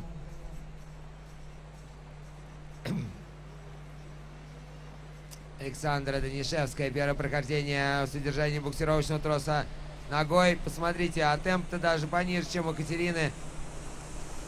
Хотя личный рекорд у Данишевской выше. 7200 очков. А в Беннетский скул установлены первое прохождение. Успешное. Ее там с хутора приветствуют поклонницы, одноклубницы. Готовится она совершить свой второй проход. Абсолютно не нервничает. Так вот, завершив первый проход, увидела, что девочки вышли ее поприветствовать. Тоже помахала рукой. Значит, все видит, все прекрасно у нее. So, Belarusian Alexandra Denishevskaya just finished her first pass. She's calm and easy, waving hands to say hello to her friends on the shore. That means she's absolutely in a good shape and not nervous at all. Maybe it will help her to complete the second pass. Well, everyone handles the pressure differently psychologically. Some people get very nervous, and that doesn't necessarily have to be a bad thing. You know, people can channel their nerves in great performances. Some people never seem to be fazed by any of it either, and everyone handles it differently, I suppose. But it looks like she's having fun out there and enjoying the moment. These opportunities don't come around often. You got to enjoy it while you're in it.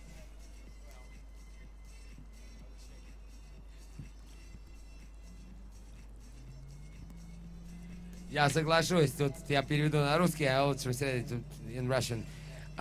Некоторые спортсмены получают удовольствие, выступая, некоторые работают тяжело, стараясь выжать все из себя, подчиняя все свои усилия победе и напряженно достаточно стараются выполнить по максимуму все запланированное. Вот Александра Данишевская демонстрирует нам, что у нее нервная система в порядке, она, совершив первое прохождение, так легко помахала рукой всем своим фанаткам.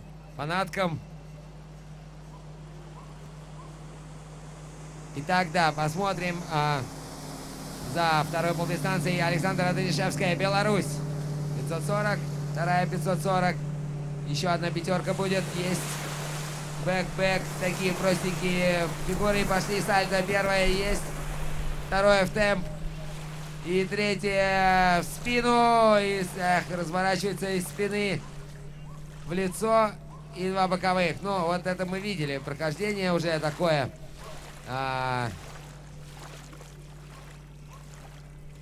Так что, думаю, она должна быть довольна. Я думаю, что она должна попадать в финал. И первая и вторая полдистанция успешно пройдены. А мы все ждем канадскую звезду Нелли Росс. Yep, Sasha will be through the final with that pass. Great stand-up hand pass. And you're right, next on the water is the tricking superstar. There's Neely Ross. And this Neely Ross-Anna Gay battle that we've heard of also often shaping up to be one of the greatest rivalries in water skiing history. These two have been going neck and neck for years now, and they're all still very young. They both, of course, ski in Florida, have grown up alongside each other, and now are two of the greatest female trick skiers the world's ever seen. And going neck and neck here at these world titles. There's certainly other people in the field capable of winning this event, but you'd have to say these two are the favourites, and absolutely nothing separates them really. Both consistently tricking in excess of 10,000 points. And after two stand-up passes from Anna Gay, Neely will be looking to chase that performance and throw out a big score of her own.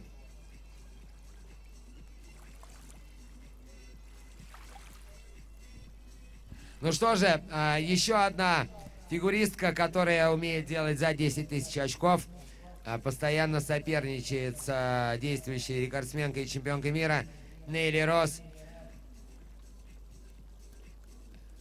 Представитель Канады сейчас стартует, и это соперничество продолжается вечно. 10 480 у Нелли, 10 860, если я не ошибаюсь, у Анны Гей. Анна продемонстрировала, что, несмотря на помарки в середине второй полдистанции, она очень сильная фигуриста. Не сломать ее какими-то там не очень хорошо выполненными фигурами.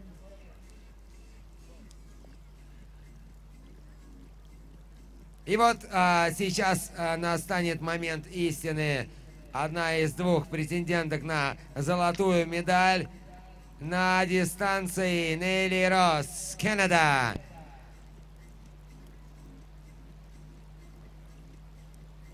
удержанием буксировочного троса ногой. Начинает первую полдистанцию. Нелли. Дождь хлещет, но ей это нипочем. 720, 540.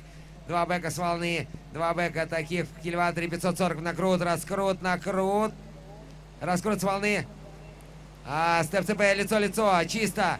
Лицо, спина. Нет, это было грязно. Спина, отлично. За волну и попытка сделать боковое, но что-то как не пошло.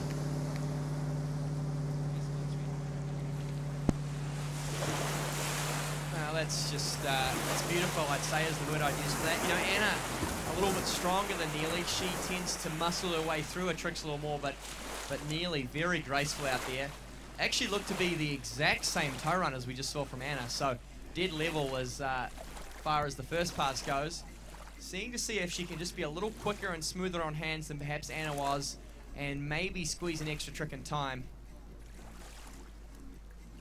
Doesn't quite, I don't think, have as high a scoring flips as Anna, but what she does have is the ability to trick just a little bit smoother and faster. And she's looking to put a score up over 10,000 points. She'd love to be last off the dock, I'd think, in the final, know what she has to beat when she leaves the dock. And of course pick up some valuable team points for Canada.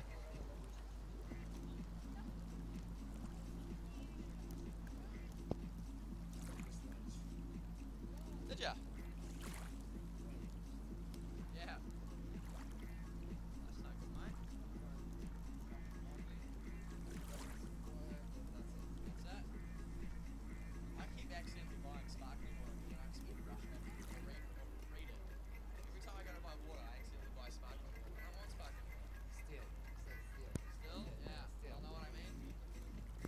Market like this. Yeah? No bubbles. No bubbles. There's no bubbles. No. They will understand. No bubbles. Okay.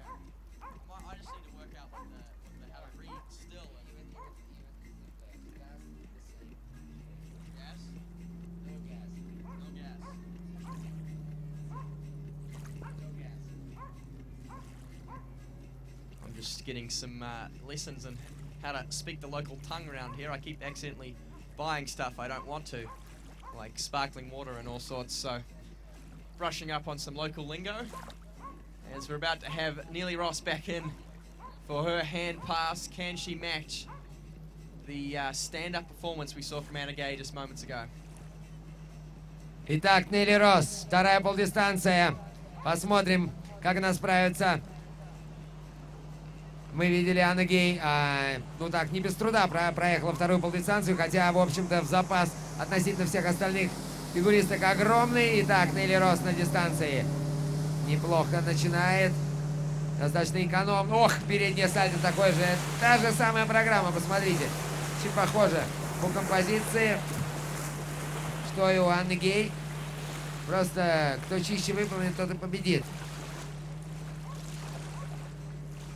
I think this is the same as Anna Gay did. I think she just straight up copied Anna there. She went for the same run. It's going to be very close. There'll be nothing in it. Nearly, if anything, was a bit quicker. But there really may be no difference in that. There'll be less than 100 points between them, I'd say. Great tricking. They'll both be through to the final. And certainly going to be a very interesting final indeed. Next on the water, following Neely, will be Valentina Gonzalez of Chile.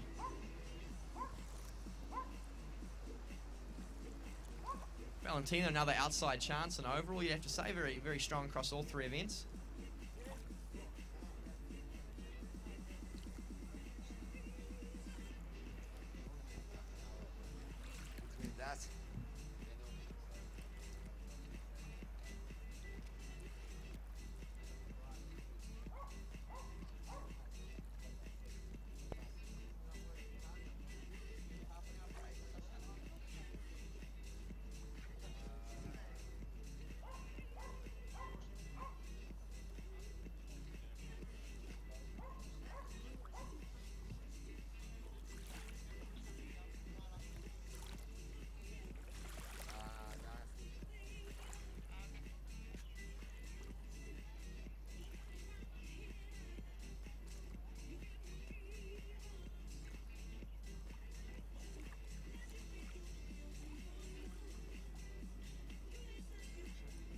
Внимание участников соревнования.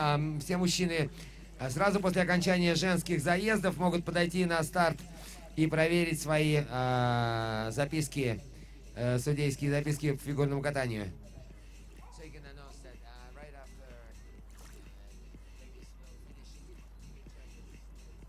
Okay, so, sorry, I misspoke earlier. The pink sheets will be released at the conclusion of women's tricks. So, as soon as women's tricks are done, they'll be released down there by the start dock, I believe, in the white tent. And you'll have half an hour to review them. I imagine they've just delayed the release just to avoid some confusion and let them get done with judging women's before they have to work on all that. Coming in, of course, right now from Chile is Valentina Gonzalez. Strong, powerful young skier, and moving through these first few tricks quickly and smoothly. A ski line into the flips now. What has she got for us out there on the water today? The first two look good. She's going to go now for a back landing. The half twist is good. And a back to front, a bit low there, and goes in hard on that last flip. Ну что же, 4990 личный рекорд этой молодой спортсменки из Чили. Тем не менее, неплохое прохождение. Первое она продемонстрировала. На 4-м сальто срубилась. Немножко уже не хватило сил ей выйти вверх. Видели, совсем плоско по воде она его выполнила. Я еще раз повторяю, внимание капитанов команд, сразу по окончанию заездов у женщин мужчины могут проверить судебные записки.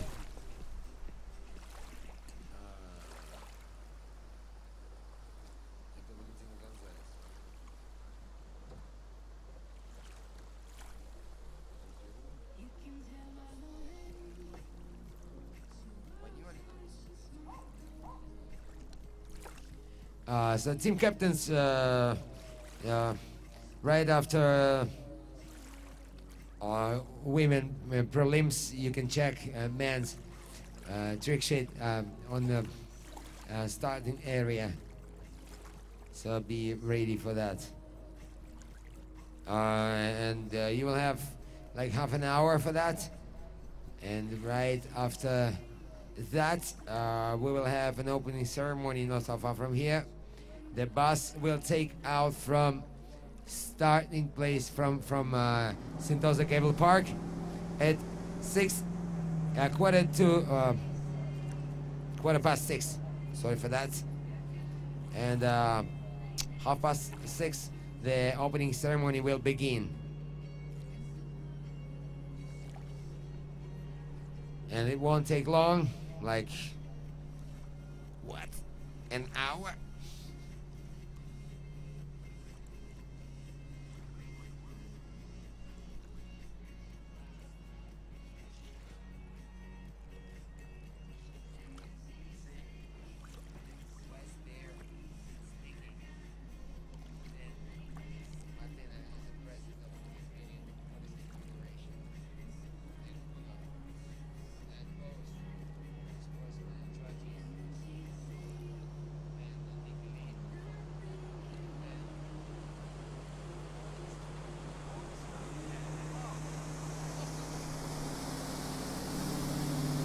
All right, back to the water. Valentina Gonzalez from Chile, second pass. She's doing it for overall, for sure. But I think she improved her trick skiing better than 5,000 points, maybe. Close to that, maybe. Yeah, I think she'll be through the trick final with that. It was a solid effort from Valentina. And we now only have 3 skiers left in today's water skiing action. Next on the water out of Peru will be Natalia Kuglevan. She'll be followed by Katie Miller, the Aussie. And last on will be Alice Bagnoli of Italy. Now, your next skier, I suppose the dark horse, you might say, in the women's trick field. Of all the other skiers, she's the one who perhaps is capable of doing the impossible in beating Anna and Neely and winning a world trick title here. She's a very accomplished trick skier, has a personal best, like I said, a couple times in excess of 9,000 points, and I'm sure in the last year or so she's been training very hard and trying to build upon that and try and challenge the scores we've seen from Anna and Neely consistently over the last year or so. And of course, I'm speaking of Natalia Kuglevan, the Peruvian, attending university in Florida at Rollins College, and does an awful lot of skiing with Alexei Zhanashek, who is, I think, one of her primary coaches. And what a coach to ski with. I mean, if you can have anyone teach you how to trick ski, he's probably the guy, isn't he?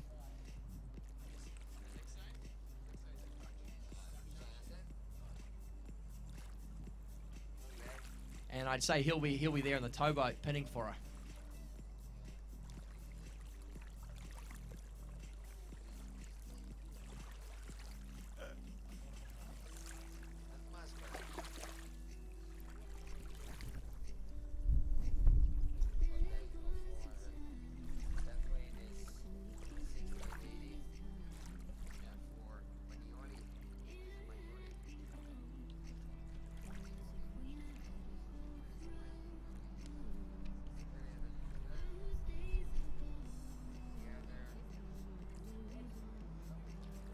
Okay, coming in, of course, this should be Natalia Kuglevan, the Peruvian, looking to punch her ticket through to the final come Sunday.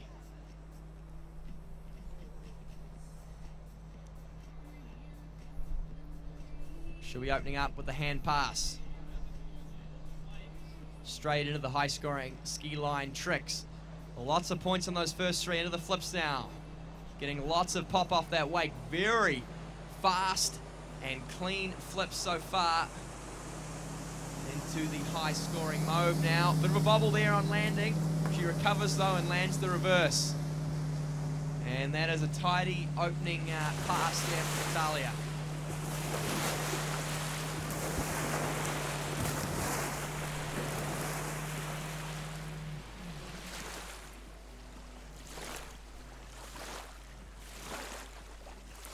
She got just as many tricks in as the girls, but you notice both Anna and Neely were able to throw a front flip in there, which is a very high-valued trick, 800 points. So, unfortunately not quite able to get the highest scoring hand tricks in, although it's a very high run indeed, but perhaps she can pick up a little something extra here on toes. Ну, неожиданно для меня очень такое яркое впечатление произвела Наталья. Тренирует ее Алексей Жерносек.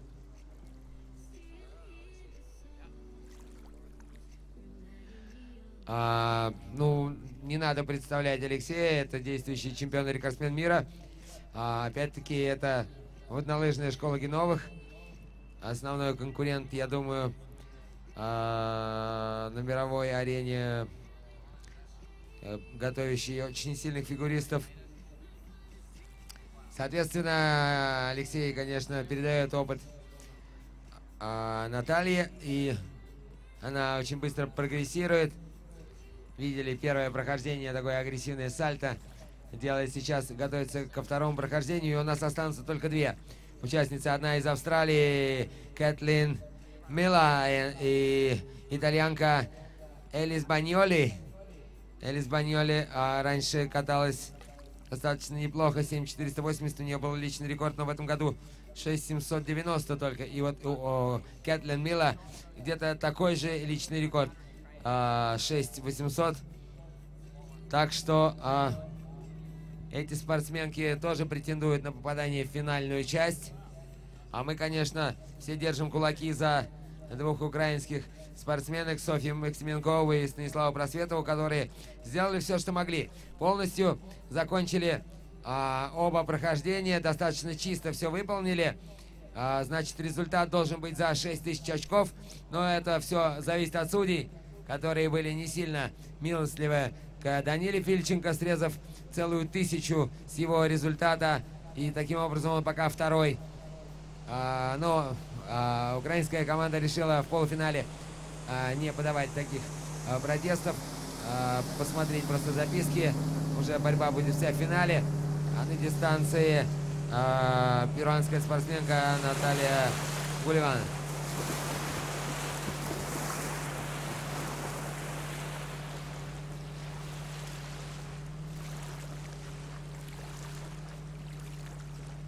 Ну, все прекрасно выполнено. Все достаточно чисто.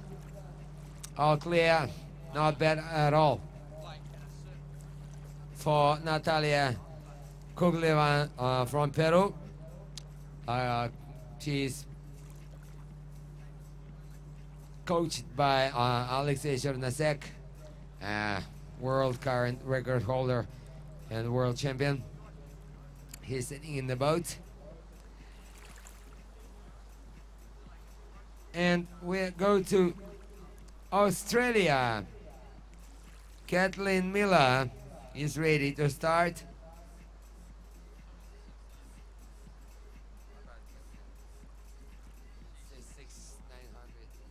That's the two great stand-up passes there from Natalia. And that should be a score up close to 9,000 points. Very good trick skiing. It's just a tough time to be a woman's tricker, though. It's very hard having to compete with the likes of Anna Gay and Neely Ross, who are in such sensational form right now. But if she can get it together under the pressure in the final, like I said, she's a bit of a dark horse in the event and a chance at taking home a gold is Natalia Kuglivan. And next on the water, out of Australia, it's none other than Katie Miller. Now, she has a personal best just shy of 7,000 points. And if she can get close to that today, she'll be through to the women's trick final. Katie, another strong overall skier.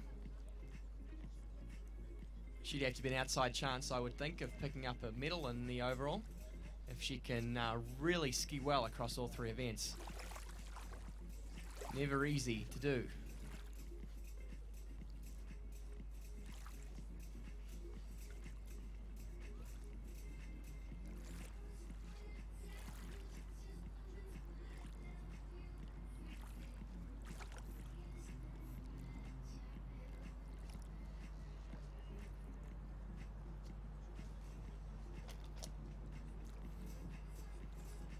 Okay, coming into course now, the Aussie.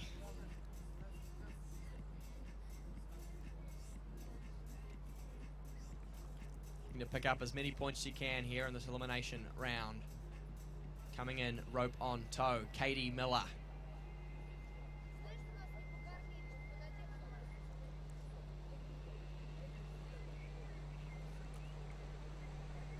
Bit of a bobble there on toe 720, unfortunately for Katie, but she's stayed composed. She's looking to recover well.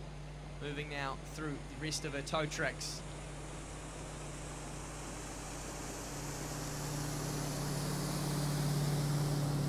And goes down on toe Waco. So not quite the toe run she was after out there.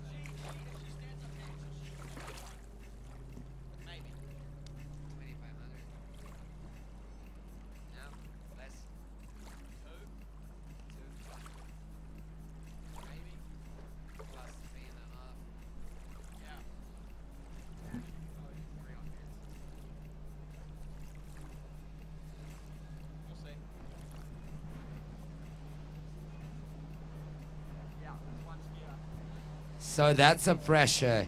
That's a pressure on Kathleen Miller. She was not good in the first pass. Не так просто дался первое прохождение этой спортсменки. Ух, так по воде-то фалом фигачить. Но не думаю, что первый степ с килами будет засчитан. И сальто поехали. Одно.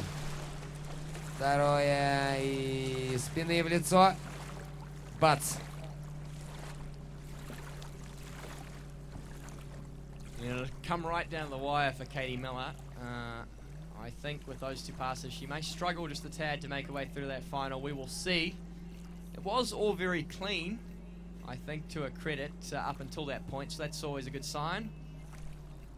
But it's going to be very tough. And from our penultimate, we move to our final competitor here. Day one of these Under-21 World Championships. Last to leave the trick dot will be the Italian Alice Bagnoli.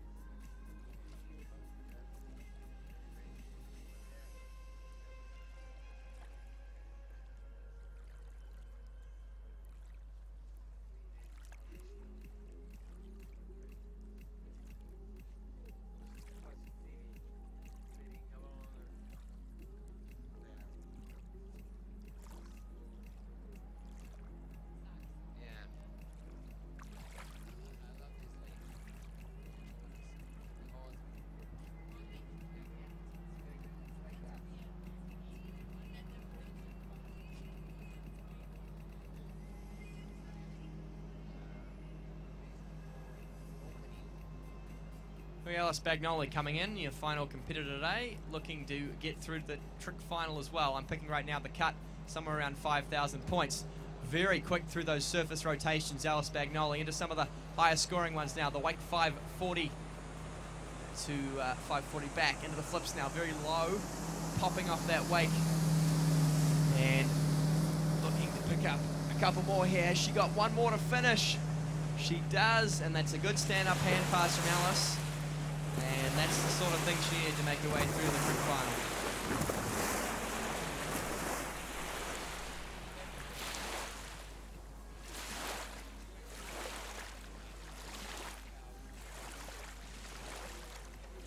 Everywhere. Sounds like New Zealand.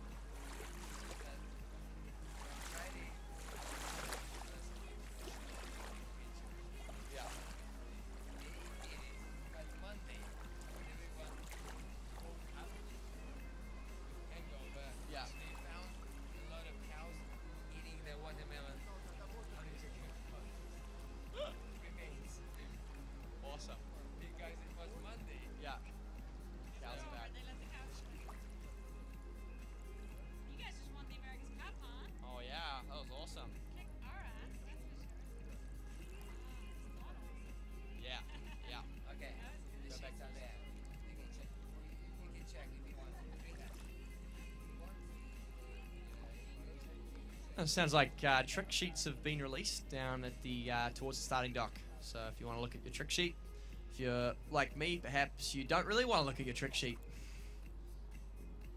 Итак, внимание капитанов команд. Кто не понимает английский язык, я перевожу на русский. Начали проверять записки судейские по фигурному катанию среди мужчин. Так что вы можете, собственно говоря, начать скапливаться все в районе стартового плота. Это там все происходит.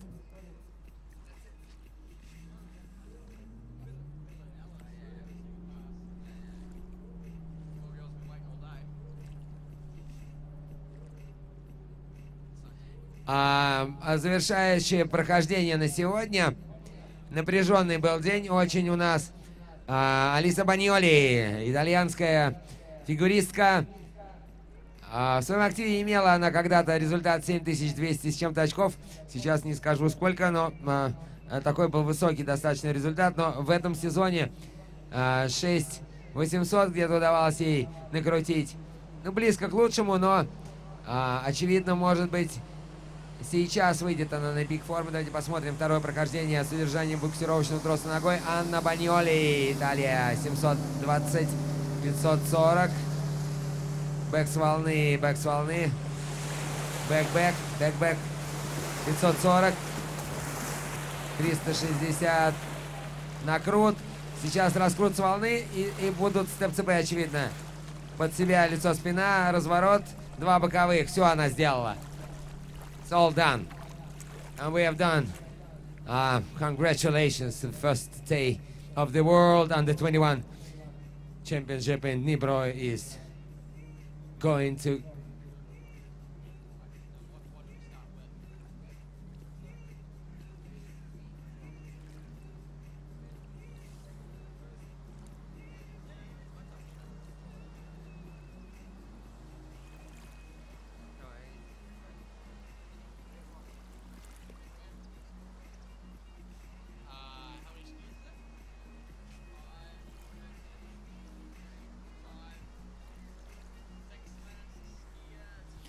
А я напомню, что торжественная церемония открытия состоится около зеленого шарика. Не знаю, как это место называется на набережной. Кто-то зовет ее пирамида Хеопса. В общем, как-то так. В 6:30 будут официальные лица, все спортсмены, все построятся. Вице-мэр будет говорить речь. Президент федерации скажет речь. А затем в конце обещали военный оркестр. Кто любит такие мероприятия, можете проехать 3 остановки на троллейбусе.